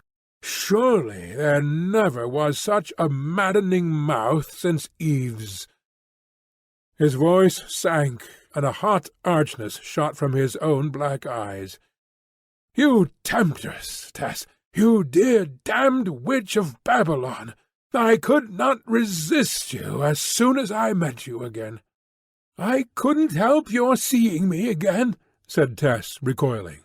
"I know it. I repeat that I do not blame you. But the fact remains. When I saw you ill-used on the farm that day, I was nearly mad to think that I had no legal right to protect you, that I could not have it, whilst he who has it seems to neglect you utterly. Don't speak against him. He is absent," she cried in much excitement. "Treat him honourably. He has never wronged you. Oh, leave his wife before any scandal spreads that may do harm to his honest name." "I will," he said, like a man awakening from a luring dream. "I have broken my engagement to preach to those poor drunken boobies at the fair. It is the first time I have played such a practical joke. A month ago I should have been horrified at such a possibility. I'll go away to swear and— oh, can I? To keep away." Then suddenly, "One clasp, Tessie, one, only for old friendship. I am without defence. Alec, a good man's honour is in my keeping. Think, be ashamed." "Pooh! Well, yes, yes." He clenched his lips, mortified with himself for his weakness. His eyes were equally barren of worldly and religious faith. The corpses of those old fitful passions which had lain inanimate amid the lines of his face ever since his reformation seemed to wake and come together as in a resurrection. He went out indeterminately. Though d'Urberville had declared that this breach of his engagement to-day was the simple backsliding of a believer, Tess's words, as echoed from Angel Clare, had made a deep impression upon him, and continued to do so after he had left her. He moved on in silence, as if his energies were benumbed by the hitherto undreamt-of possibility that his position was untenable.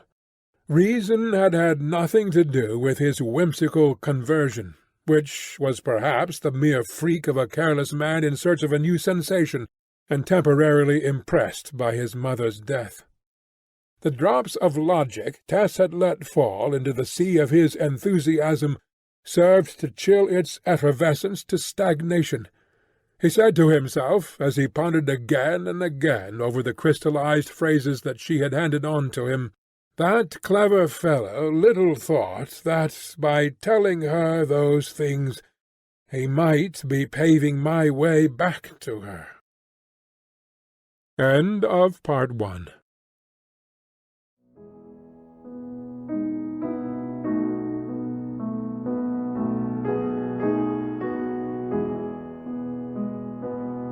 Phase the Sixth, The Convert, Part 2. Chapter 47. It is the threshing of the last wheat-rick at Flintcombe Ash Farm. The dawn of the March morning is singularly inexpressive, and there is nothing to show where the eastern horizon lies.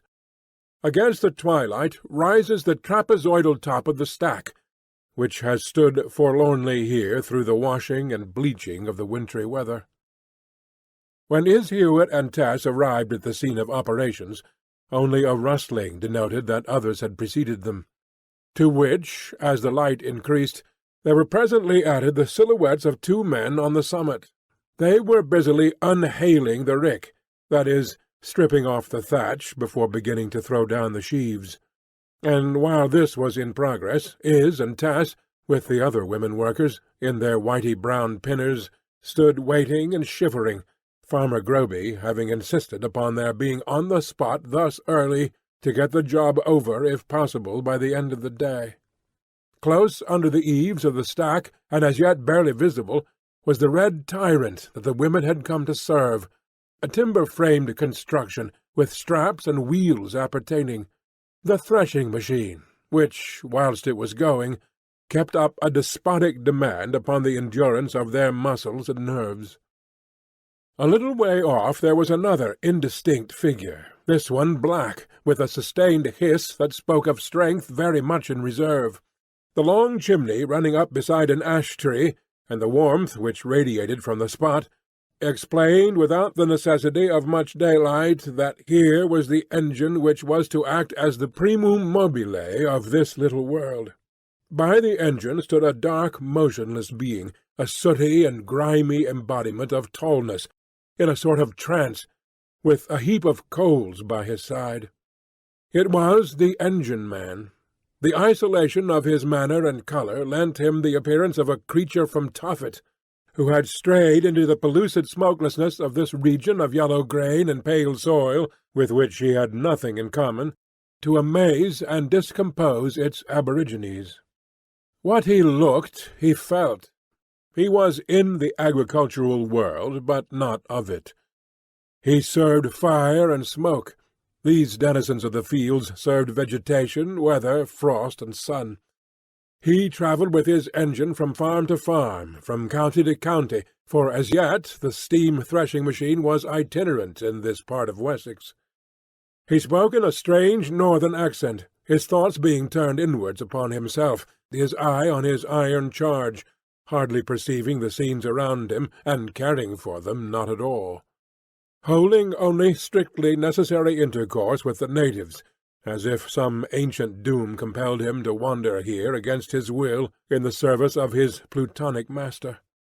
The long strap which ran from the driving wheel of his engine to the red thresher under the rick was the sole tie-line between agriculture and him. While they uncovered the sheaves, he stood apathetic beside his portable repository of force, round whose hot blackness the morning air quivered. He had nothing to do with preparatory labour. His fire was waiting, incandescent, his steam was at high pressure. In a few seconds he would make the long strap move at an invisible velocity. Beyond its extent the environment might be corn, straw, or chaos. It was all the same to him. If any of the octophonous idlers asked him what he called himself, he replied shortly, "An engineer." The rick was unhailed by full daylight. The men then took their places, the women mounted, and the work began. Farmer Groby, or as they called him, he, had arrived ere this, and by his orders Tess was placed on the platform of the machine, close to the man who fed it, her business being to untie every sheaf of corn handed on to her by Is Hewitt, who stood next, but on the rick, so that the feeder could seize it and spread it over the revolving drum, which whisked out every grain in one moment. They were soon in full progress, after a preparatory hitch or two, which rejoiced the hearts of those who hated machinery. The work sped on till breakfast-time, when the thresher was stopped for half an hour, and on starting again after the meal, the whole supplementary strength of the farm was thrown into the labour of constructing the straw rick, which began to grow beside the stack of corn. A hasty lunch was eaten as they stood, without leaving their positions, and then another couple of hours brought them near to dinner-time, the inexorable wheel continuing to spin, and the penetrating hum of the thresher to thrill to the very marrow all who were near the revolving wire cage.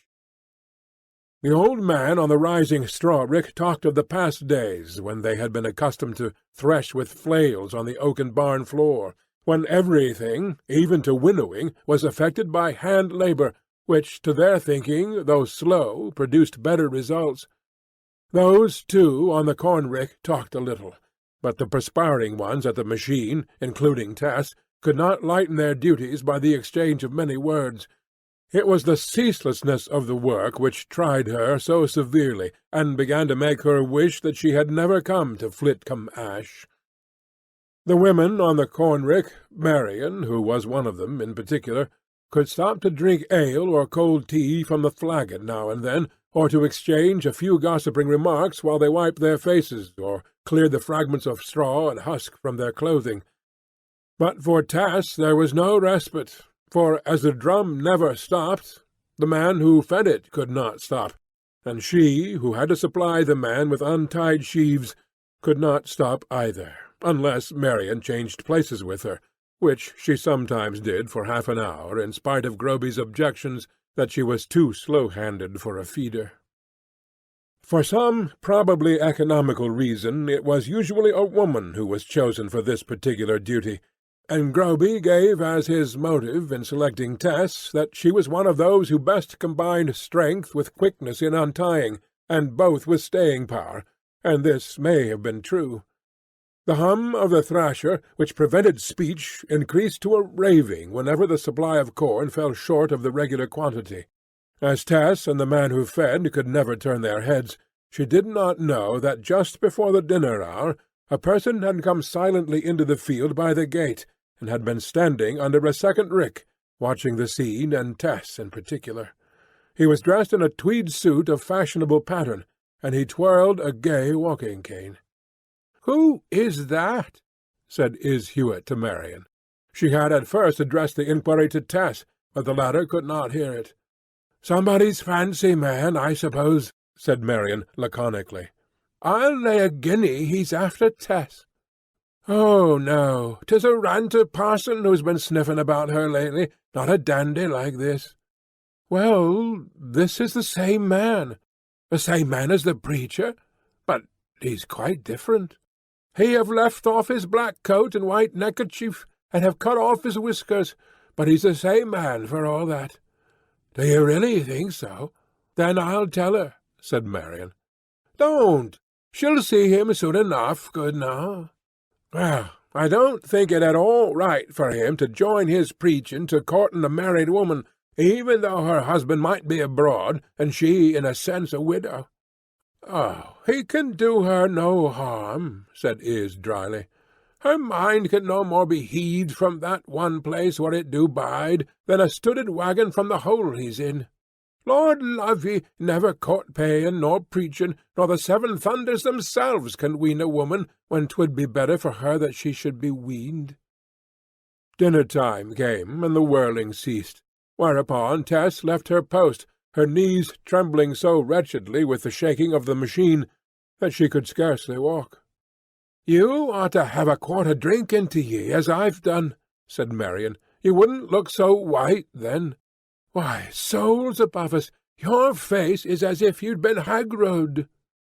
It occurred to the good-natured Marion that, as Tess was so tired, her discovery of her visitor's presence might have had the bad effect of taking away her appetite, and Marion was thinking of inducing Tess to descend by a ladder on the further side of the stack, when the gentleman came forward and looked up.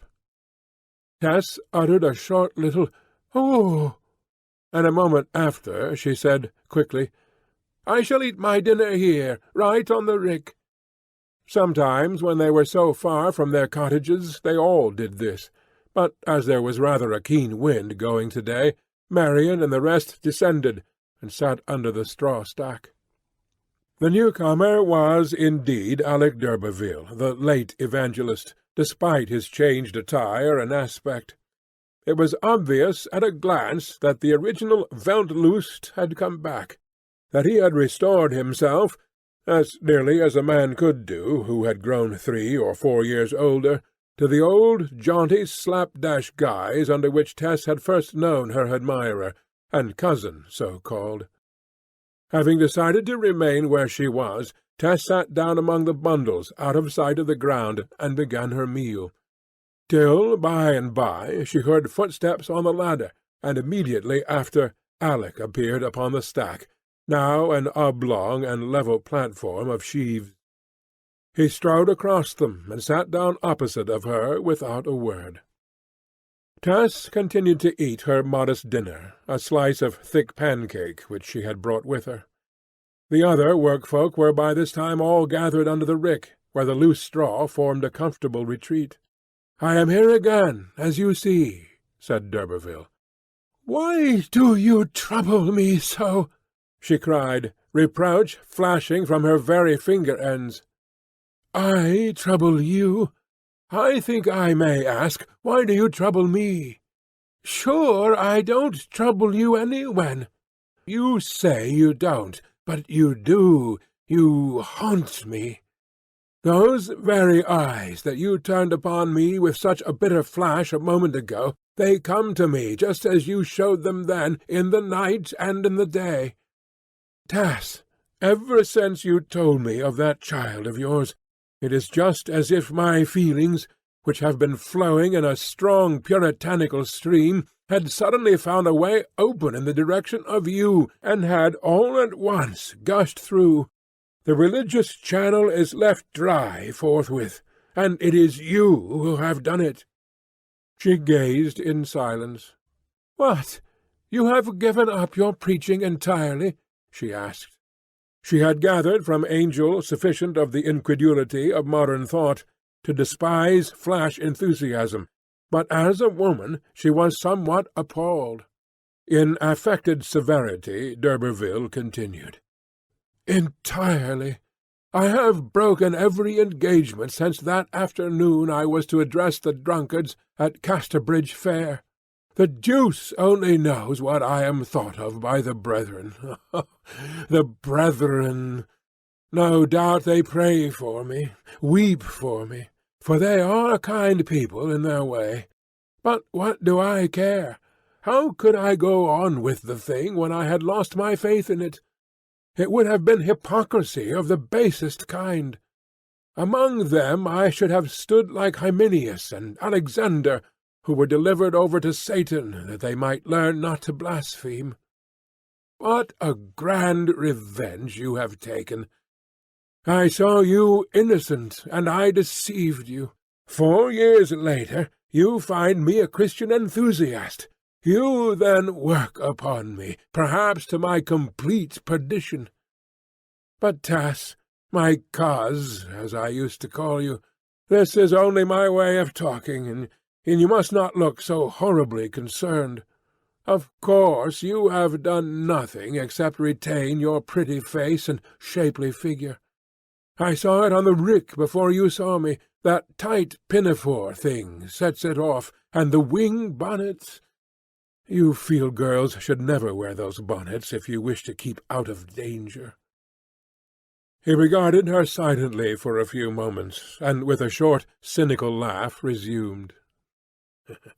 "I believe that if the bachelor apostle, whose deputy I thought I was, had been tempted by such a pretty face, he would have let go the plough for her sake as I do."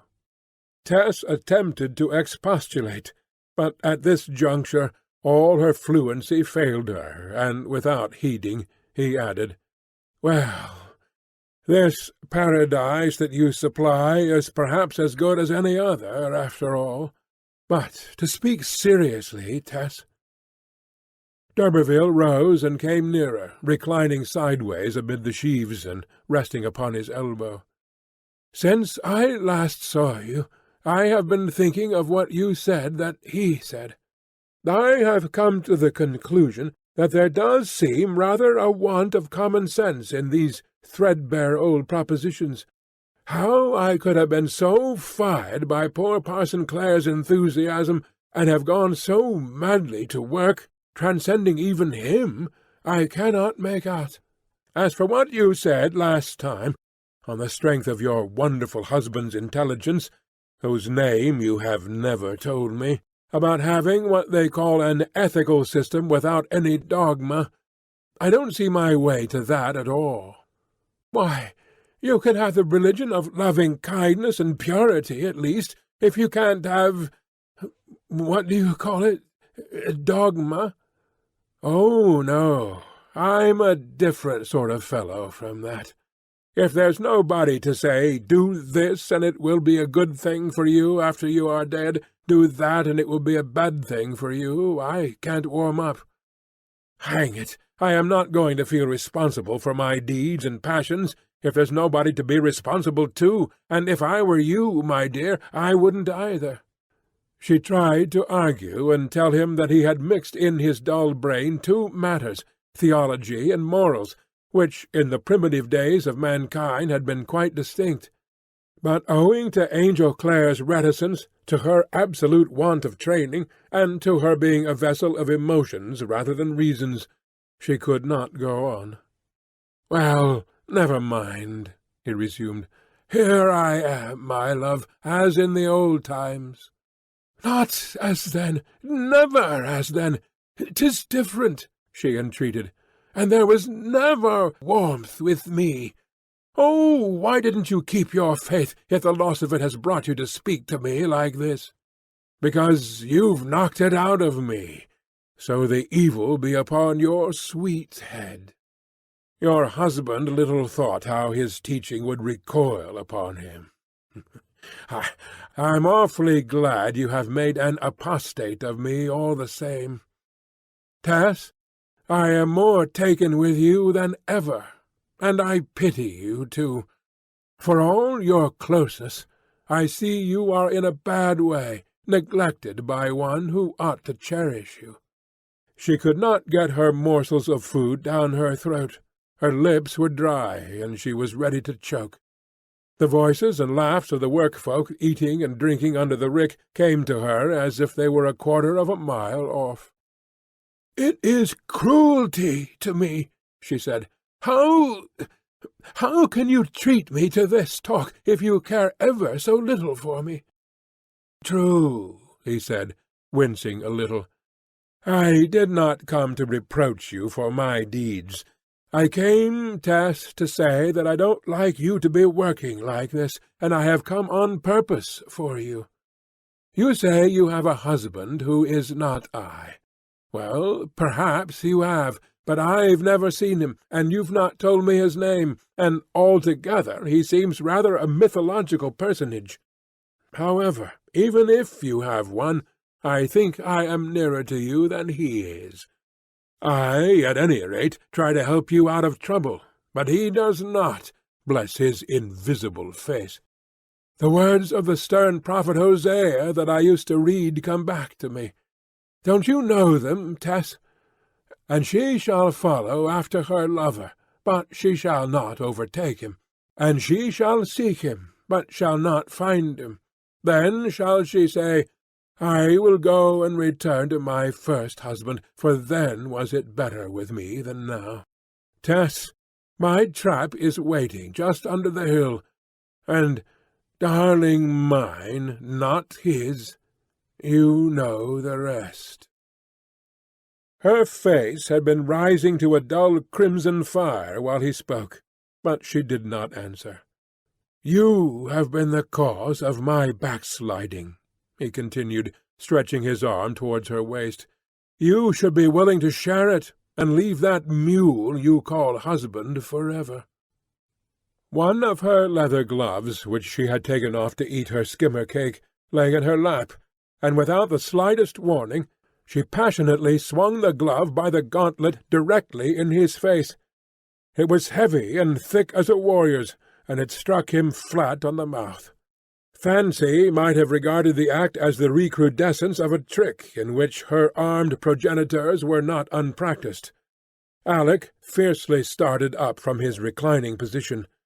A scarlet oozing appeared where her blow had alighted, and in a moment the blood began dropping from his mouth upon the straw.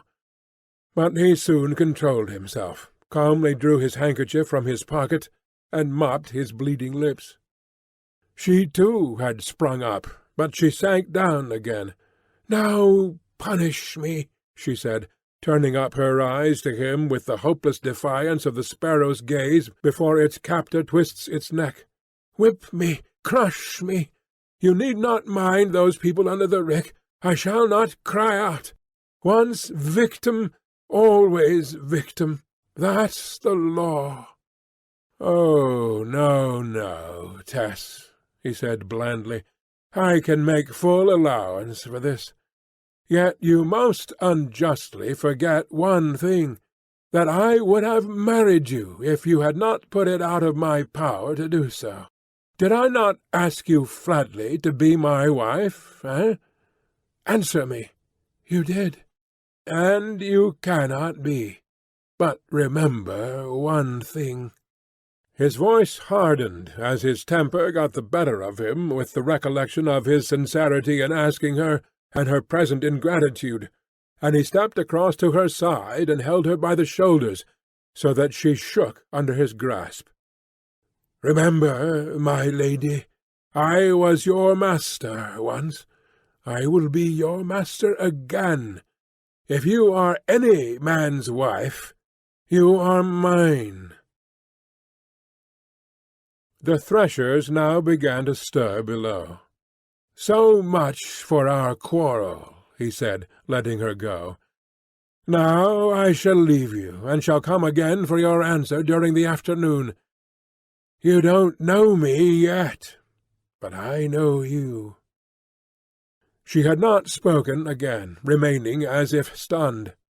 D'Urberville retreated over the sheaves and descended the ladder, while the workers below rose and stretched their arms and shook down the beer they had drunk. Then the threshing machine started afresh, and amid the renewed rustle of the straw Tess resumed her position by the buzzing drum as one in a dream, untying sheaf after sheaf in endless succession. Chapter 48. In the afternoon the farmer made it known that the rick was to be finished that night, since there was a moon by which they could see to work, and the man with the engine was engaged for another farm on the morrow. Hence the twanging and humming and rustling proceeded with even less intermission than usual. It was not till Nammet time, about 3 o'clock, that Tess raised her eyes and gave a momentary glance round. She felt but little surprise at seeing that Alec d'Urberville had come back, and was standing under the hedge by the gate. He had seen her lift her eyes, and waved his hand urbanely to her, while he blew her a kiss. It meant that their quarrel was over. Tess looked down again, and carefully abstained from gazing in that direction. Thus the afternoon dragged on. The wheat rick shrank lower, and the straw rick grew higher, and the corn-sacks were carted away.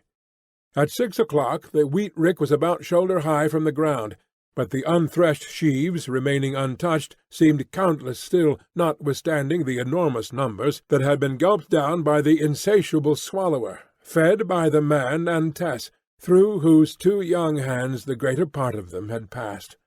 And the immense stack of straw where in the morning there had been nothing appeared as the faeces of the same buzzing red glutton. From the west sky, in a wrathful shine, all that wild March could afford in the way of sunset, had burst forth after a cloudy day, flooding the tired and sticky faces of the threshers, and dyeing them with a coppery light, as also the flapping garments of the women, which clung to them like dull flames. A panting ache ran through the rick. The man who fed was weary, and Tess could see that the red nape of his neck was encrusted with dirt and husks. She still stood at her post, her flushed and perspiring face coated with the corn-dust, and her white bonnet embrowned by it. She was the only woman whose place was upon the machine, so as to be shaken bodily by its spinning, and the decrease of the stack now separated her from Marian and Is, and prevented their changing duties with her as they had done. The incessant quivering in which every fibre of her frame participated had thrown her into a stupefied reverie, in which her arms worked on independently of her consciousness. She hardly knew where she was, and did not hear Is Hewitt tell her from below that her hair was tumbling down. By degrees the freshest among them began to grow cadaverous and saucer-eyed. Whenever Tess lifted her head, she beheld always the great up-grown straw stack, with the men in shirt-sleeves upon it, against the grey north sky. In front of it the long red elevator like a Jacob's ladder, on which a perpetual stream of threshed straw ascended, a yellow river running uphill and spouting out on the top of the rick.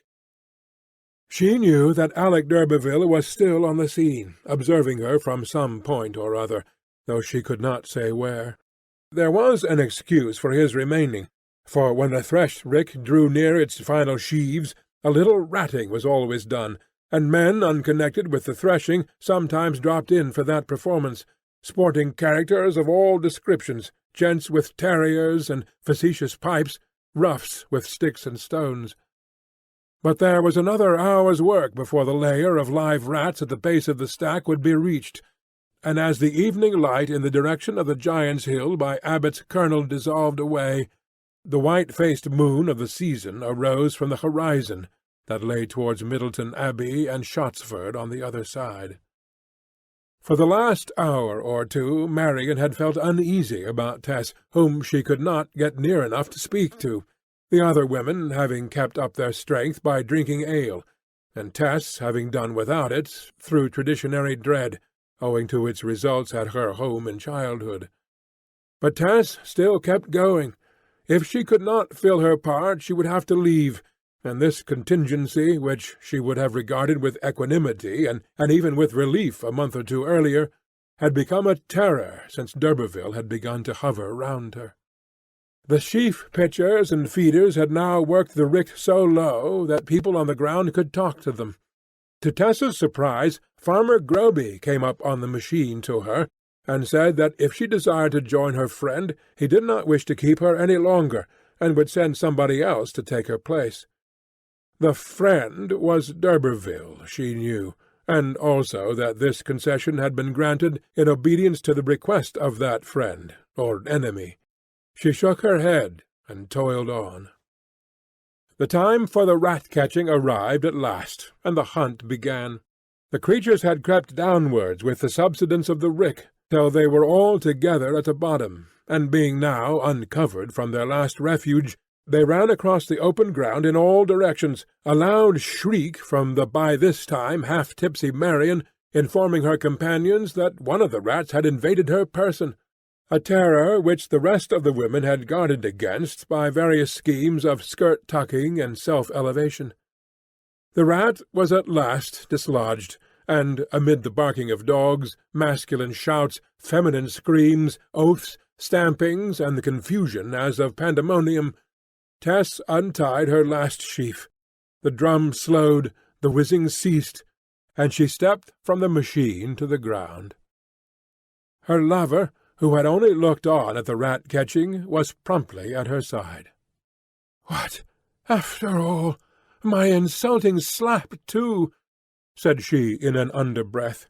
She was so utterly exhausted that she had not strength to speak louder. "I should indeed be foolish to feel offended at anything you say or do," he answered, in the seductive voice of the Trentridge time. "How the little limbs tremble! You are as weak as a bled calf. You know you are, and yet you need have done nothing since I arrived. How could you be so obstinate? However, I have told the farmer that he has no right to employ women at steam-threshing. It is not proper work for them, and on all the better class of farms it has been given up, as he knows very well. I will walk with you as far as your home." "Oh, yes," she answered with a jaded gait. "Walk with me if you will. I do bear in mind that you came to marry me before you knew of my state. Perhaps you are a little better and kinder than I have been thinking you were. Whatever is meant as kindness I am grateful for. Whatever is meant in any other way I am angered at. I cannot sense your meaning sometimes. If I cannot legitimize our former relations, at least I can assist you. And I will do it with much more regard for your feelings than I formerly showed. My religious mania, or whatever it was, is over, but I retain a little good nature. I hope I do. Now, Tess, by all that's tender and strong between man and woman, trust me. I have enough, and more than enough, to put you out of anxiety, both for yourself and your parents and sisters. I can make them all comfortable if you will only show confidence in me. Have you seen them lately?" she quickly inquired. "Yes. They didn't know where you were. It was only by chance that I found you here." The cold moon looked aslant upon Tess's fagged face between the twigs of the garden hedge, as she paused outside the cottage which was her temporary home, d'Urberville pausing beside her. "Don't mention my little brothers and sisters. Don't make me break down quite," she said. "If you want to help them, God knows they need it, do it without telling me. But no, no," she cried, "I will take nothing from you, either for them or for me." he did not accompany her further, since, as she lived with the household, all was public indoors. No sooner had she herself entered, laved herself in a washing-tub, and shared supper with the family, than she fell into thought, and withdrawing to a table under the wall by the light of her own little lamp, wrote, in a passionate mood, "My own husband. Let me call you so. I must, even if it makes you angry to think of such an unworthy wife as I. I must cry to you in my trouble. I have no one else. I am so exposed to temptation, Angel. I fear to say who it is, and I do not like to write about it at all. But I cling to you in a way you cannot think. Can you not come to me now, at once, before anything terrible happens? Oh, I know you cannot, because you are so far away. I think I must die if you do not come soon, or tell me to come to you. The punishment you have measured out to me is deserved. I do know that, well deserved, and you are right and just to be angry with me. But, Angel, please, please, not to be just, only a little kind to me, even if I do not deserve it, and come to me. If you would come, I could die in your arms. I would be well content to do that, if so be you had forgiven me. Angel, I live entirely for you. I love you too much to blame you for going away, and I know it was necessary you should find a farm. Do not think I shall say a word of sting or bitterness. Only come back to me. I am desolate without you, my darling. Oh, so desolate. I do not mind having to work, but if you will send me one little line, and say, I am coming soon, I will bide on, Angel. Oh, so cheerfully. It has been so much my religion ever since we were married to be faithful to you in every thought and look, that even when a man speaks a compliment to me before I am aware, it seems wronging you. Have you never felt one little bit of what you used to feel when we were at the dairy? If you have, how can you keep away from me? I am the same woman, Angel, as you fell in love with. Yes, the very same. Not the one you disliked, but never saw. What was the past to me as soon as I met you? It was a dead thing altogether. I became another woman, filled full of new life from you. How could I be the only one? Why do you not see this? Dear, if you would only be a little more conceited, and believe in yourself so far as to see that you were strong enough to work this change in me, you would perhaps be in a mind to come to me, your poor wife.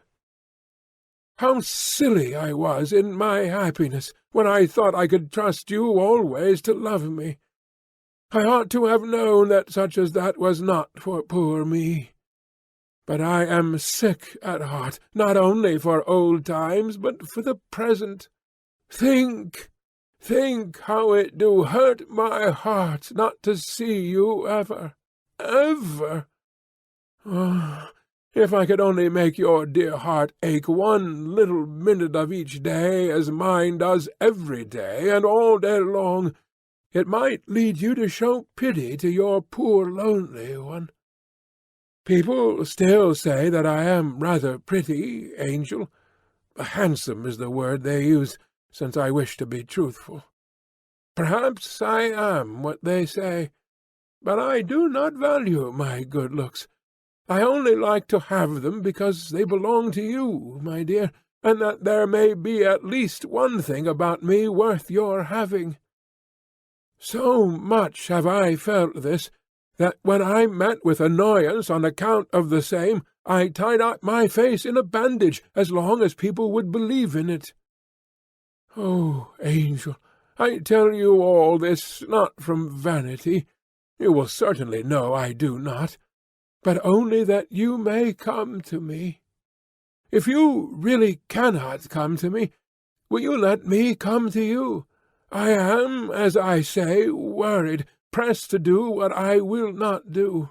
It cannot be that I shall yield 1 inch, yet I am in terror as to what an accident might lead to, and I so defenceless on account of my first error.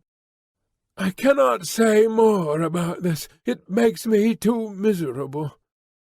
But if I break down by falling into some fearful snare, my last state will be worse than my first. Oh, God, I cannot think of it. Let me come at once, or at once come to me. I would be content, aye, glad to live with you as your servant, if I may not as your wife, so that I could only be near you, and get glimpses of you, and think of you as mine. The daylight has nothing to show me, since you are not here, and I don't like to see the rooks and starlings in the field, because I grieve and grieve to miss you who used to see them with me. I long for only one thing in heaven, or earth, or under the earth, to meet you, my own dear. Come to me, and save me from what threatens me. Your faithful, heart-broken Tess. End of Part 2.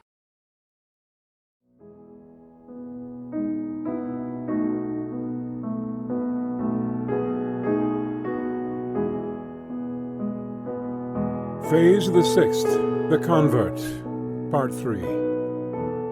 Chapter 49. The appeal duly found its way to the breakfast table of the quiet vicarage to the westward, in that valley where the air is so soft and the soil so rich that the effort of growth requires but superficial aid, by comparison with the tillage at Flintcomb Ash, and where to Tess the human world seemed so different, though it was much the same.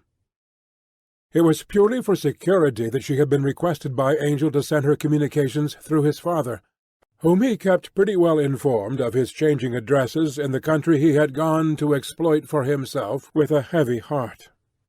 "Now," said old Mr. Clare to his wife when he had read the envelope, "if Angel proposes leaving Rio for a visit home at the end of next month, as he told us that he hoped to do, I think this may hasten his plans, for I believe it to be from his wife." He breathed deeply at the thought of her, and the letter was redirected to be promptly sent on to Angel. "Dear fellow, I hope he will get home safely," murmured Mrs. Clare. "To my dying day I shall feel that he has been ill-used. You should have sent him to Cambridge in spite of his want of faith, and given him the same chance as the other boys had. He would have grown out of it under proper influence, and perhaps would have taken orders after all. Church or no church, it would have been fairer to him." This was the only wail with which Mrs. Clare ever disturbed her husband's peace in respect to their sons, and she did not vent this often, for she was as considerate as she was devout, and knew that his mind too was troubled by doubts as to his justice in this matter. Only too often had she heard him lying awake at night, stifling sighs for Angel with prayers. But the uncompromising evangelical did not even now hold that he would have been justified in giving his son, an unbeliever, the same academic advantages that he had given to the 2 others, when it was possible, if not probable, that those very advantages might have been used to decry the doctrines which he had made it his life's mission and desire to propagate, and the mission of his ordained sons likewise. To put with one hand a pedestal under the feet of the 2 faithful ones, and with the other to exalt the unfaithful by the same artificial means, he deemed to be alike inconsistent with his convictions, his position, and his hopes.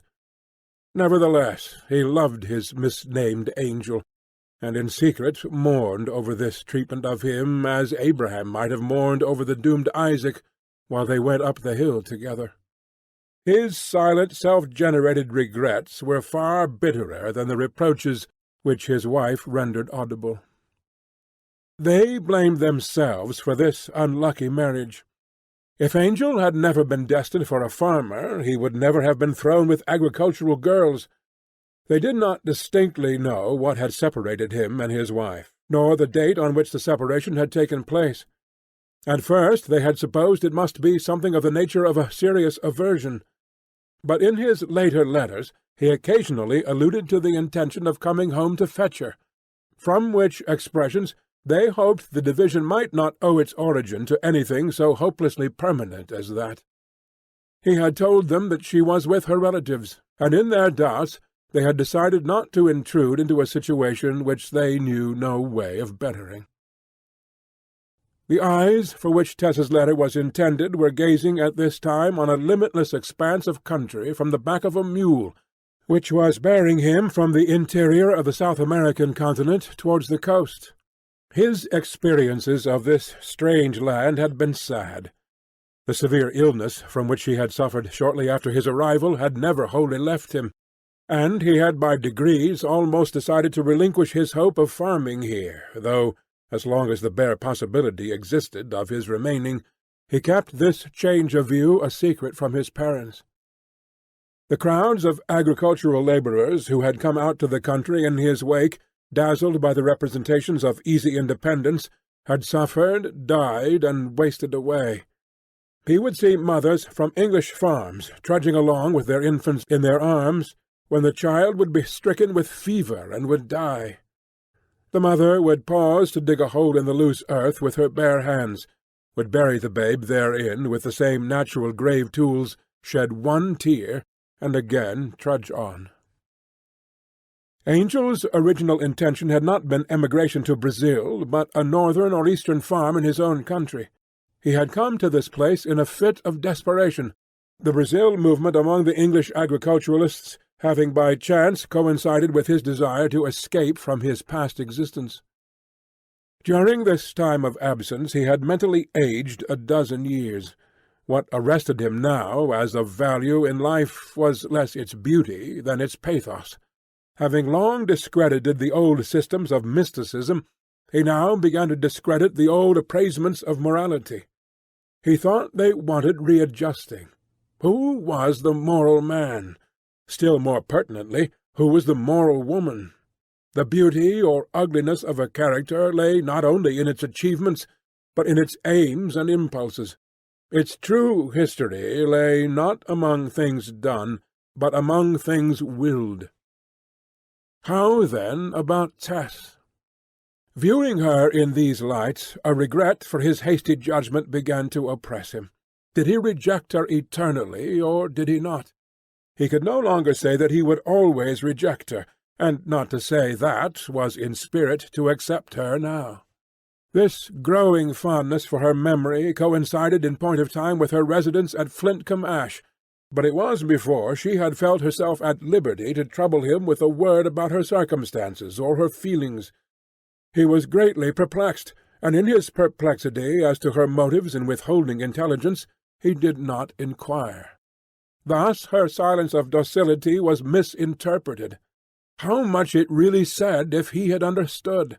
That she adhered with literal exactness to orders which he had given and forgotten.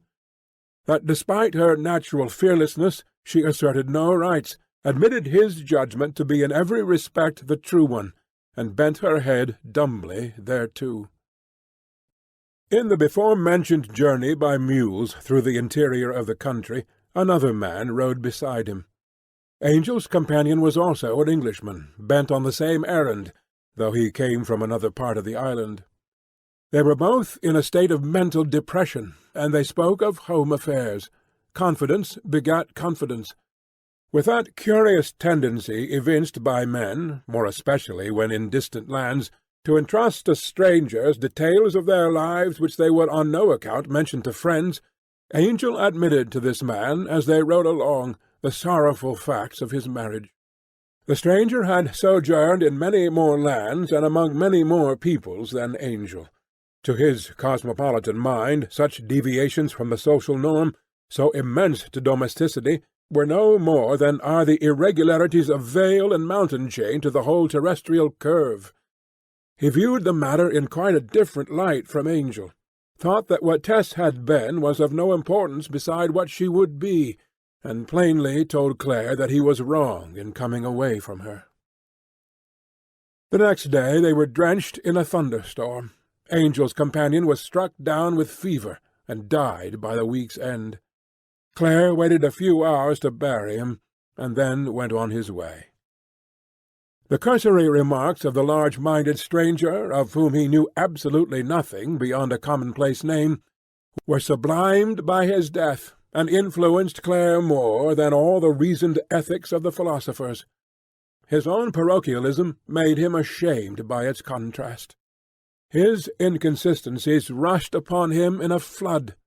He had persistently elevated Hellenic paganism at the expense of Christianity. Yet in that civilization an illegal surrender was not certain disesteem. Surely, then, he might have regarded that abhorrence of the unintact state, which he had inherited with the creed of mysticism, as at least open to correction when the result was due to treachery. A remorse struck into him. The words of Is Hewitt, never quite stilled in his memory, came back to him. He had asked Is if she loved him, and she had replied in the affirmative. Did she love him more than Tess did? No, she had replied. Tess would lay down her life for him, and she herself could do no more. He thought of Tess as she had appeared on the day of the wedding, how her eyes had lingered upon him, how she had hung upon his words as if they were a god's. And during the terrible evening over the hearth, when her simple soul uncovered itself to his, how pitiful her face had looked by the rays of the fire, in her inability to realize that his love and protection could possibly be withdrawn. Thus, from being her critic, he grew to be her advocate. Cynical things he had uttered to himself about her, but no man can be always a cynic and live, and he withdrew them. The mistake of expressing them had arisen from his allowing himself to be influenced by general principles to the disregard of the particular instance. But the reasoning is somewhat musty. Lovers and husbands have gone over the ground before to-day. Claire had been harsh towards her, there is no doubt of it. Men are too often harsh with women they love or have loved, women with men. And yet these harshnesses are tenderness itself, when compared with the universal harshness out of which they grow. The harshness of the position towards the temperament, of the means toward the aims, of to-day towards yesterday, of hereafter towards to-day. The historic interest of her family, that masterful line of d'Urbervilles, whom he had despised as a spent force, touched his sentiments now. Why had he not known the difference between the political value and the imaginative value of these things? In the latter aspect her d'Urberville descent was a fact of great dimensions. Worthless to economics, it was a most useful ingredient to the dreamer, to the moralizer on declines and falls. It was a fact that would soon be forgotten, that bit of distinction in poor Tessa's blood and name, and oblivion would fall upon her hereditary link with the marble monuments and leaded skeletons at Kingsbere. So does time ruthlessly destroy his own romances. In recalling her face again and again, he thought now that he could see therein a flash of the dignity which must have graced her grandes dames. The vision sent that aura through his veins which he had formerly felt, and which left behind it a sense of sickness. Despite her not inviolate past, what still abode in such a woman as Tess outvalued the freshness of her fellows. Was not the gleaming of the grapes of Ephraim better than the vintage of Abiezer?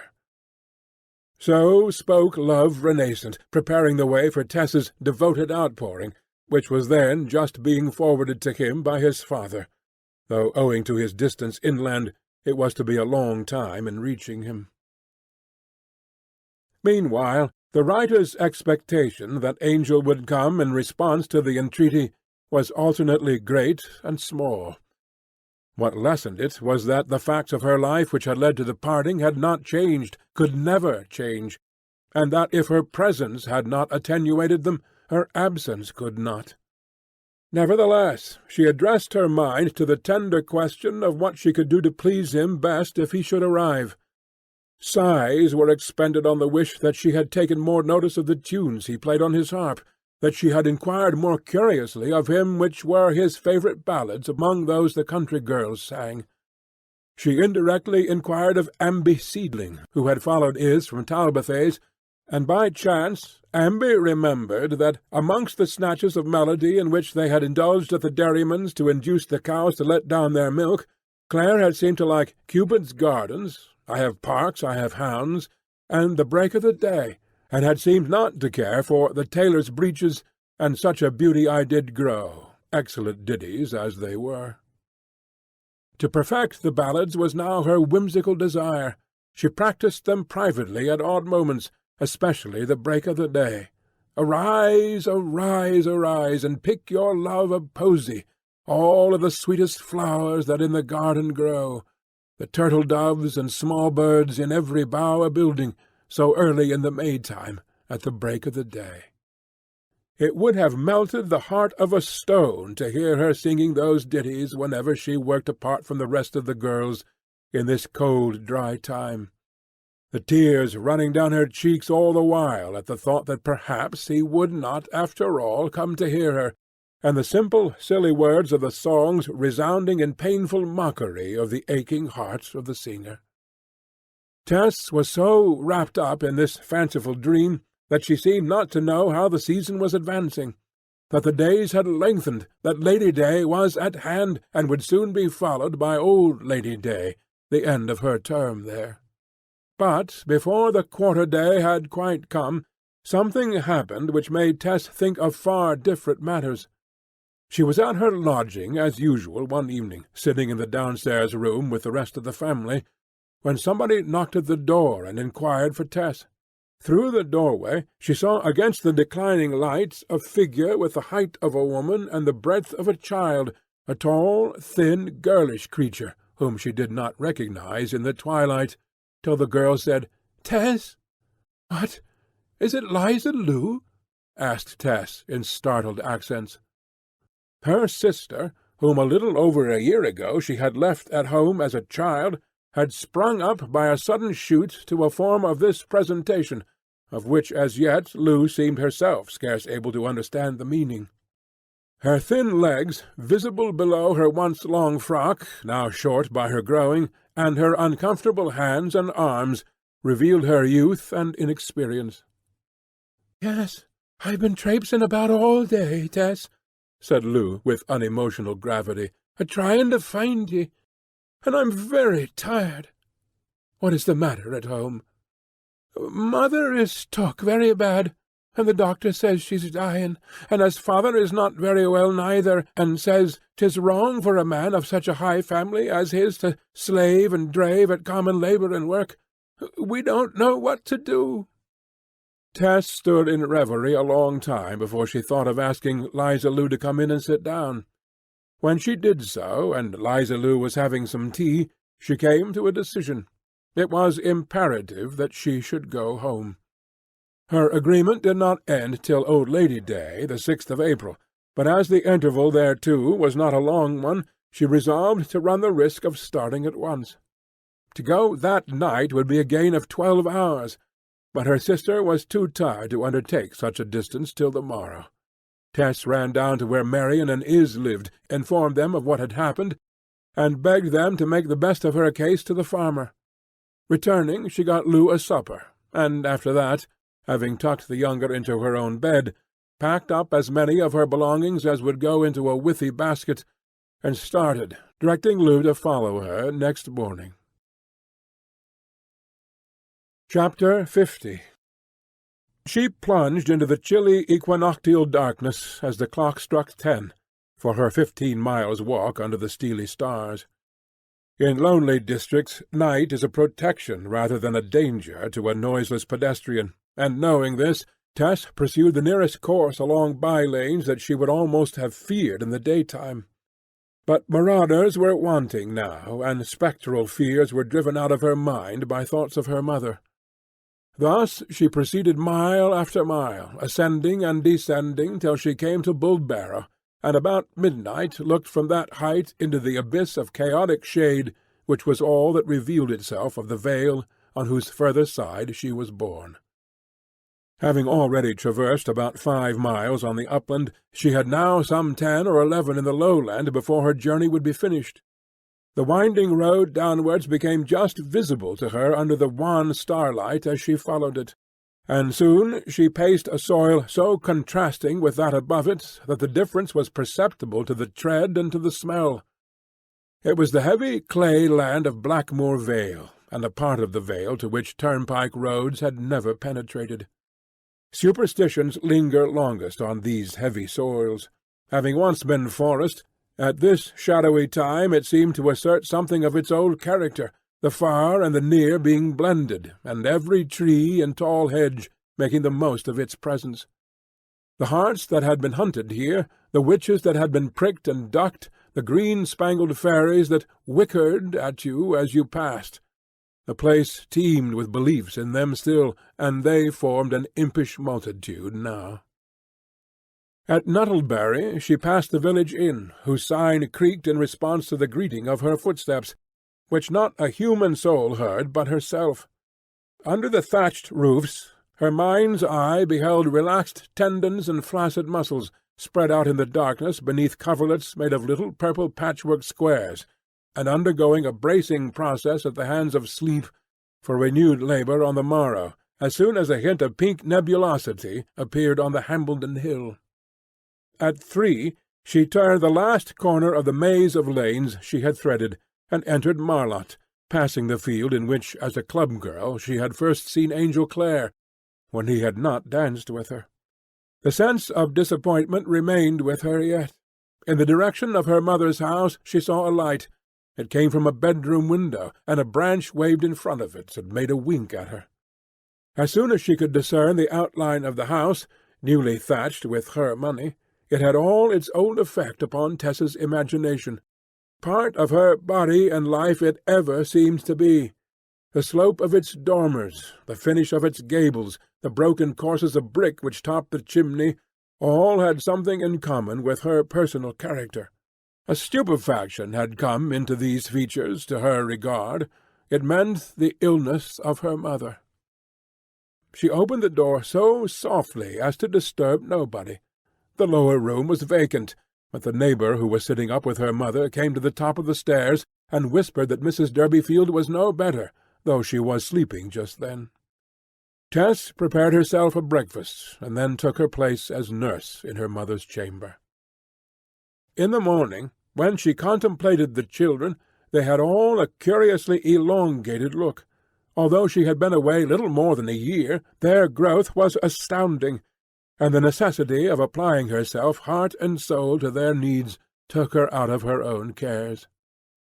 Her father's ill health was the same indefinite kind, and he sat in his chair as usual. But the day after her arrival he was unusually bright. He had a rational scheme for living, and Tess asked him what it was. "I'm thinking of sending round to all the old antiquarians in this part of England," he said, "asking them to subscribe to a fund to maintain me. I'm sure they'd see it as a romantical, artistical, and proper thing to do. They spend lots of money on keeping up old ruins and finding the bones of things and such like, and living remains must be more interesting to 'em still, if they only knowed of me. Would that somebody would go round and tell 'em what there is living among 'em, and they thinking nothing of him. If Parson Tringham, who discovered me, had lived, he'd ha' done it, I'm sure." Tess postponed her arguments on this high project till she had grappled with pressing matters in hand, which seemed little improved by her remittances. When indoor necessities had been eased, she turned her attention to external things. It was now the season for planting and sowing. Many gardens and allotments of the villagers had already received their spring tillage, but the garden and the allotment of the Durbeyfields were behindhand. She found, to her dismay, that this was owing to their having eaten all the seed potatoes, that last lapse of the improvident. At the earliest moment she obtained what others she could procure, and in a few days her father was well enough to see to the garden, under Tess's persuasive efforts, while she herself undertook the allotment plot, which they had rented in a field a couple of 100 yards out of the village. She liked doing it after the confinement of the sick-chamber, where she was not now required by reason of her mother's improvement. Violent motion relieved thought. The plot of ground was in a high, dry, open enclosure, where there were 40 or 50 such pieces, and where labour was at its briskest, when the hired labour of the day had ended. Digging began usually at 6 o'clock, and extended indefinitely into the dusk or moonlight. Just now heaps of dead weeds and refuse were burning on many of the plots, the dry weather favouring their combustion. One fine day Tess and Liza Lu worked on here with their neighbours, till the last rays of the sun smote flat upon the white pegs that divided the plots. As soon as twilight succeeded to sunset, the flare of the couch-grass and the cabbage-stalk fires began to light up the allotments fitfully, their outlines appearing and disappearing under the dense smoke as wafted by the wind. When a fire glowed, banks of smoke blown level along the ground would themselves become illuminated to an opaque lustre, screening the workpeople from one another, and the meaning of the pillar of a cloud, which was a wall by day and a light by night, could be understood. As evening thickened, some of the gardening men and women gave over for the night, but the greater number remained to get their planting done, Tess being among them, though she sent her sister home. It was on one of the couch-burning plots that she laboured with her fork, its 4 shining prongs resounding against the stones and dry clods in little clicks. Sometimes she was completely involved in the smoke of her fire. Then it would leave her figure free, irradiated by the brassy glare from the heap. She was oddly dressed to-night, and presented a somewhat staring aspect, her attire being a gown bleached by many washings, with a short black jacket over it, the effect of the whole being that of a wedding and funeral guest in one. The women further back wore white aprons, which, with their pale faces, were all that could be seen of them in the gloom, except when at moments they caught a flash from the flames. Westward the wiry boughs of the bare thorn hedge which formed the boundary of the field rose against the pale opalescence of the lower sky. Above, Jupiter hung like a full-blown jonquil, so bright as almost to throw a shade. A few small nondescript stars were appearing elsewhere. In the distance a dog barked, and wheels occasionally rattled along the dry road. Still the prongs continued to click assiduously, for it was not late, and though the air was fresh and keen, there was a whisper of spring in it that cheered the workers on. Something in the place, the hours, the crackling fires, the fantastic mysteries of light and shade, made others as well as Tess enjoy being there. Nightfall, which in the frost of winter comes as a fiend and in the warmth of summer as a lover, came as a tranquilizer on this March day. Nobody looked at his or her companions. The eyes of all were on the soil, as its turned surface was revealed by the fires. Hence, as Tess stirred the clods and sang her foolish little songs with scarce now a hope that Clare would ever hear them, she did not for a long time notice the person who had worked nearest to her, a man in a long smock frock, who, she found, was forking the same plot as herself, and whom she supposed her father had sent there to advance the work. She became more conscious of him when the direction of his digging brought him closer. Sometimes the smoke divided them, then it swerved, and the two were visible to each other, but divided from all the rest. Tess did not speak to her fellow worker, nor did he speak to her. Nor did she think of him further than to recollect that he had not been there when it was broad daylight, and that she did not know him as any one of the Marlet labourers, which was no wonder, her absences having been so long and frequent of late years. By and by he dug so close to her that the fire-beams were reflected as distinctly from the steel prongs of his fork as from her own. On going up to the fire to throw a pitch of dead weeds upon it, she found that he did the same on the other side. The fire flared up, and she beheld the face of d'Urberville. The unexpectedness of his presence, the grotesqueness of his appearance in a gathered smock frock, such as was now worn only by the most old-fashioned of the labourers, had a ghastly comicality that chilled her as to its bearing. D'Urberville emitted a low, long laugh. "If I were inclined to joke, I should say, 'How much this seems like paradise,'" he remarked, whimsically, looking at her with an inclined head. "What do you say?" she weakly asked. "A jester might say that this is just like paradise. You are Eve, and I am the old other one, come to tempt you in the disguise of an inferior animal. I used to be quite up in that scene of Milton's when I was theological. Some of it goes, 'Empress, the way is ready, and not long, beyond a row of myrtles. If thou accept my conduct, I can bring thee thither soon.' 'Lead, then,' said Eve. And so on. My dear Tess, I am only putting this to you as a thing that you might have supposed or said quite untruly, because you think so badly of me. I never said you were Satan, or thought it. I didn't think of you in that way at all. My thoughts of you are quite cold, except when you affront me. What? Did you come digging here entirely because of me? Entirely. To see you, nothing more. The smock frock which I saw hanging for sale as I came along was an afterthought, that I mightn't be noticed. I come to protest against your working like this. But I like doing it. It is for my father. Your engagement at the other place is ended? Yes. Where are you going to next? To join your dear husband? She could not bear the humiliating reminder. Oh, I don't know, she said bitterly. I have no husband. It is quite true, in the sense you mean. But you have a friend, and I have determined that you shall be comfortable in spite of yourself. When you get down to your house, you will see what I have sent there for you.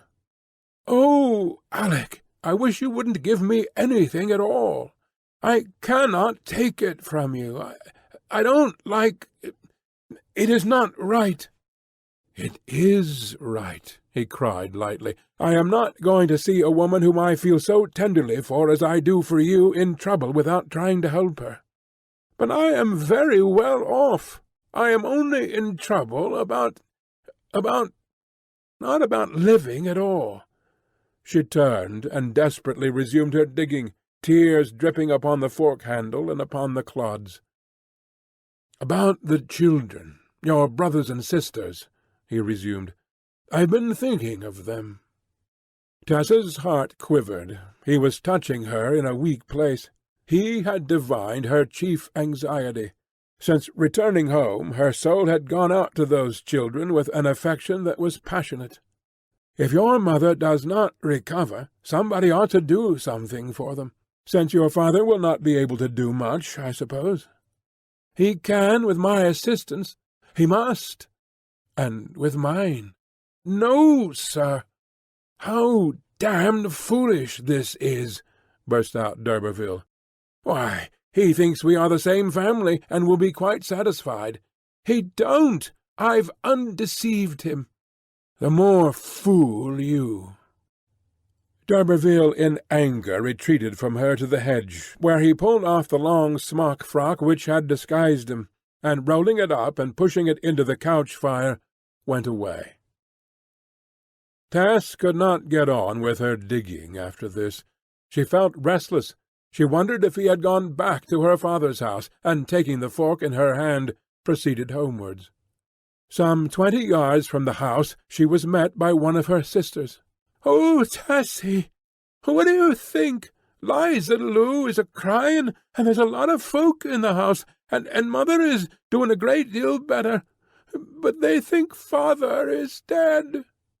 The child realized the grandeur of the news, but not as yet its sadness, and stood looking at Tess with round-eyed importance, till, beholding the effect produced upon her, she said, "What, Tess, shan't we talk to father never no more?" "But father was only a little bit ill," exclaimed Tess distractedly. Liza Lu came up. "He dropped down just now, and the doctor who was there for Mother said there was no chance for him, because his heart was growed in." Yes, the Derby Field couple had changed places. The dying one was out of danger, and the indisposed one was dead. The news meant even more than it sounded. Her father's life had a value apart from his personal achievements, or perhaps it would not have had much. It was the last of the 3 lives for whose duration the house and premises were held under a lease, and it had long been coveted by a tenant farmer for his regular labourers, who were stinted in cottage accommodation. Moreover, leviers were disapproved of in villages almost as much as little freeholders, because of their independence of manner, and when a lease determined, it was never renewed. Thus the Derbyfields, once d'Urbervilles, saw descending upon them the destiny which, no doubt, when they were among the Olympians of the county, they had caused to descend many a time, and severely enough, upon the heads of such landless ones as they themselves were now. So do flux and reflux, the rhythm of change, alternate and persist in everything under the sky. End of Part 3.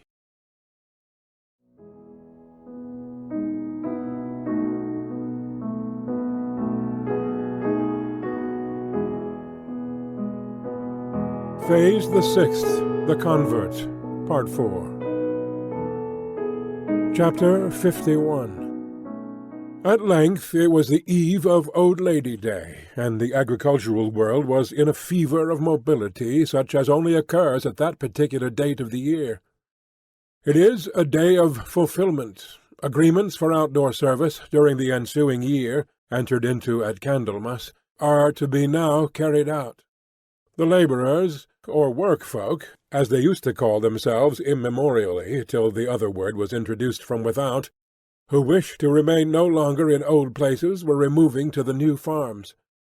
These annual migrations from farm to farm were on the increase here. When Tess's mother was a child, the majority of the field folk about Marlett had remained all their lives on one farm, which had been the home also of their fathers and grandfathers. But latterly the desire for yearly removal had risen to a high pitch. With the younger families it was a pleasant excitement which might possibly be an advantage. The Egypt of one family was the land of promise to the family who saw it from a distance, till by residence there it became in turn their Egypt also, and so they changed and changed.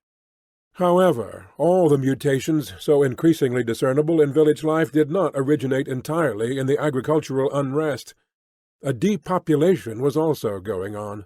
The village had formerly contained, side by side with the agricultural labourers, an interesting and better informed class, ranking distinctly above the former, the class to which Tess's father and mother had belonged, and including the carpenter, the smith, the shoemaker, the huckster, together with nondescript workers other than farm labourers, a set of people who owed a certain stability of aim and conduct to the fact of their being life-holders like Tess's father, or copyholders, or, occasionally, small freeholders.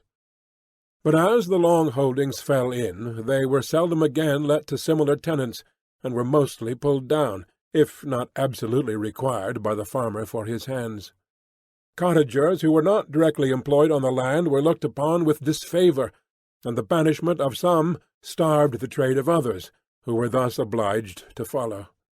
These families, who had formed the backbone of the village life in the past, who were the depositories of the village traditions, had to seek refuge in the large centres, the process, humorously designated by statisticians as the tendency of the rural population towards the large towns, being really the tendency of water to flow uphill when forced by machinery. The cottage accommodation at Marlett having been in this manner considerably curtailed by demolitions, every house which remained standing was required by the agriculturalist for his workpeople. Ever since the occurrence of the event which had cast such a shadow over Tess's life, the Derbyfield family, whose descent was not credited, had been tacitly looked on as one which would have to go when their lease ended, if only in the interests of morality. It was indeed quite true that the household had not been shining examples either of temperance, soberness, or chastity. The father and even the mother had got drunk at times, the younger children seldom had gone to church, and the eldest daughter had made queer unions. By some means the village had to be kept pure, so on this, the first Lady Day on which the Derbyfields were expellable, the house, being roomy, was required for a carter with a large family, and Widow Joan, her daughters Tess and Liza Lou, the boy Abraham, and the younger children had to go elsewhere. On the evening preceding their removal it was getting dark betimes by reason of a drizzling rain which blurred the sky. As it was the last night they would spend in the village which had been their home and birthplace, Mrs. Derbyfield, Liza Lou, and Abraham had gone out to bid some friends good-bye, and Tess was keeping house till they should return. She was kneeling in the window-bench, her face close to the casement, where an outer pane of rain-water was sliding down the inner pane of glass. Her eyes rested on the web of a spider, probably starved long ago, which had been mistakenly placed in a corner where no flies ever came, and shivered in the slight draught through the casement. Tess was reflecting on the position of the household in which she perceived her own evil influence. Had she not come, her mother and the children might probably have been allowed to stay on as weekly tenants, but she had been observed almost immediately on her return by some people of scrupulous character and great influence. They had seen her idling in the churchyard, restoring as well as she could with a little trowel a baby's obliterated grave. By this means they had found that she was living here again. Her mother was scolded for harbouring her. Sharp retorts had ensued from Joan, who had independently offered to leave at once. She had been taken at her word, and here was the result. "I ought never to have come home," said Tess to herself bitterly.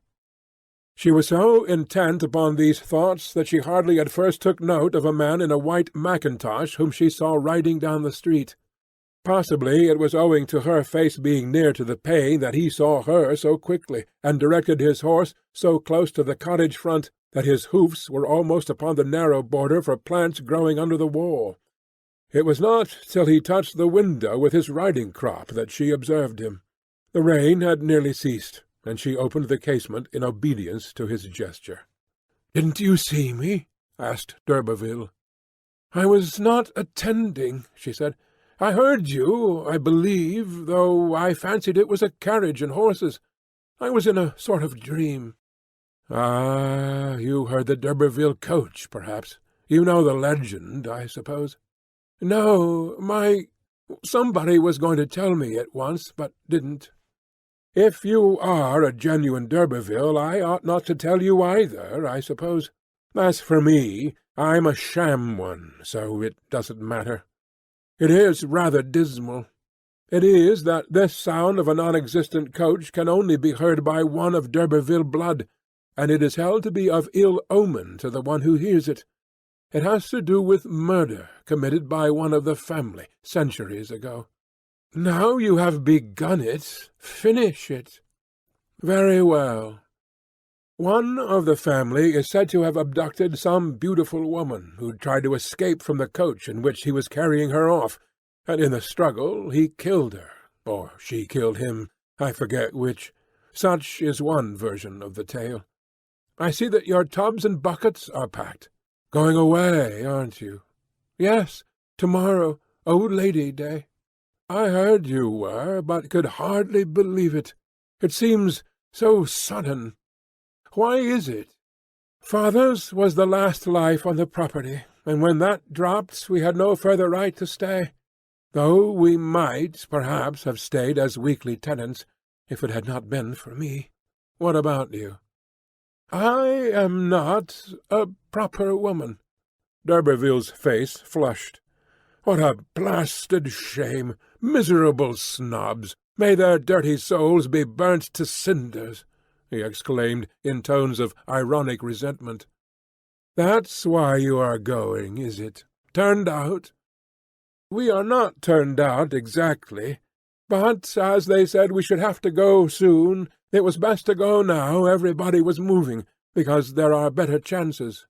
Where are you going to?" "Kingsbere. We have taken rooms there. Mother is so foolish about father's people that she will go there." "But your mother's family are not fit for lodgings, and in a little hole of a town like that. Now, why not come to my garden-house at Trentridge? There are hardly any poultry now, since my mother's death, but there's the house, as you know it, and the garden. It can be whitewashed in a day, and your mother can live there quite comfortably. Then I will put the children to a good school. Really, I ought to do something for you." "But we have already taken the rooms at Kingsbere," she declared, "and we can wait there." "Wait? What for? For that nice husband, no doubt. Now, look here, Tess, I know what men are, and bearing in mind the grounds of your separation, I am quite positive he will never make it up with you. Now, though I have been your enemy, I am your friend, even if you won't believe it. Come to this cottage of mine. We'll get up a regular colony of fowls, and your mother can attend to them excellently, and the children can go to school." Tess breathed more and more quickly, and at length she said, "How do I know that you would do all this? Your views may change, and then we should my mother would be homeless again. Oh, no, I would guarantee you against such as that in writing, if necessary. Think it over." Tess shook her head, but d'Urberville persisted. She had seldom seen him so determined. He would not take a negative. "Please, just tell your mother," he said, in emphatic tones. "It is her business to judge, not yours. I shall get the house swept out and whitened tomorrow morning, and fires lit, and it will be dry by the evening, so that you can come straight there. Now, mind, I shall expect you." Tess again shook her head, her throat swelling with complicated emotion. She could not look up at d'Urberville. "I owe you something for the past, you know," he resumed, "and you cured me, too, of that craze. So I am glad. I would rather you had kept the craze, so that you had kept the practice which went with it. I am glad of this opportunity of repaying you a little. Tomorrow I shall expect to hear your mother's goods unloading. Give me your hand on it now, dear, beautiful Tess." With the last sentence he had dropped his voice to a murmur, and put his hand in at the half-open casement. With stormy eyes she pulled the stay-bar quickly, and in doing so caught his arm between the casement and the stone mullion. "Damnation! You are very cruel," he said, snatching out his arm. No, I know you didn't do it on purpose. Well, I shall expect you, or your mother and children, at least." "I shall not come. I have plenty of money," she cried. "Where?" "At my father-in-law's, if I ask for it." "If you ask for it. But you won't, Tess. I know you. You will never ask for it. You'll starve first." With these words he rode off. Just at the corner of the street he met the man with the paint-pot, who asked him if he had deserted the brethren. "You go to the devil," said d'Urberville. Tess remained where she was a long while, till a sudden rebellious sense of injustice caused the region of her eyes to swell with the rush of hot tears thither. Her husband, Angel Clare himself, had, like others, dealt out hard measure to her. Surely he had. She had never before admitted such a thought. But he had, surely. Never in her life, she could swear it from the bottom of her soul, had she ever intended to do wrong, yet these hard judgments had come. Whatever her sins, they were not sins of intention, but of inadvertence, and why should she have been punished so persistently? She passionately seized the first piece of paper that came to hand, and scribbled the following lines. "Oh, why have you treated me so monstrously, Angel? I do not deserve it. I have thought it all over carefully, and I can never, never forgive you. You know that I did not intend to wrong you. Why have you so wronged me? You are cruel, cruel, cruel indeed. I will try to forget you.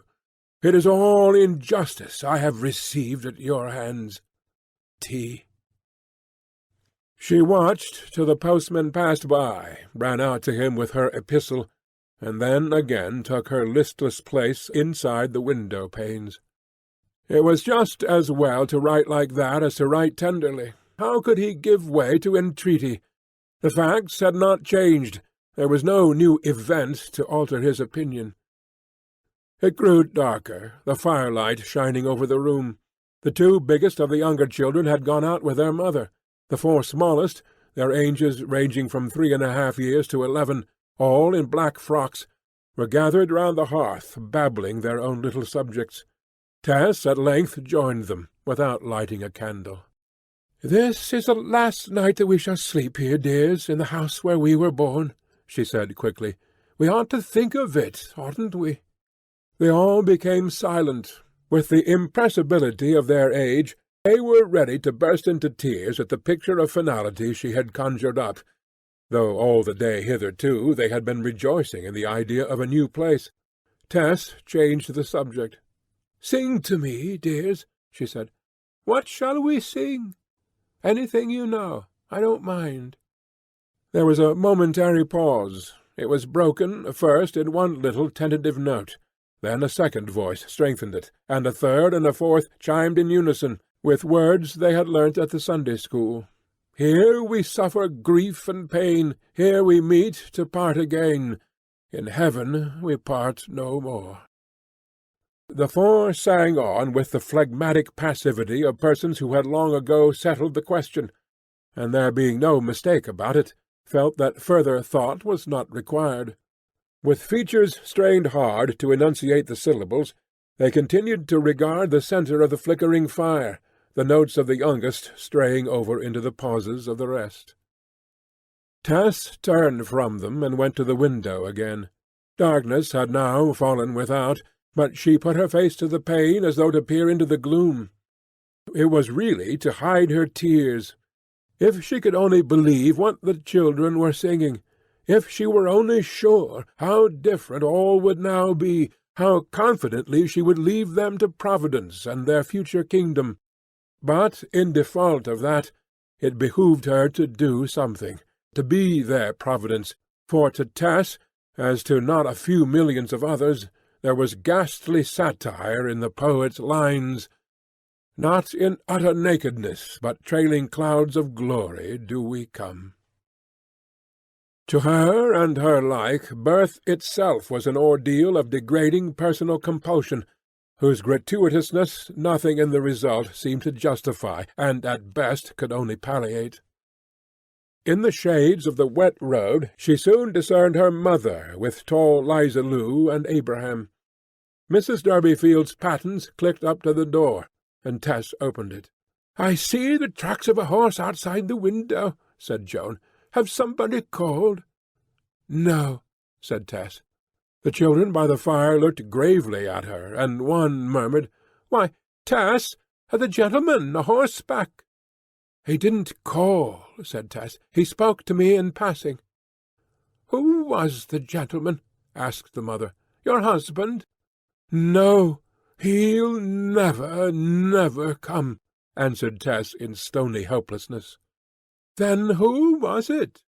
"Oh, you needn't ask. You've seen him before, and so have I." "Ah, what did he say?" said Joan curiously. "I will tell you when we are settled in our lodging at Kingsbere to-morrow, every word." It was not her husband, she had said, yet a consciousness that in a physical sense this man alone was her husband seemed to weigh on her more and more. Chapter 52. During the small hours of the next morning, while it was still dark, dwellers near the highways were conscious of a disturbance of their night's rest by rumbling noises, intermittently continuing till daylight, Noises as certain to recur in this particular first week of the month as the voice of the cuckoo in the third week of the same. They were the preliminaries of the general removal, the passing of the empty wagons and teams to fetch the goods of the migrating families, for it was always by the vehicle of the farmer who required his services that the hired man was conveyed to his destination. That this might be accomplished within the day was the explanation of the reverberation occurring so soon after midnight, the aim of the carters being to reach the door of the outgoing households by 6 o'clock, when the loading of their movables at once began. But to Tess and her mother's household no such anxious farmer sent his team. They were only women, they were not regular labourers, they were not particularly required anywhere. Hence they had to hire a wagon at their own expense, and got nothing sent gratuitously. It was a relief to Tess, when she looked out of the window that morning, to find that though the weather was windy and lowering, it did not rain, and that the wagon had come. A wet Lady Day was a spectre which removing families never forgot. Damp furniture, damp bedding, damp clothing accompanied it, and left a train of ills. Her mother, Liza Lu, and Abraham were also awake, but the younger children were let sleep on. The four breakfasted by the thin light, and the house ridding was taken in hand. It proceeded with some cheerfulness, a friendly neighbour or two assisting. When the large articles of furniture had been packed in position, a circular nest was made of the beds and bedding, in which Joan Durbeyfield and the younger children were to sit through the journey. After loading there was a long delay before the horses were brought, these having been unharnessed during the ridding. But at length, about 2 o'clock, the whole was under way, the cooking-pot swinging from the axle of the wagon, Mrs. Durbeyfield and the family at the top, the matron having in her lap, to prevent injury to its works, the head of the clock, which, at any exceptional lurch of the wagon, struck 1 or 1.5 in hurt tones. Tess and the next eldest girl walked alongside till they were out of the village. They had called on a few neighbours that morning and the previous evening, and some came to see them off, all wishing them well, though in their secret hearts hardly expecting welfare possible to such a family, harmless as the Durbeyfields were to all except themselves. Soon the equipage began to ascend to higher ground, and the wind grew keener with the change of level and soil. The day being the 6th of April, the Durbeyfield wagon met many other wagons with families on the summit of the load, which was built on a well-nigh unvarying principle, as peculiar, probably, to the rural labourer as the hexagon to the bee. The groundwork of the arrangement was the family dresser, which, with its shining handles and finger marks and domestic evidences thick upon it, stood importantly in front, over the tails of the shaft-horses, in its erect and natural position, like some Ark of the Covenant that they were bound to carry reverently. Some of the households were lively, some mournful. Some were stopping at the doors of wayside inns, where, in due time, the Durbeyfield menagerie also drew up to bait horses and refresh the travellers. During the halt, Tess's eyes fell upon a 3-pint blue mug, which was ascending and descending through the air to and from the feminine section of a household, sitting on the summit of a load that had also drawn up at a little distance from the same inn. She followed one of the mug's journeys upward, and perceived it to be clasped by hands whose owners she well knew.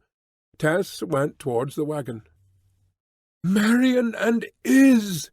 she cried to the girls, for it was they, sitting with the moving family at whose house they had lodged. "Are you house-ridding to-day like everybody else?" They were, they said. It had been too rough a life for them at Flintcomb Ash, and they had come away almost without notice, leaving Groby to prosecute them if he chose. They told Tess their destination, and Tess told them hers. Marian leant over the load and lowered her voice. "Do you know that gentleman who follows ye? You guess who I mean. Came to ask for ye at Flintcomb after you had gone. We didn't tell him where you was, knowing you wouldn't wish to see him." "Ah, but I did see him," Tess murmured. "He found me." "And do he know where you be going?" "I think so." "Husband come back?" "No." She bade her acquaintance good-bye, for the respective carters had now come out from the inn, and the two wagons resumed their journey in opposite directions. The vehicle whereon sat Marian is, and the ploughman's family with whom they had thrown in their lot, being brightly painted and drawn by 3 powerful horses with shining brass ornaments on their harness, while the wagon on which Mrs. Durbeyfield and her family rode was a creaking erection that would scarcely bear the weight of a superincumbent load, one which had known no paint since it was made, and drawn by 2 horses only. The contrast well marked the difference between being fetched by a thriving farmer and conveying oneself whither no hirer waited one's coming. The distance was great, too great for a day's journey, and it was with the utmost difficulty that the horses performed it. Though they had started so early, it was quite late in the afternoon when they turned the flank of an eminence which formed part of the upland called Greenhill. While the horses stood to stale and breathe themselves, Tess looked around. Under the hill, and just ahead of them, was the half-dead townlet of their pilgrimage, Kingsbere, where lay those ancestors of whom her father had spoken and sung to painfulness. Kingsbere, the spot of all spots in the world which could be considered the d'Urbervilles' home, since they had resided there for full 500 years. A man could be seen advancing from the outskirts towards them, and when he beheld the nature of their waggon load, he quickened his steps. "You be the woman they call Mrs. Durbeyfield, I reckon," he said to Tess's mother, who had descended to walk the remainder of the way. She nodded. "Though widow of the late Sir John d'Urberville, poor nobleman, if I cared for my rights, and returning to the domain of his forefathers." "Oh! Well, I know nothing about that. But if you be Mrs. Durbeyfield, I am sent to tell ye that the rooms you wanted be let. We didn't know that you was coming till we got your letter this morning, when 'twas too late. But no doubt you can get other lodgings somewhere." The man had noticed the face of Tess, which had become ash-pale at his intelligence. Her mother looked hopelessly at fault. "What shall we do now, Tess?" she said bitterly. "Here's a welcome to your ancestors' lands. However, let's try further." They moved on into the town, and tried with all their might, Tess remaining with the waggon to take care of the children, whilst her mother and Liza Lu made inquiries. At the last return of Joan to the vehicle, an hour later, when her search for a combination had still been fruitless, the driver of the waggon said the goods must be unloaded, as the horses were half dead, and he was bound to return part of the way at least that night. "Very well, unload it here," said Joan recklessly. "I'll get shelter somewhere." The waggon had drawn up under the churchyard wall, in a spot screened from view, and the driver, nothing loth, soon hauled down the poor heap of household goods. This done, she paid him, reducing herself to almost her last shilling thereby, and he moved off and left them, only too glad to get out of further dealings with such a family. It was a dry night, and he guessed that they would come to no harm. Tess gazed desperately at the pile of furniture. The cold sunlight of this spring evening peered invidiously upon the crocks and kettles, upon the bunches of dried herbs shivering in the breeze, upon the brass handles of the dresser, upon the wicker cradle they had all been rocked in, and upon the well-rubbed clock-case, all of which gave out the reproachful gleam of indoor articles, abandoned to the vicissitudes of a ruthless exposure for which they were never made. Round about were deparked hills and slopes, now cut up into little paddocks, and the green foundations that showed where the d'Urberville mansion once had stood. Also an outlying stretch of Egdon Heath that had always belonged to the estate. Hard by, the aisle of the church called d'Urberville Aisle looked on imperturbably. "Isn't your family vault your own freehold?" said Tess's mother, as she returned from a reconnoitre of the church and graveyard. "Why, of course 'tis, and that's where we will camp, girls, till the place of your ancestors finds us a roof. Now, Tess and Liza and Abraham, you help me. We'll make a nest for these children, and then we'll have another look round." Tess listlessly lent a hand, and in a quarter of an hour the old four-post bedstead was dissociated from the heap of goods, and erected under the south wall of the church, the part of the building known as the d'Urberville aisle, beneath which the huge vaults lay. Over the tester of the bedstead was a beautiful traceried window, of many lights, its date being the 15th century. It was called the d'Urberville window, and in the upper part could be discerned heraldic emblems like those on D'Urberville's old seal and spoon. Joan drew the curtains round the bed so as to make an excellent tent of it, and put the smaller children inside. "If it comes to the worst, we can sleep there too for one night," she said. "But let us try further on, and get something for the dears to eat." "Oh, Tess! What's the use of your playing at marrying gentlemen, if it leaves us like this?" Accompanied by Liza Lu and the boy, she again ascended the little lane which secluded the church from the townlet. As soon as they got into the street, they beheld a man on horseback gazing up and down. "Ah, I'm looking for you," he said, riding up to them. "This is indeed a family gathering on the historic spot." It was Alec d'Urberville. "Where is Tess?" he asked. Personally, Joan had no liking for Alec. She cursorily signified the direction of the church, and went on, d'Urberville saying that he would see them again, in case they should be still unsuccessful in their search for shelter, of which he had just heard. When they were gone, d'Urberville rode to the inn, and shortly after came out on foot. In the interim, Tess, left with the children inside the bedstead, remained talking with them a while, till, seeing that no more could be done to make them comfortable just then, she walked about the churchyard, now beginning to be embrowned by the shades of nightfall. The door of the church was unfastened, and she entered it for the first time in her life. Within the window under which the bedstead stood were the tombs of the family, covering in their dates several centuries. They were canopied, altar-shaped, and plain, their carvings being defaced and broken, their brasses torn from the matrices, the rivet-holes remaining like martin-holes in a sand-cliff. Of all the reminders that she had ever received that her people were socially extinct, there was none so forcible as this spoliation. She drew near to a dark stone on which was inscribed, "Ostium sepulchri antiquae familiae d'Urberville." Tess did not read Church Latin like a cardinal, but she knew that this was the door of their ancestral sepulchre, and that the tall knights of whom her father had chanted in his cups lay inside. She musingly turned to withdraw, passing near an altar tomb, the oldest of them all, on which was a recumbent figure. In the dusk she had not noticed it before, and would hardly have noticed it now but for an odd fancy that the effigy moved. As soon as she drew close to it, she discovered all in a moment that the figure was a living person, and the shock to her sense of not having been alone was so violent that she was quite overcome, and sank down nigh to fainting, not, however, till she had recognized Alec d'Urberville in the form.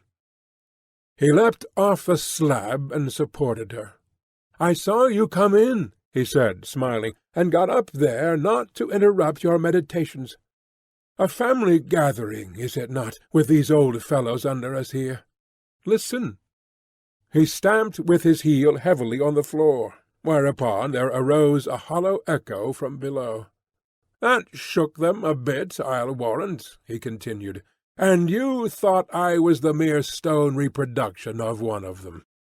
But no, the old order changeth. The little finger of the sham d'Urberville can do more for you than the whole dynasty of the real underneath. Now, command me. What shall I do?" "Go away," she murmured. "I will. I'll look for your mother," said he blandly. But in passing her he whispered, "Mind this, you'll be civil yet." When he was gone, she bent down upon the entrance to the vault, and said, "Why am I on the wrong side of this door?" In the meantime, Marian and Is Hewitt had journeyed onward with the chattels of the ploughmen in the direction of their land of Canaan, the Egypt of some other family who had left it only that morning. But the girls did not for a long time think of where they were going. Their talk was of Angel Clare and Tess's persistent lover, whose connection with her previous history they had partly heard and partly guessed ere this. "'Tisn't as though she had never known him afore," said Marian. "His having won her once makes all the difference in the world. 'Twould be 1,000 pities if he were to toll her away again.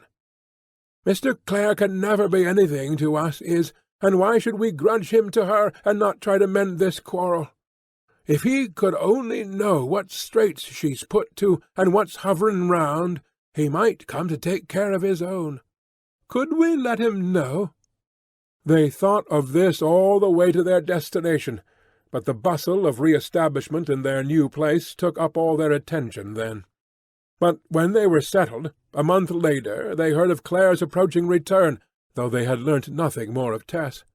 Upon that, agitated anew by their attachment to him, yet honourably disposed to her, Marian uncorked the penny ink bottle they shared, and a few lines were concocted between the two girls. "Honoured sir, look to your wife, if you do love her as much as she do love you, for she is sore put to by an enemy in the shape of a friend. Sir, there is one near her who ought to be away. A woman should not be tried beyond her strength, and continual dropping will wear away a stone, aye, more, a diamond. From two well-wishers." This was addressed to Angel Clare at the only place they had ever heard him to be connected with, Emminster Vicarage, after which they continued in a mood of emotional exultation at their generosity, which made them sing in hysterical snatches and weep at the same time. End of Phase the 6th.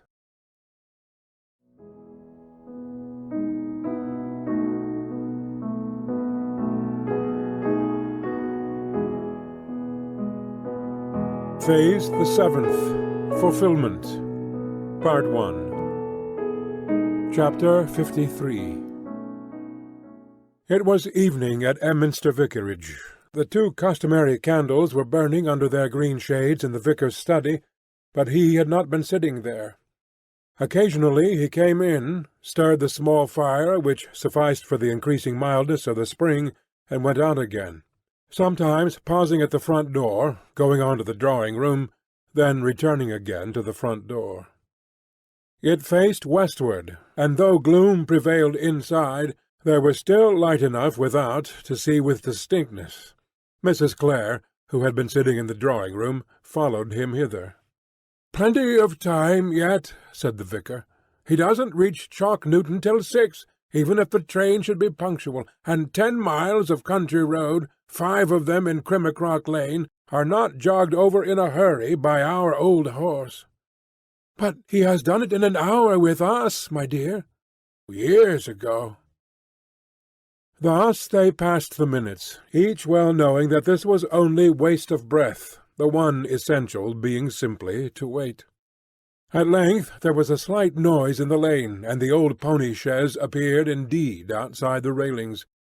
They saw alight therefrom a form which they affected to recognize, but would actually have passed by in the street without identifying, had he not got out of their carriage at the particular moment when a particular person was due. Mrs. Clare rushed through the dark passage to the door, and her husband came more slowly after her. The new arrival, who was just about to enter, saw their anxious faces in the doorway and the gleam of the west in their spectacles, because they confronted the last rays of day, but they could only see his shape against the light. "Oh, my boy, my boy! Home again at last!" cried Mrs. Clare, who cared no more at that moment for the stains of heterodoxy which had caused all this separation than for the dust upon his clothes. What woman, indeed, among the most faithful adherents of the truth, believes the promises and threats of the Word in the sense in which she believes in her own children, or would not throw away her theology to the wind, if weighed against their happiness. As soon as they reached the room where the candles were lighted, she looked at his face. "Oh, it is not Angel, not my son, the Angel who went away!" she cried in all the irony of sorrow as she turned herself aside. His father, too, was shocked to see him, so reduced was that figure from its former contours by worry and the bad season that Claire had experienced, in the climate to which he had so rashly hurried in his first aversion to the mockery of events at home. You could see the skeleton behind the man, and almost the ghost behind the skeleton. He matched Crivelli's dead Christus. His sunken eye-pits were of morbid hue, and the light in his eyes had waned. The angular hollows and lines of his aged ancestors had succeeded to their reign in his face 20 years before their time. "I was ill over there, you know," he said. "I am all right now." As if, however, to falsify this assertion, his legs seemed to give way, and he suddenly sat down to save himself from falling. It was only a slight attack of faintness, resulting from the tedious day's journey and the excitement of arrival. "Has any letter come for me lately?" he asked. "I received the last you sent on by the merest chance, and after considerable delay, though being inland, or I might have come sooner. It was from your wife, we supposed?" It was. Only one other had recently come. They had not sent it on to him, knowing he would start for home so soon. He hastily opened the letter produced, and was much disturbed to read in Tess's handwriting the sentiments expressed in her last hurried scrawl to him. "Oh, why have you treated me so monstrously, Angel? I do not deserve it. I have thought it all over carefully, and I can never, never forgive you. You know that I did not intend to wrong you. Why have you so wronged me? You are cruel, cruel indeed. I will try to forget you. It is all injustice I have received at your hands. T." "It is quite true," said Angel, throwing down the letter. "Perhaps she will never be reconciled to me." "Don't, Angel, be so anxious about a mere child of the soil," said his mother. "Child of the soil? Well, we are all children of the soil. I wish she were so in the sense you mean. But let me now explain to you what I have never explained before, that her father is a descendant in the male line of one of the oldest Norman houses, like a good many others who led obscure agricultural lives in our villages, and are dubbed sons of the soil." He soon returned to bed, and the next morning, feeling exceedingly unwell, he remained in his room, pondering. The circumstances amid which he had left Tess were such that, though, while on the south of the equator, and just in receipt of her loving epistle, it had seemed the easiest thing in the world to rush back into her arms the moment he chose to forgive her, now that he had arrived, it was not so easy as it had seemed. She was passionate, and her present letter, showing that her estimate of him had changed under his delay, too justly changed, he sadly owned, made him ask himself if it would be wise to confront her unannounced in the presence of her parents.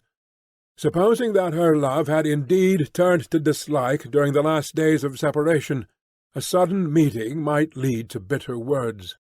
Claire therefore thought it would be best to prepare Tess and her family by sending a line to Marlett announcing his return, and his hope that she was still living with them there, as he had arranged for her to do when he left England.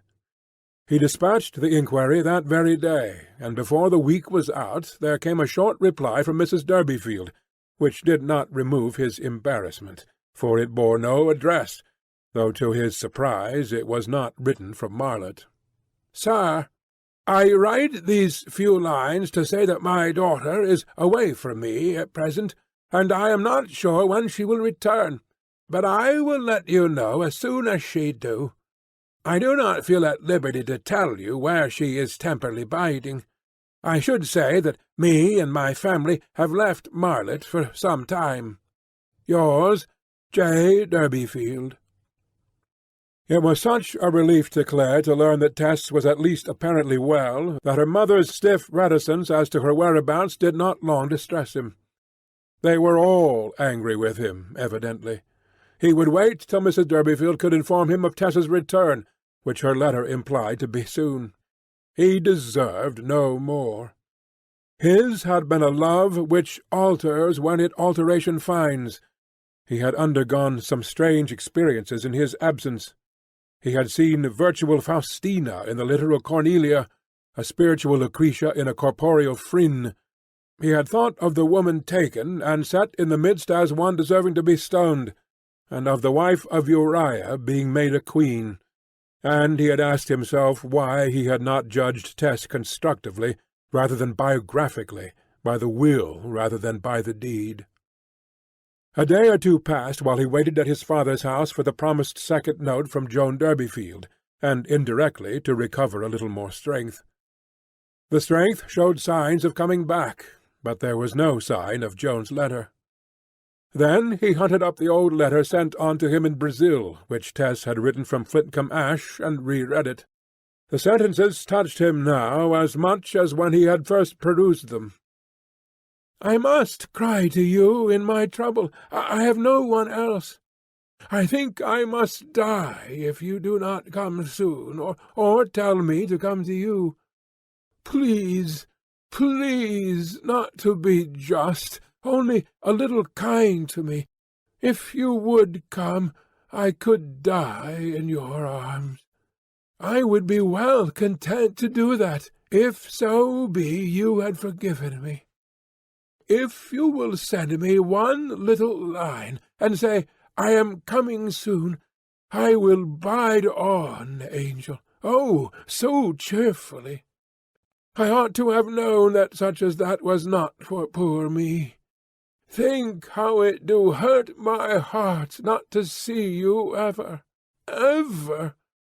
Oh, if I could only make your dear heart ache one little minute of each day as mine does every day and all day long, it might lead you to show pity to your poor lonely one.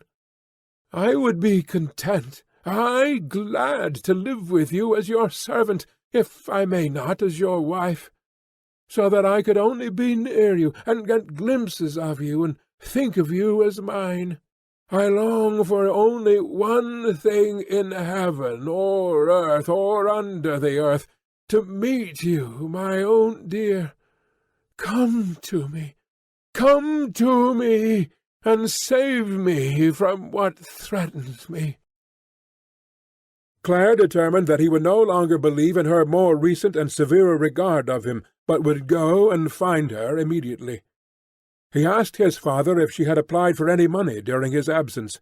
His father returned a negative, and then, for the first time, it occurred to Angel that her pride had stood in her way, and that she had suffered privation. From his remarks his parents now gathered the real reason of the separation, and their Christianity was such that, reprobates being their especial care, the tenderness towards Tess which her blood, her simplicity, even her poverty had not engendered, was instantly excited by her sin. Whilst he was hastily packing together a few articles for his journey, he glanced over a poor plain missive also lately come to hand, the one from Marion and Is. Hewitt, beginning, "Honoured Sir, look to your wife, if you do love her as much as she do love you. From two well-wishers." Chapter 54. In a quarter of an hour Clare was leaving the house, whence his mother watched his thin figure as it disappeared into the street. He had declined to borrow his father's old mare, well knowing of its necessity to the household. He went to the inn, where he hired a trap, and could hardly wait during the harnessing. In a very few minutes after he was driving up the hill out of the town which, 3 or 4 months earlier in the year, Tess had descended with such hopes, and ascended with such shattered purposes. Benville Lane soon stretched before him, its hedges and trees purple with buds. but he was looking at other things, and only recalled himself to the scene sufficiently to enable him to keep the way. In something less than an hour and a half he had skirted the south of the King's Hintock estates, and ascended to the untoward solitude of Cross in Hand, the unholy stone whereon Tess had been compelled by Alec d'Urberville, in his whim of reformation, to swear the strange oath that she would never wilfully tempt him again. The pale and blasted nettle stems of the preceding year even now lingered nakedly in the banks, young green nettles of the present spring growing from their roots. Thence he went along the verge of the upland overhanging the other Hintocks, and, turning to the right, plunged into the bracing calcareous region of Flintcombe Ash, the address from which she had written to him in one of the letters, and which he supposed to be the place of sojourn referred to by her mother. Here, of course, he did not find her, and what added to his depression was the discovery that no Mrs. Clare had ever been heard of by the cottagers or by the farmer himself, though Tess was remembered well enough by her Christian name. His name she had obviously never used during their separation, and her dignified sense of their total severance was shown not much less by this abstention than by the hardships she had chosen to undergo, of which he now learnt for the first time, rather than apply to his father for more funds. From this place they told him Tess Durbeyfield had gone without due notice to the home of her parents on the other side of Blackmoor, and it therefore became necessary to find Mrs. Durbeyfield. She had told him that she was not now at Marlott, but had been curiously reticent as to her actual address, and the only course was to go to Marlott and inquire for it. The farmer who had been so churlish with Tess was quite smooth-tongued to Clare, and lent him a horse and a man to drive him towards Marlott, the gig he had arrived in being sent back to Emminster, for the limit of a day's journey with that horse was reached. Clare could not accept the loan of the farmer's vehicle for a further distance than to the outskirts of the vale, and sending it back with the man who had driven him, he put up at an inn, and next day entered on foot the region wherein was the spot of his dear Tess's birth. It was as yet too early in the year for much colour to appear in the gardens and foliage. The so-called spring was but winter overlaid with a thin coat of greenness, and it was of a parcel with his expectations. The house in which Tess had passed the years of her childhood was now inhabited by another family who had never known her. The new residents were in the garden, taking as much interest in their own doings as if the homestead had never passed its primal time in conjunction with the histories of others, beside which the histories of these were but as a tale told by an idiot. They walked about the garden paths with thoughts of their own concerns entirely uppermost, bringing their actions at every moment in jarring collision with the dim ghosts behind them, talking as though the time when Tess lived there were not one whit intenser in story than now. Even the spring birds sang over their heads as if they thought there was nobody missing in particular. On inquiry of these precious innocents, to whom even the name of their predecessors was a failing memory, Clare learned that John Durbeyfield was dead, that his widow and children had left Marlott, declaring that they were going to live in Kingsbere, but instead of doing so had gone on to another place they mentioned. By this time Clare abhorred the house for ceasing to contain Tess, and hastened away from its hated presence without once looking back. His way was by the field in which he had first beheld her at the dance. It was as bad as the house, even worse. He passed on through the churchyard, where, amongst the new headstones, he saw one of a somewhat superior design to the rest. The inscription ran thus: "In memory of John Durbeyfield, rightly d'Urberville, of the once powerful family of that name, and direct descendant through an illustrious line from Sir Pagan d'Urberville, one of the knights of the Conqueror, died March 10th, 18 —. How are the mighty fallen!" Some man, apparently the sexton, had observed Clare standing there, and drew nigh. "Ah, sir, now there's a man who didn't want to lie here, but wished to be buried in Kingsbere, where his ancestors be." "And why didn't they respect his wish?" "Oh, no money. Bless your soul, sir, why, there, I wouldn't wish to say it everywhere, but even this headstone, for all the flourish wrote upon it, is not paid for." "Ah! Who put it up?" The man told the name of a mason in the village, and on leaving the churchyard Clare called at the mason's house. He found that the statement was true, and paid the bill. This done, he turned in the direction of the migrants. The distance was too long for a walk, but Clare felt such a strong desire for isolation that at first he would neither hire a conveyance nor go to a circuitous line of railway by which he might eventually reach the place. At Shaston, however, he found he must hire, but the way was such that he did not enter Jones's place till about 7 o'clock in the evening, having traversed a distance of over 20 miles since leaving Marlett. The village being small, he had little difficulty in finding Mrs. Durbeyfield's tenement, which was a house in a walled garden, remote from the main road, where she had stowed away her clumsy old furniture as best she could. It was plain that for some reason or other she had not wished him to visit her, and he felt his call to be somewhat of an intrusion. She came to the door herself, and the light from the evening sky fell upon her face. That was the first time that Clare had ever met her, but he was too preoccupied to observe more than that she was still a handsome woman, in the garb of a respectable widow. He was obliged to explain that he was Tess's husband, and his object in coming there, and he did it awkwardly enough. "I want to see her at once," he added. "You said you would write to me again, but you have not done so." "Because she've not come home," said Joan. "Do you know if she is well?" "I don't, but you ought to, sir," said she. "I admit it. Where is she staying?" From the beginning of the interview Joan had disclosed her embarrassment by keeping her hand to the side of her cheek. "I don't know exactly where she is staying," she answered. "She was, but—" "Where was she?" "Well, she is not there now." In her evasiveness she paused again, and the younger children had by this time crept to the door, where, pulling at his mother's skirts, the youngest murmured, "Is this the gentleman who is going to marry Tess?" "He has married her," Joan whispered. "Go inside."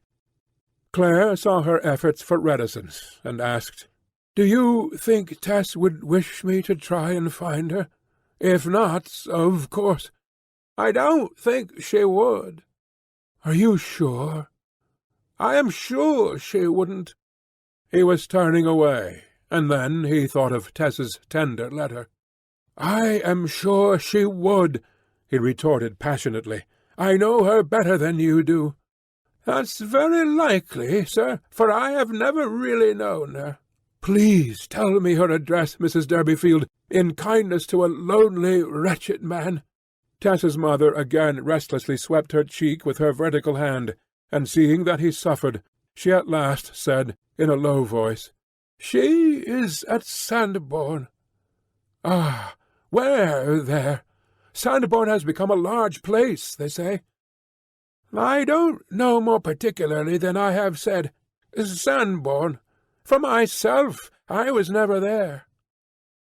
It was apparent that Joan spoke the truth in this, and he pressed her no further. "Are you in want of anything?" he said gently. "No, sir," she replied. "We are fairly well provided for." Without entering the house, Clare turned away. There was a station 3 miles ahead, and paying off his coachman, he walked thither. The last train to Sandbourne left shortly after, and it bore Clare on its wheels. Chapter 55. At 11 o'clock that night, having secured a bed at one of the hotels, and telegraphed his address to his father immediately on his arrival, he walked out into the streets of Sandbourne. It was too late to call on or inquire for anyone, and he reluctantly postponed his purpose till the morning. But he could not retire to rest just yet. This fashionable watering-place, with its eastern and its western stations, its piers, its groves of pines, its promenades, and its covered gardens, was, to Angel Clare, like a fairy place suddenly created by the stroke of a wand, and allowed to get a little dusty. An outlying eastern tract of the enormous Egdon waste was close at hand, yet on the very verge of that tawny piece of antiquity such a glittering novelty as this pleasure city had chosen to spring up. Within the space of a mile from its outskirts every irregularity of the soil was prehistoric, every channel an undisturbed British trackway, not a sod having been turned there since the days of the Caesars. Yet the exotic had grown here, suddenly as the prophet's gourd, and had drawn hither Tess. By the midnight lamps he went up and down the winding way of this new world in an old one, and could discern between the trees and against the stars the lofty roofs, chimneys, gazebos, and towers of the numerous fanciful residences of which the place was composed. It was a city of detached mansions, a Mediterranean lounging place on the English Channel, and as seen now by night it seemed even more imposing than it was. The sea was near at hand, but not intrusive. It murmured, and he thought it was the pines. The pines murmured in precisely the same tones, and he thought they were the sea. Where could Tess possibly be, a cottage girl, his young wife, amidst all this wealth and fashion? The more he pondered, the more was he puzzled. Were there any cows to milk here? There certainly were no fields to till. She was most probably engaged to do something in one of these large houses, and he sauntered along, looking at the chamber windows and their lights going out one by one, and wondered which of them might be hers. Conjecture was useless, and just after 12 o'clock he entered and went to bed. Before putting out his light he re-read Tess's impassioned letter. Sleep, however, he could not, so near her, yet so far from her, and he continually lifted the window-blind and regarded the backs of the opposite houses, and wondered behind which of the sashes she reposed at that moment. He might almost as well have sat up all night. In the morning he arose at 7, and shortly after went out, taking the direction of the chief post-office. At the door he met an intelligent postman coming out with letters for the morning delivery. "Do you know the address of a Mrs. Clare?" asked Angel. The postman shook his head. Then, remembering that she would have been likely to continue the use of her maiden name, Clare said, "Oh, of a Mrs. Derbyfield." "Derbyfield?" This also was strange to the postman addressed. "There's visitors coming and going every day, as you know, sir," he said, "and without the name of the house 'tis impossible to find 'em." One of his comrades hastening out at that moment, the name was repeated to him. "I know no name of Derbyfield, but there is the name of d'Urberville at the Herons," said the second. "That's it!" cried Clare, pleased to think that she had reverted to the real pronunciation. "What place is the Herons?" "A stylish lodging-house. 'Tis all lodging-houses here, bless ye." Clare received directions how to find the house, and hastened thither, arriving with the milkman. The Herons, though an ordinary villa, stood in its own grounds, and was certainly the last place in which one would have expected to find lodgings, so private was its appearance. If poor Tess was a servant here, as he feared, she would go to the back door to that milkman, and he was inclined to go thither also. However, in his doubts he turned to the front and rang. The hour being early, the landlady herself opened the door. Clare inquired for Teresa d'Urberville or Derbyfield. "Mrs. d'Urberville?" "Yes." Tess, then, passed as a married woman, and he felt glad, even though she had not adopted his name.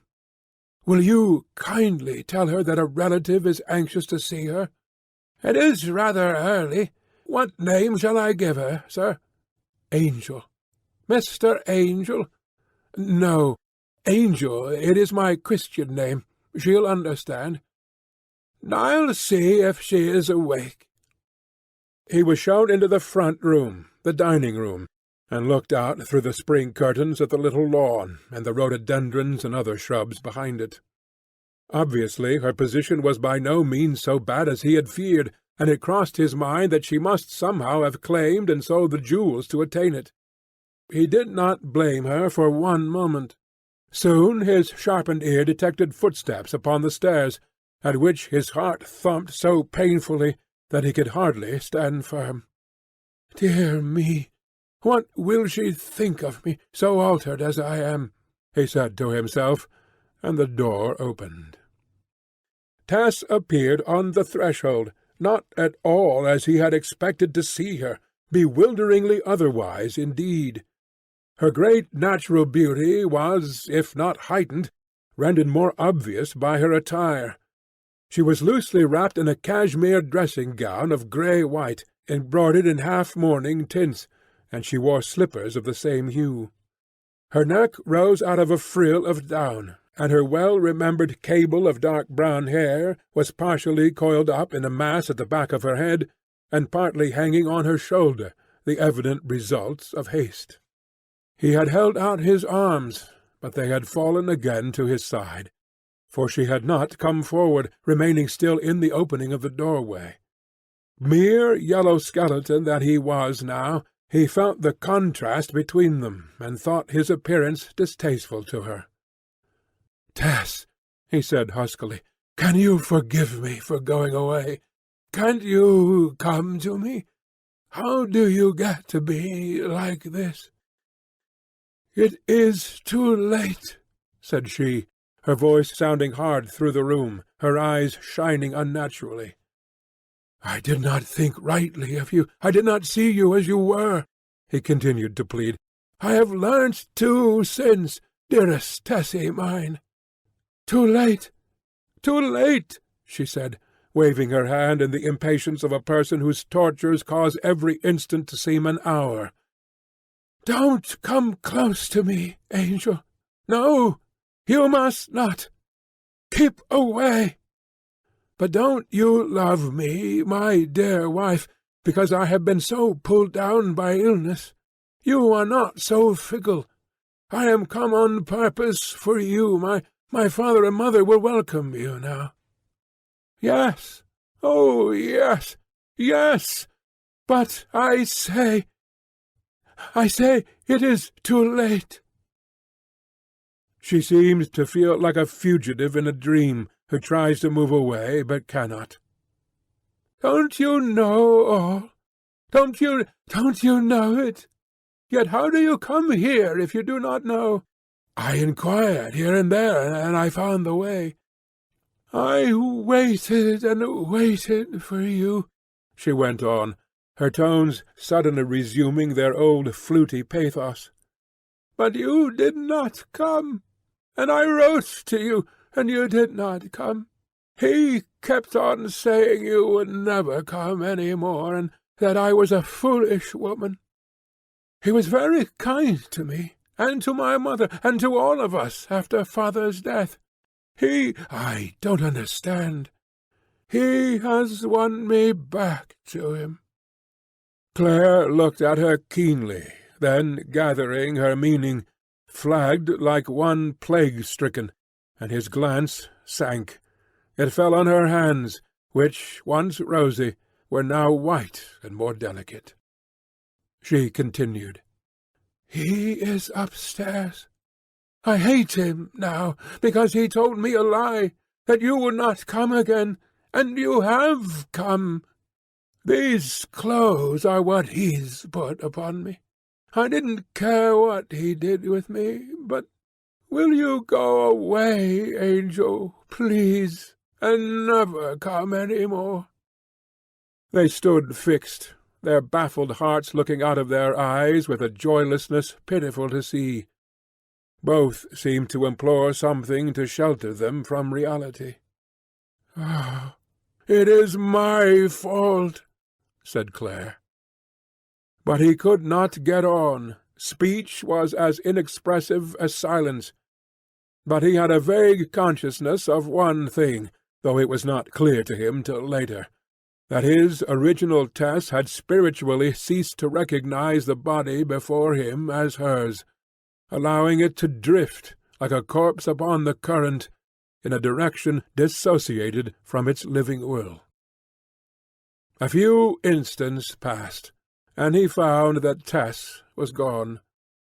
His face grew colder and more shrunken as he stood concentrated on the moment, and a minute or two after he found himself in the street, walking along he did not know whither. Chapter 56.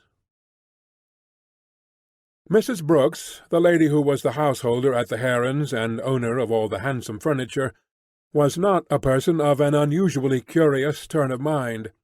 She was too deeply materialized, poor woman, by her long and enforced bondage to that arithmetical demon, profit and loss, to retain much curiosity for its own sake, and apart from possible lodgers' pockets.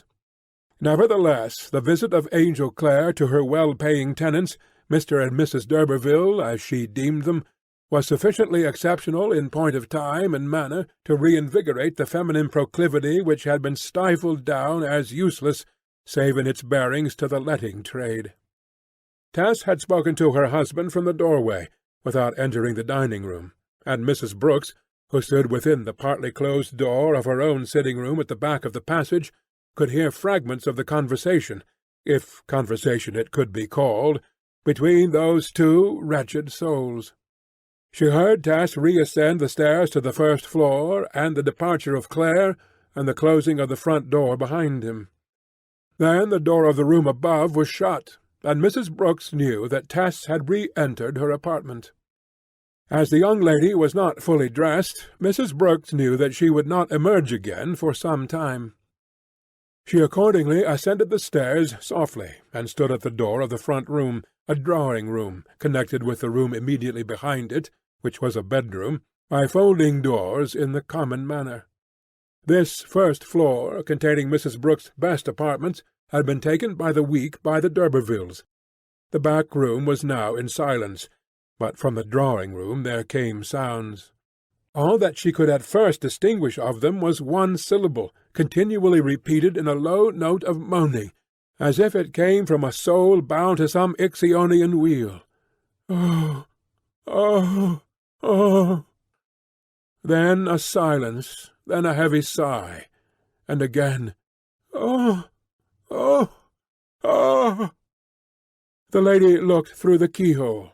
Only a small space of the room inside was visible, but within that space came a corner of the breakfast-table, which was already spread for the meal, and also a chair beside.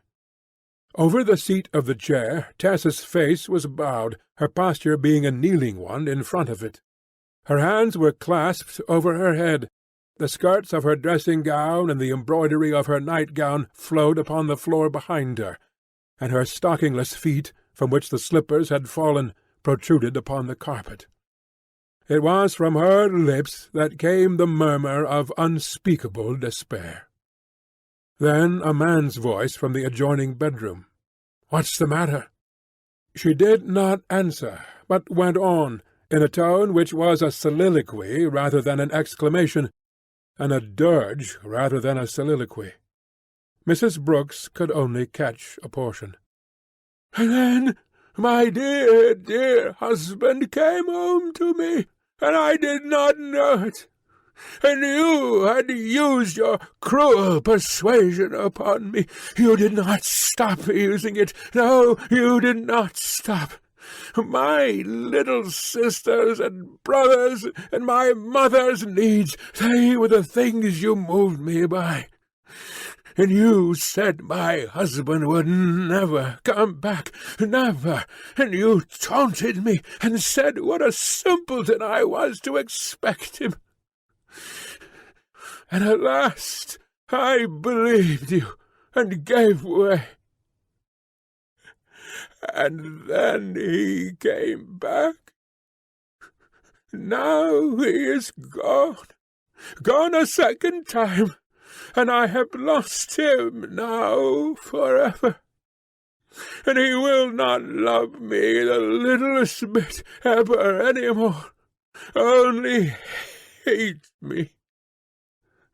Oh, yes, I have lost him now, again, because of you."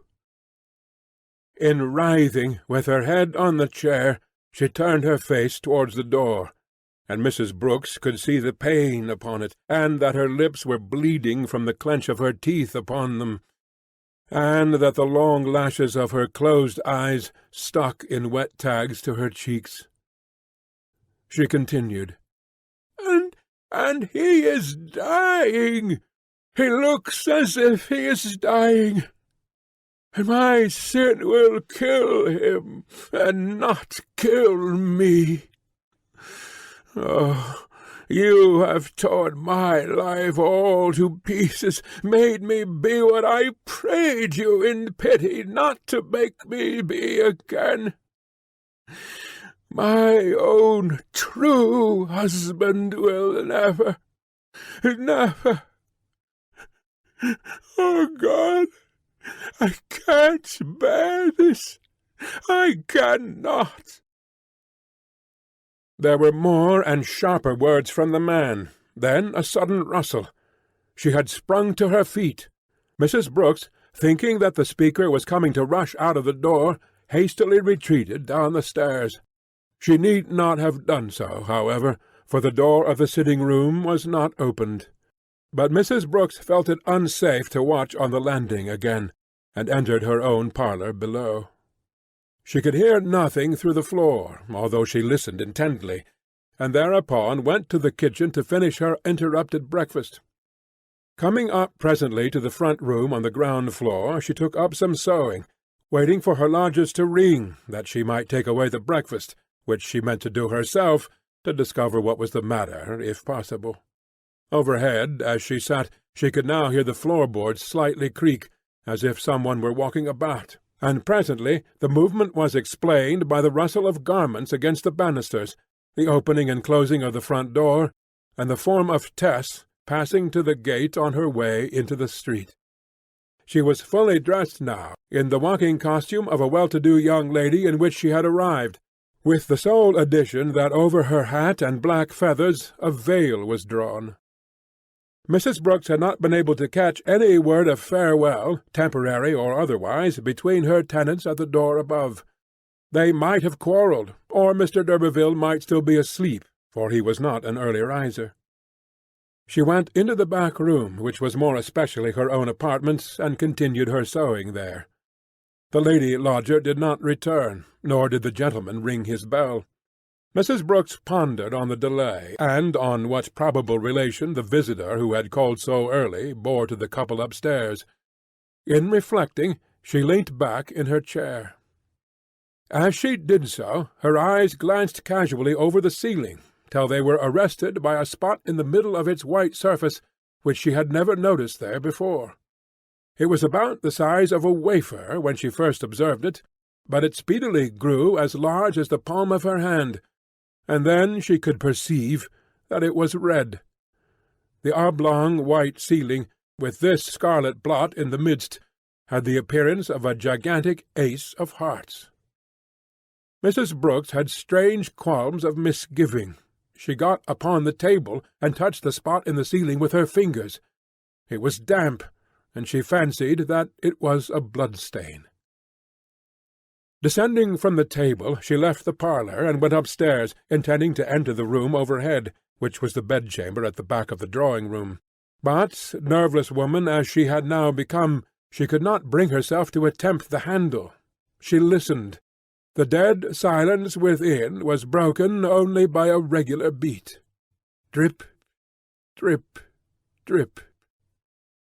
Mrs. Brooks hastened downstairs, opened the front door, and ran into the street. A man she knew, one of the workmen employed at an adjoining villa, was passing by, and she begged him to come in and go upstairs with her.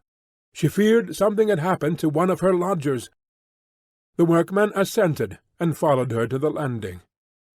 She opened the door of the drawing-room, and stood back for him to pass in, entering herself behind him. The room was empty.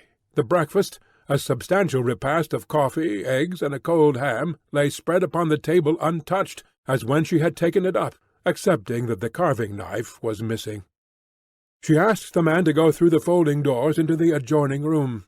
He opened the doors, entered a step or two, and came back almost instantly with a rigid face. "My good God! The gentleman in bed is dead? I think he has been hurt with a knife. A lot of blood had run down upon the floor." The alarm was soon given, and the house, which had lately been so quiet, resounded with the tramp of many footsteps, a surgeon among the rest. The wound was small, but the point of the blade had touched the heart of the victim, which lay on his back, pale, fixed, dead, as if he had scarcely moved after the infliction of the blow. In a quarter of an hour the news that a gentleman who was a temporary visitor to the town had been stabbed in his bed spread through every street and villa of the popular watering-place. End of Part 1.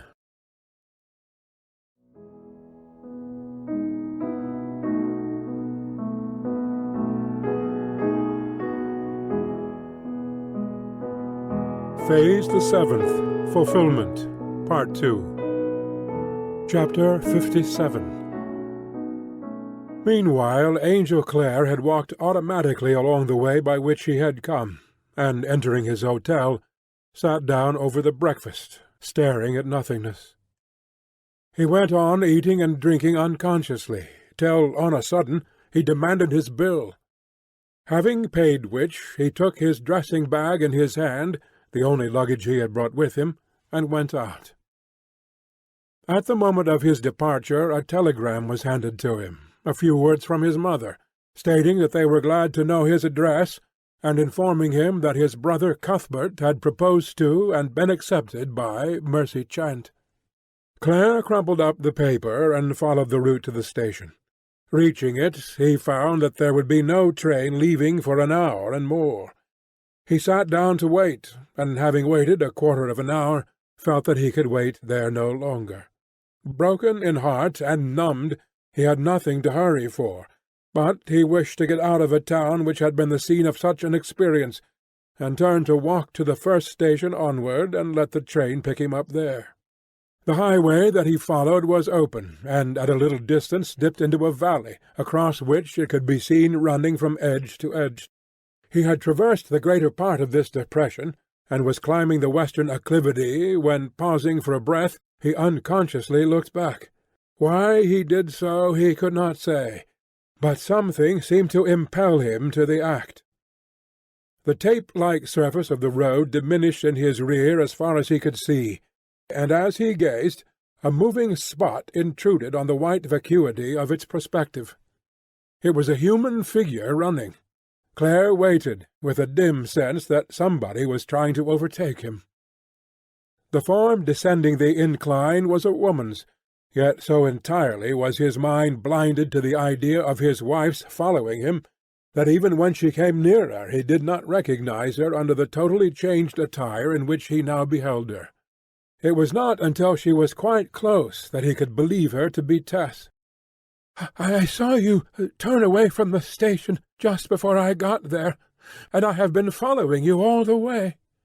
She was so pale, so breathless, so quivering in every muscle, that he did not ask her a single question, but seizing her hand and pulling it within his arm, he led her along. To avoid meeting any possible wayfarers, he left the high road and took a footpath under some fir trees. When they were deep among the moaning boughs, he stopped and looked at her inquiringly. "Angel," she said, as if waiting for this, "do you know what I have been running after you for? To tell you that I have killed him." A pitiful white smile lit her face as she spoke. "What?" said he, thinking from the strangeness of her manner that she was in some delirium. "I have done it. I don't know how," she continued. "Still I owed it to you, and to myself, Angel. I feared long ago, when I struck him on the mouth with my glove, that I might do it some day, for the trap he set for me in my simple youth, and his wrong to you through me. He has come between us, and ruined us. And now he can never do it any more. I never loved him at all, Angel, as I loved you. You know it, don't you? You believe it?" You didn't come back to me, and I was obliged to go back to him. Why did you go away? Why did you, when I loved you so? I can't think why you did it. But I don't blame you. Only, Angel, will you forgive me my sin against you, now I have killed him? I thought as I ran along that you would be sure to forgive me, now I have done it. It came to me as a shining light that I should get you back that way. I could not bear the loss of you any longer. You don't know how entirely I was unable to bear your not loving me. So you do now, dear, dear husband. Say you do, now I have killed him. I do love you, Tess. Oh, I do. It has all come back, he said, tightening his arms round her with fervid pressure. But how do you mean you have killed him? I mean that I have, she murmured in a reverie. What, bodily? Is he dead? Yes. He heard me crying about you, and he bitterly taunted me, and called you a foul name. And then I did it. My heart could not bear it. He had nagged me about you before. And then I dressed myself, and came away to find you. By degrees he was inclined to believe that she had faintly attempted, at least, what she said she had done, and his horror at her impulse was mixed with amazement at the strength of her affection for himself, and at the strangeness of its quality, which had apparently extinguished her moral sense altogether. Unable to realize the gravity of her conduct, she seemed at last content, and he looked at her as she lay upon his shoulder, weeping with happiness, and wondered what obscure strain in the d'Urberville blood had led to this aberration, if it were an aberration. There momentarily flashed through his mind that the family tradition of the coach and murder might have arisen because the d'Urbervilles had been known to do these things. As well as his confused and excited ideas could reason, he supposed that in the moment of mad grief of which she spoke, her mind had lost its balance, and plunged her into this abyss. It was very terrible if true, if a temporary hallucination, sad. But, anyhow, here was this deserted wife of his, this passionately fond woman, clinging to him without a suspicion that he would be anything to her but a protector. He saw that for him to be otherwise was not, in her mind, within the region of the possible. Tenderness was absolutely dominant in Clare at last. He kissed her endlessly with his white lips, and held her hand, and said, "I will not desert you. I will protect you by every means in my power, dearest love, whatever you may have done or not have done." They then walked on through the trees, Tess turning her head every now and then to look at him. Worn and unhandsome as he had become, it was plain that she did not discern the least fault in his appearance. To her he was, as of old, all that was perfection, personally and mentally. He was still her Antinous, her Apollo even. His sickly face was beautiful as the morning to her affectionate regard on this day no less than when she first beheld him. For was it not the face of the one man on earth who had loved her purely, and who had believed in her as pure? With an instinct as to possibilities, he did not now, as he had intended, make for the first station beyond the town, but plunged still further under the firs, which here abounded for miles.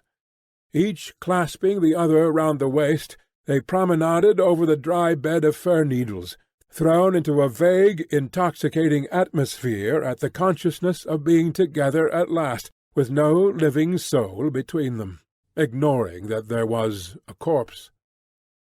Thus they proceeded for several miles, till Tess, arousing herself, looked about her, and said, timidly, "Are we going anywhere in particular?" "I don't know, dearest." "Why?" "I don't know.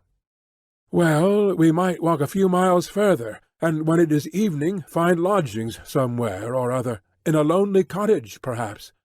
Can you walk well, Tessie?" "Oh, yes, I could walk forever and ever with your arm round me." Upon the whole it seemed a good thing to do. Thereupon they quickened their pace, avoiding high roads, and following obscure paths tending more or less northward.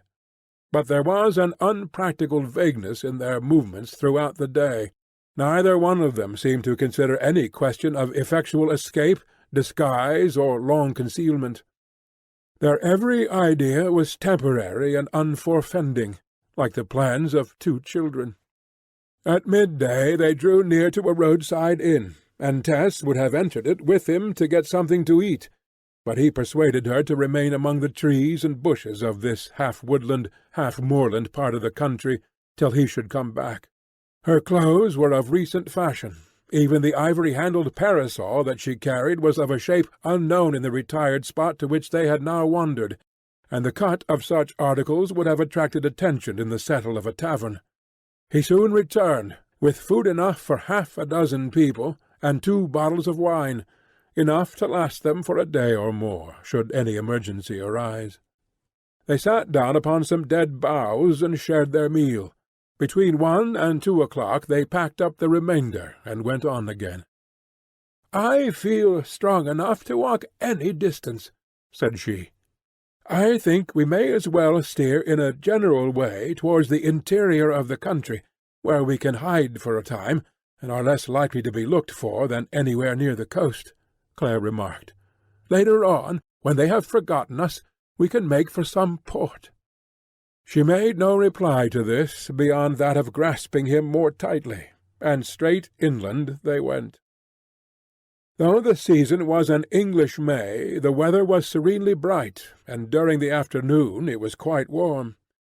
Through the latter miles of their walk their footpath had taken them into the depths of the New Forest, and towards evening, turning the corner of a lane, they perceived behind a brook and bridge a large board on which was painted in white letters, "This desirable mansion to be let, furnished."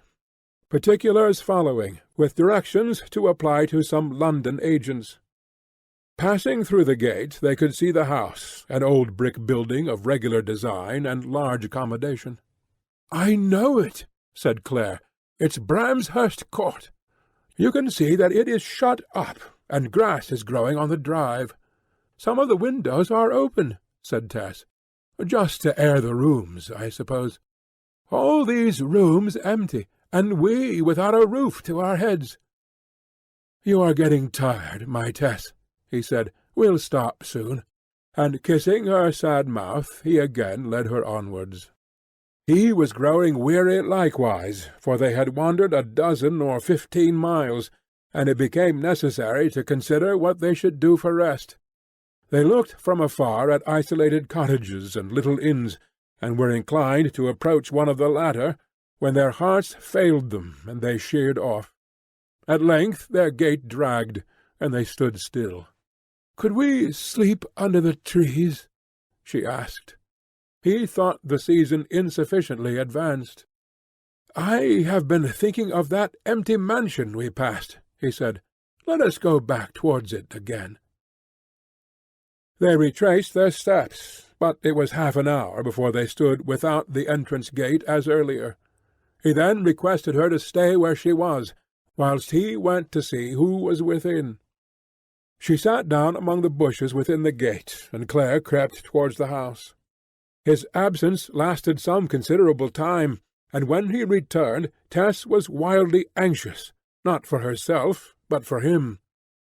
He had found out from a boy that there was only an old woman in charge as caretaker, and she only came there on fine days, from the hamlet near, to open and shut the windows. She would come to shut them at sunset. "Now we can get in through one of the lower windows and rest there," said he. Under his escort she went tardily forward to the main front, whose shuttered windows, like sightless eyeballs, excluded the possibility of watchers. The door was reached a few steps further, and one of the windows beside it was open. Claire clambered in, and pulled Tess in after him. Except the hall, the rooms were all in darkness, and they ascended the staircase. Up here also the shutters were tightly closed, the ventilation being perfunctorily done, for this day at least, by opening the half-window in front and an upper window behind. Clare unlatched the door of a large chamber, felt his way across it, and parted the shutters to the width of 2 or 3 inches. A shaft of dazzling sunlight glanced into the room, revealing heavy, old-fashioned furniture, crimson damask hangings, and an enormous 4-post bedstead, along the head of which were carved running figures, apparently Atalanta's race. "Rest at last," said he, setting down his bag and the parcel of viands. They remained in great quietness till the caretaker should have come to shut the windows. As a precaution, putting themselves in total darkness by bearing the shutters as before, lest the woman should open the door of their chamber for any casual reason. Between 6 and 7 o'clock she came, but did not approach the wing they were in. They heard her close the windows, fasten them, lock the door, and go away. Then Clare again stole a chink of light from the window, and they shared another meal, till by and by they were enveloped in the shades of night, which they had no candle to disperse. Chapter 58. The night was strangely solemn and still.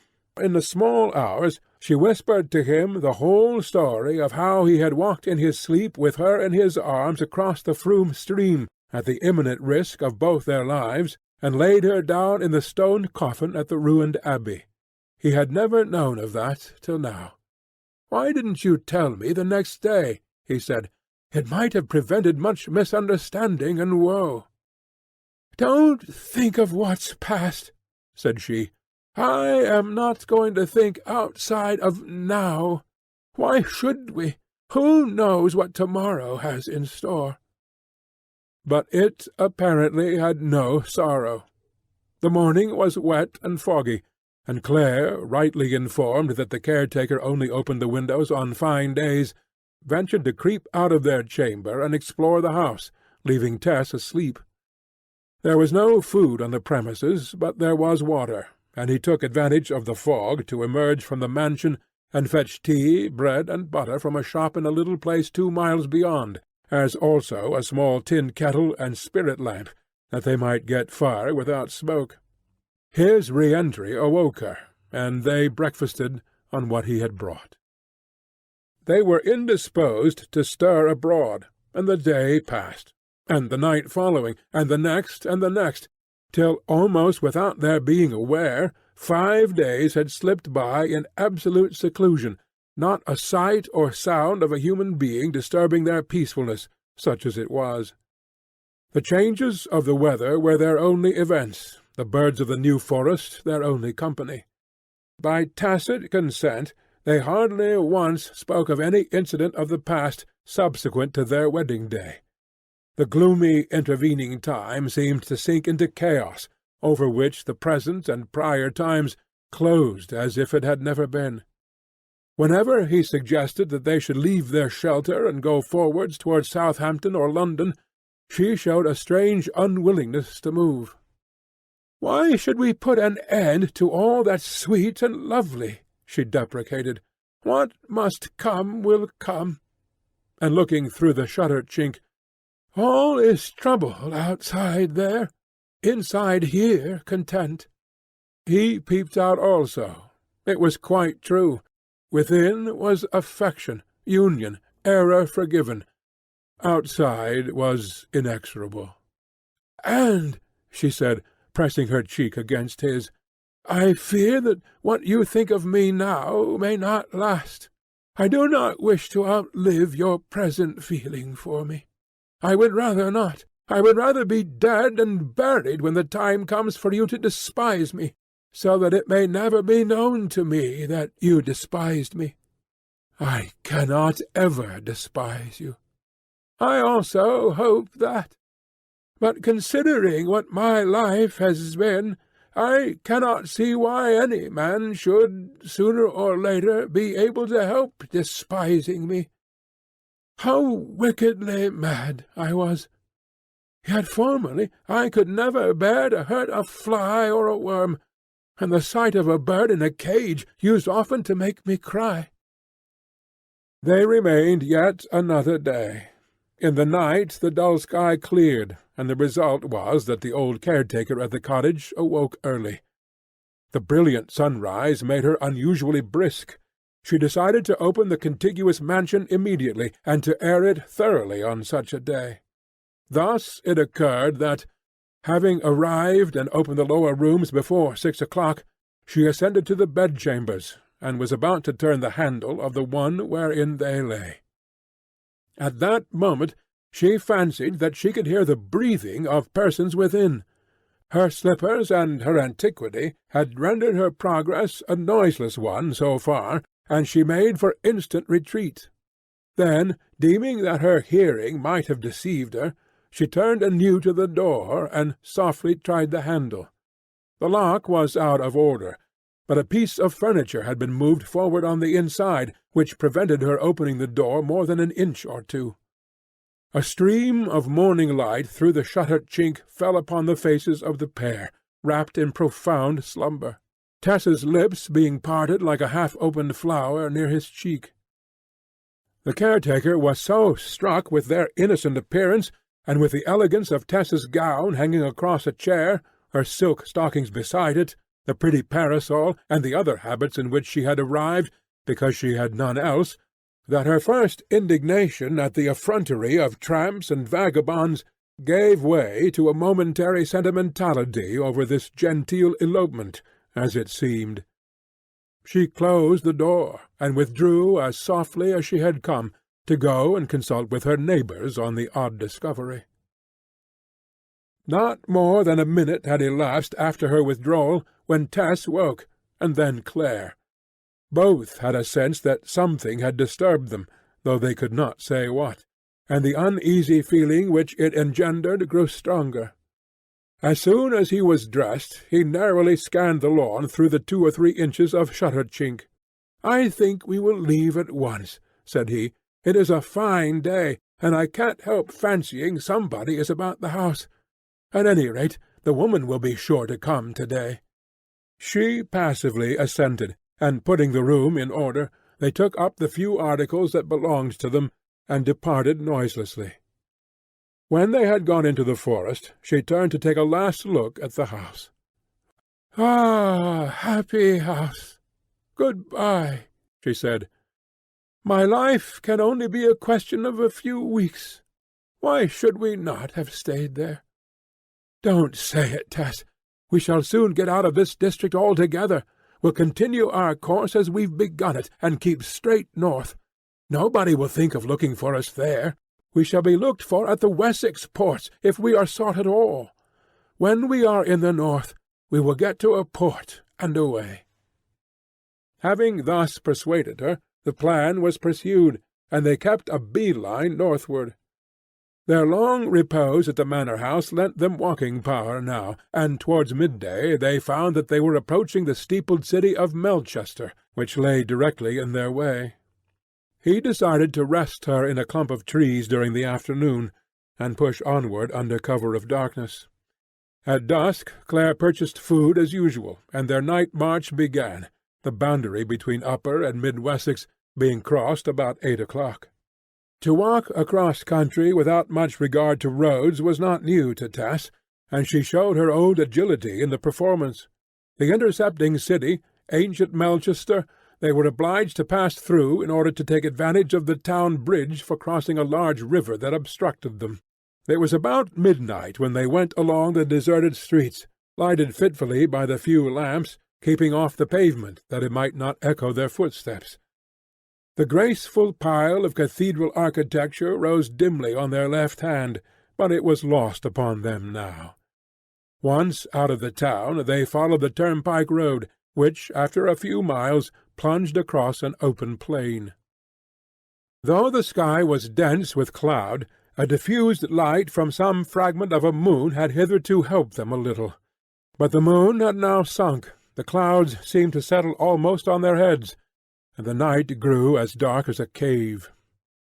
However, they found their way along, keeping as much on the turf as possible that their tread might not resound, which it was easy to do, there being no hedge or fence of any kind. All around was open loneliness and black solitude, over which a stiff breeze blew. They had proceeded thus gropingly 2 or 3 miles further, when on a sudden Clare became conscious of some vast erection close in his front, rising sheer from the grass. They had almost struck themselves against it.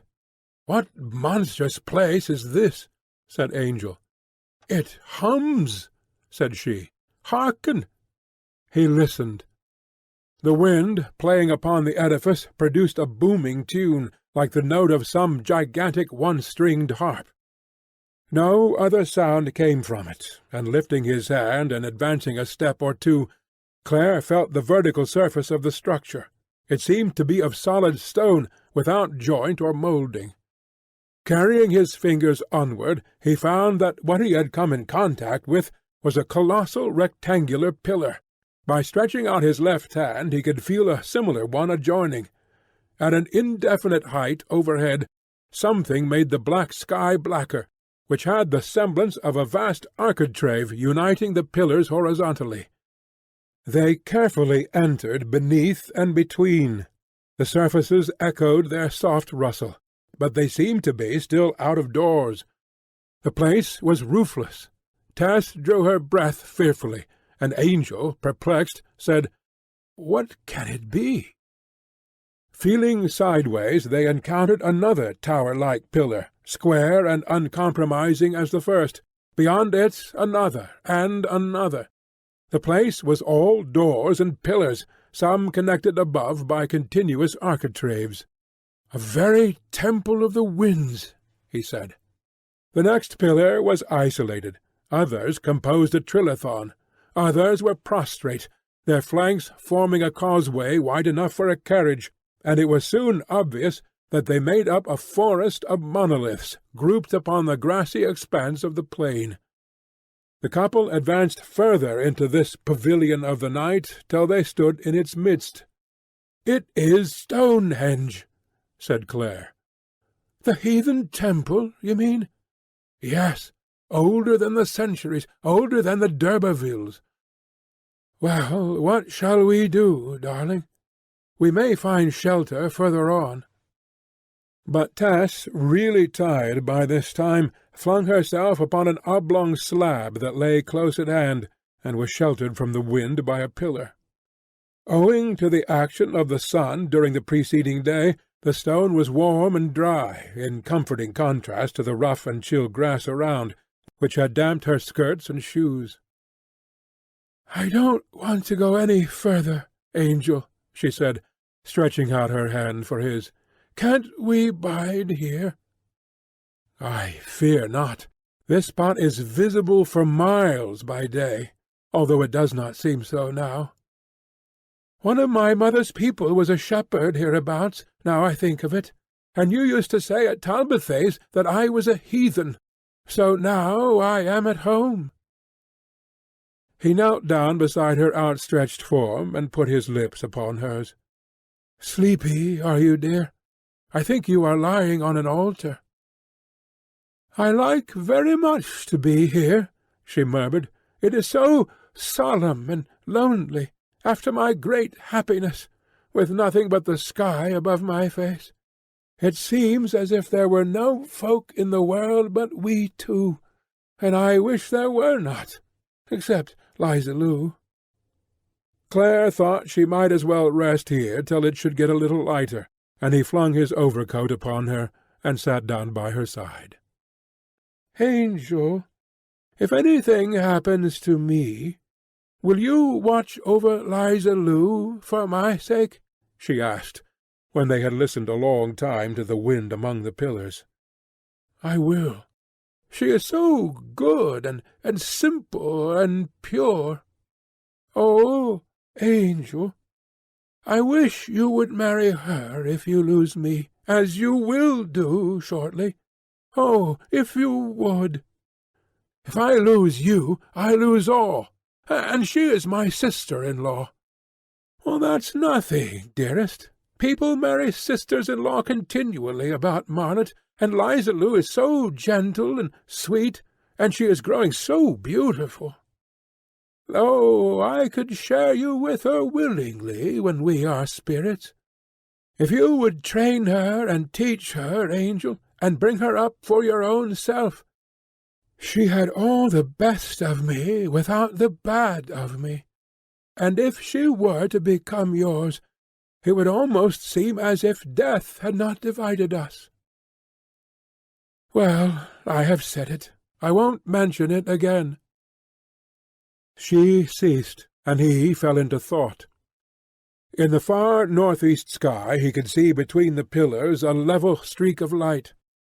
The uniform concavity of black cloud was lifting bodily like the lid of a pot, letting in at the earth's edge the coming day, against which the towering monoliths and trilithons began to be blackly defined. "Did they sacrifice to God here?" asked she. "No," said he. "Who to?" "I believe to the sun. That lofty stone set away by itself is in the direction of the sun, which will presently rise behind it." "This reminds me, dear," she said. "You remember you never would interfere with any belief of mine before we were married. But I knew your mind all the same, and I thought as you thought, not from any reasons of my own, but because you thought so. Tell me now, Angel, do you think we shall meet again after we are dead? I want to know." He kissed her to avoid a reply at such a time. "Oh, Angel, I fear that means no," said she, with a suppressed sob. "And I wanted so to see you again, so much, so much. What, not even you and I, Angel, who love each other so well?" Like a greater than himself, to the critical question at the critical time he did not answer, and they were again silent. In a minute or two her breathing became more regular, her clasp of his hand relaxed, and she fell asleep. The band of silver paleness along the east horizon made even the distant parts of the great plain appear dark and near, and the whole enormous landscape bore that impress of reserve, taciturnity, and hesitation which is usual just before day. The eastward pillars and their architraves stood up blackly against the light, and the great flame-shaped sun-stone beyond them, and the stone of sacrifice midway. Presently the night wind died out, and the quivering little pools in the cup-like hollows of the stones lay still. At the same time something seemed to move on the verge of the dip eastward, a mere dot. It was the head of a man approaching them from the hollow beyond the sunstone. Clare wished they had gone onward, but in the circumstances decided to remain quiet. The figure came straight towards the circle of pillars in which they were.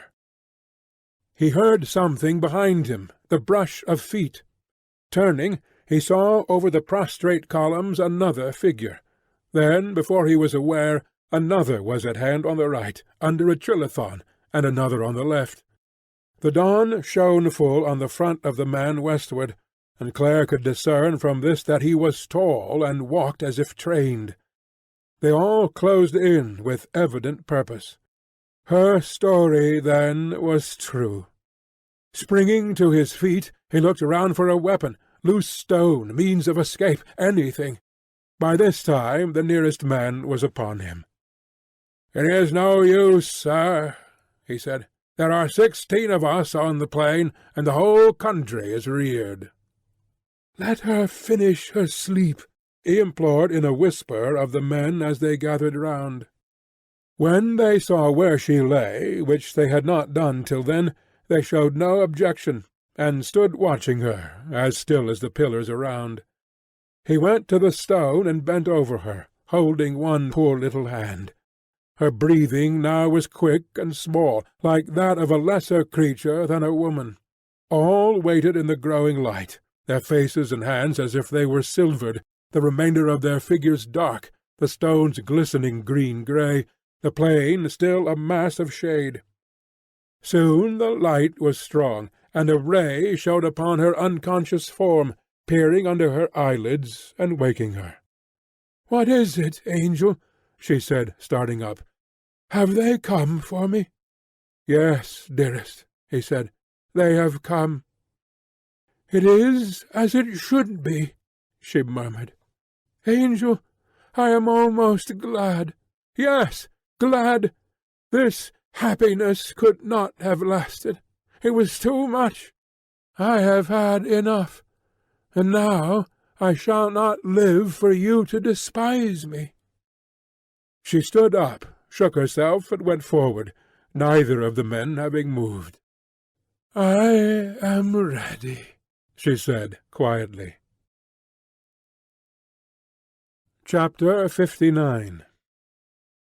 The city of Wintonster, that fine old city, aforetime capital of Wessex, lay amidst its convex and concave downlands in all the brightness and warmth of a July morning. The gabled brick, tile, and freestone houses had almost dried off for the season their integument of lichen. The streams in the meadows were low, and in the sloping High Street, from the west gateway to the medieval cross, and from the medieval cross to the bridge, that leisurely dusting and sweeping was in progress which usually ushers in an old-fashioned market-day.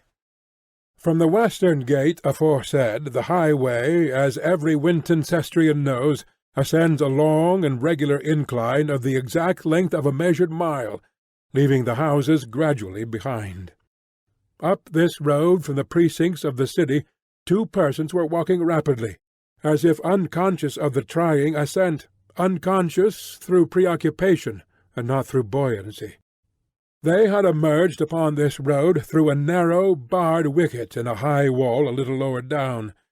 They seemed anxious to get out of the sight of the houses and of their kind, and this road appeared to offer the quickest means of doing so. Though they were young, they walked with bowed heads, which gate of grief the sun's rays smiled on pitilessly.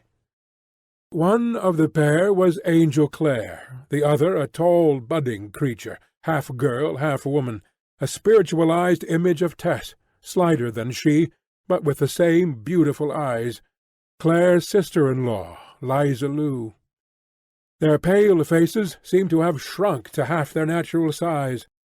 They moved on hand in hand, and never spoke a word, the drooping of their heads being that of Giotto's 2 apostles. When they had nearly reached the top of the great West Hill, the clocks in the town struck 8.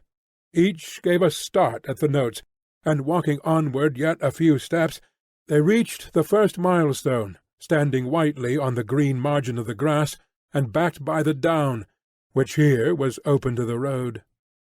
They entered upon the turf, and impelled by a force that seemed to overrule their will, suddenly stood still, turned, and waited in paralyzed suspense beside the stone. The prospect from this summit was almost unlimited. In the valley beneath lay the city they had just left, its more prominent buildings showing as in an isometric drawing, among them the broad cathedral tower, with its Norman windows and immense length of aisle and nave, the spires of St. Thomas's, the pinnacled tower of the college, and, more to the right, the tower and gables of the ancient hospice, where to this day the pilgrim may receive his dole of bread and ale. Behind the city swept the rotund upland of St. Catherine's Hill. Further off, landscape beyond landscape, till the horizon was lost in the radiance of the sun hanging over it. Against these far stretches of country rose, in front of the other city edifices, a large red-brick building, with level grey roofs, and rows of short barred windows bespeaking captivity, the whole contrasting greatly by its formalism with the quaint irregularities of the Gothic erections. It was somewhat disguised from the road in passing it by yews and evergreen oaks, but it was visible enough up here. The wicket from which the pair had lately emerged was in the wall of this structure. From the middle of the building an ugly flat-topped octagonal tower ascended against the east horizon, and viewed from this spot, on its shady side and against the light, It seemed the one blot on the city's beauty. Yet it was with this blot, and not with the beauty, that the two gazers were concerned. Upon the cornice of the tower a tall staff was fixed. Their eyes were riveted on it. A few minutes after the hour had struck, something moved slowly up the staff, and extended itself upon the breeze. It was a black flag. Justice was done, and the President of the Immortals, in Aeschylean phrase, had ended his sport with Tess. And the d'Urberville knights and dames slept on in their tombs unknowing. The two speechless gazers bent themselves down to the earth, as if in prayer, and remained thus a long time, absolutely motionless. The flag continued to wave silently. As soon as they had strength, they arose, joined hands again, and went on. End of Tess of the d'Urbervilles, by Thomas Hardy.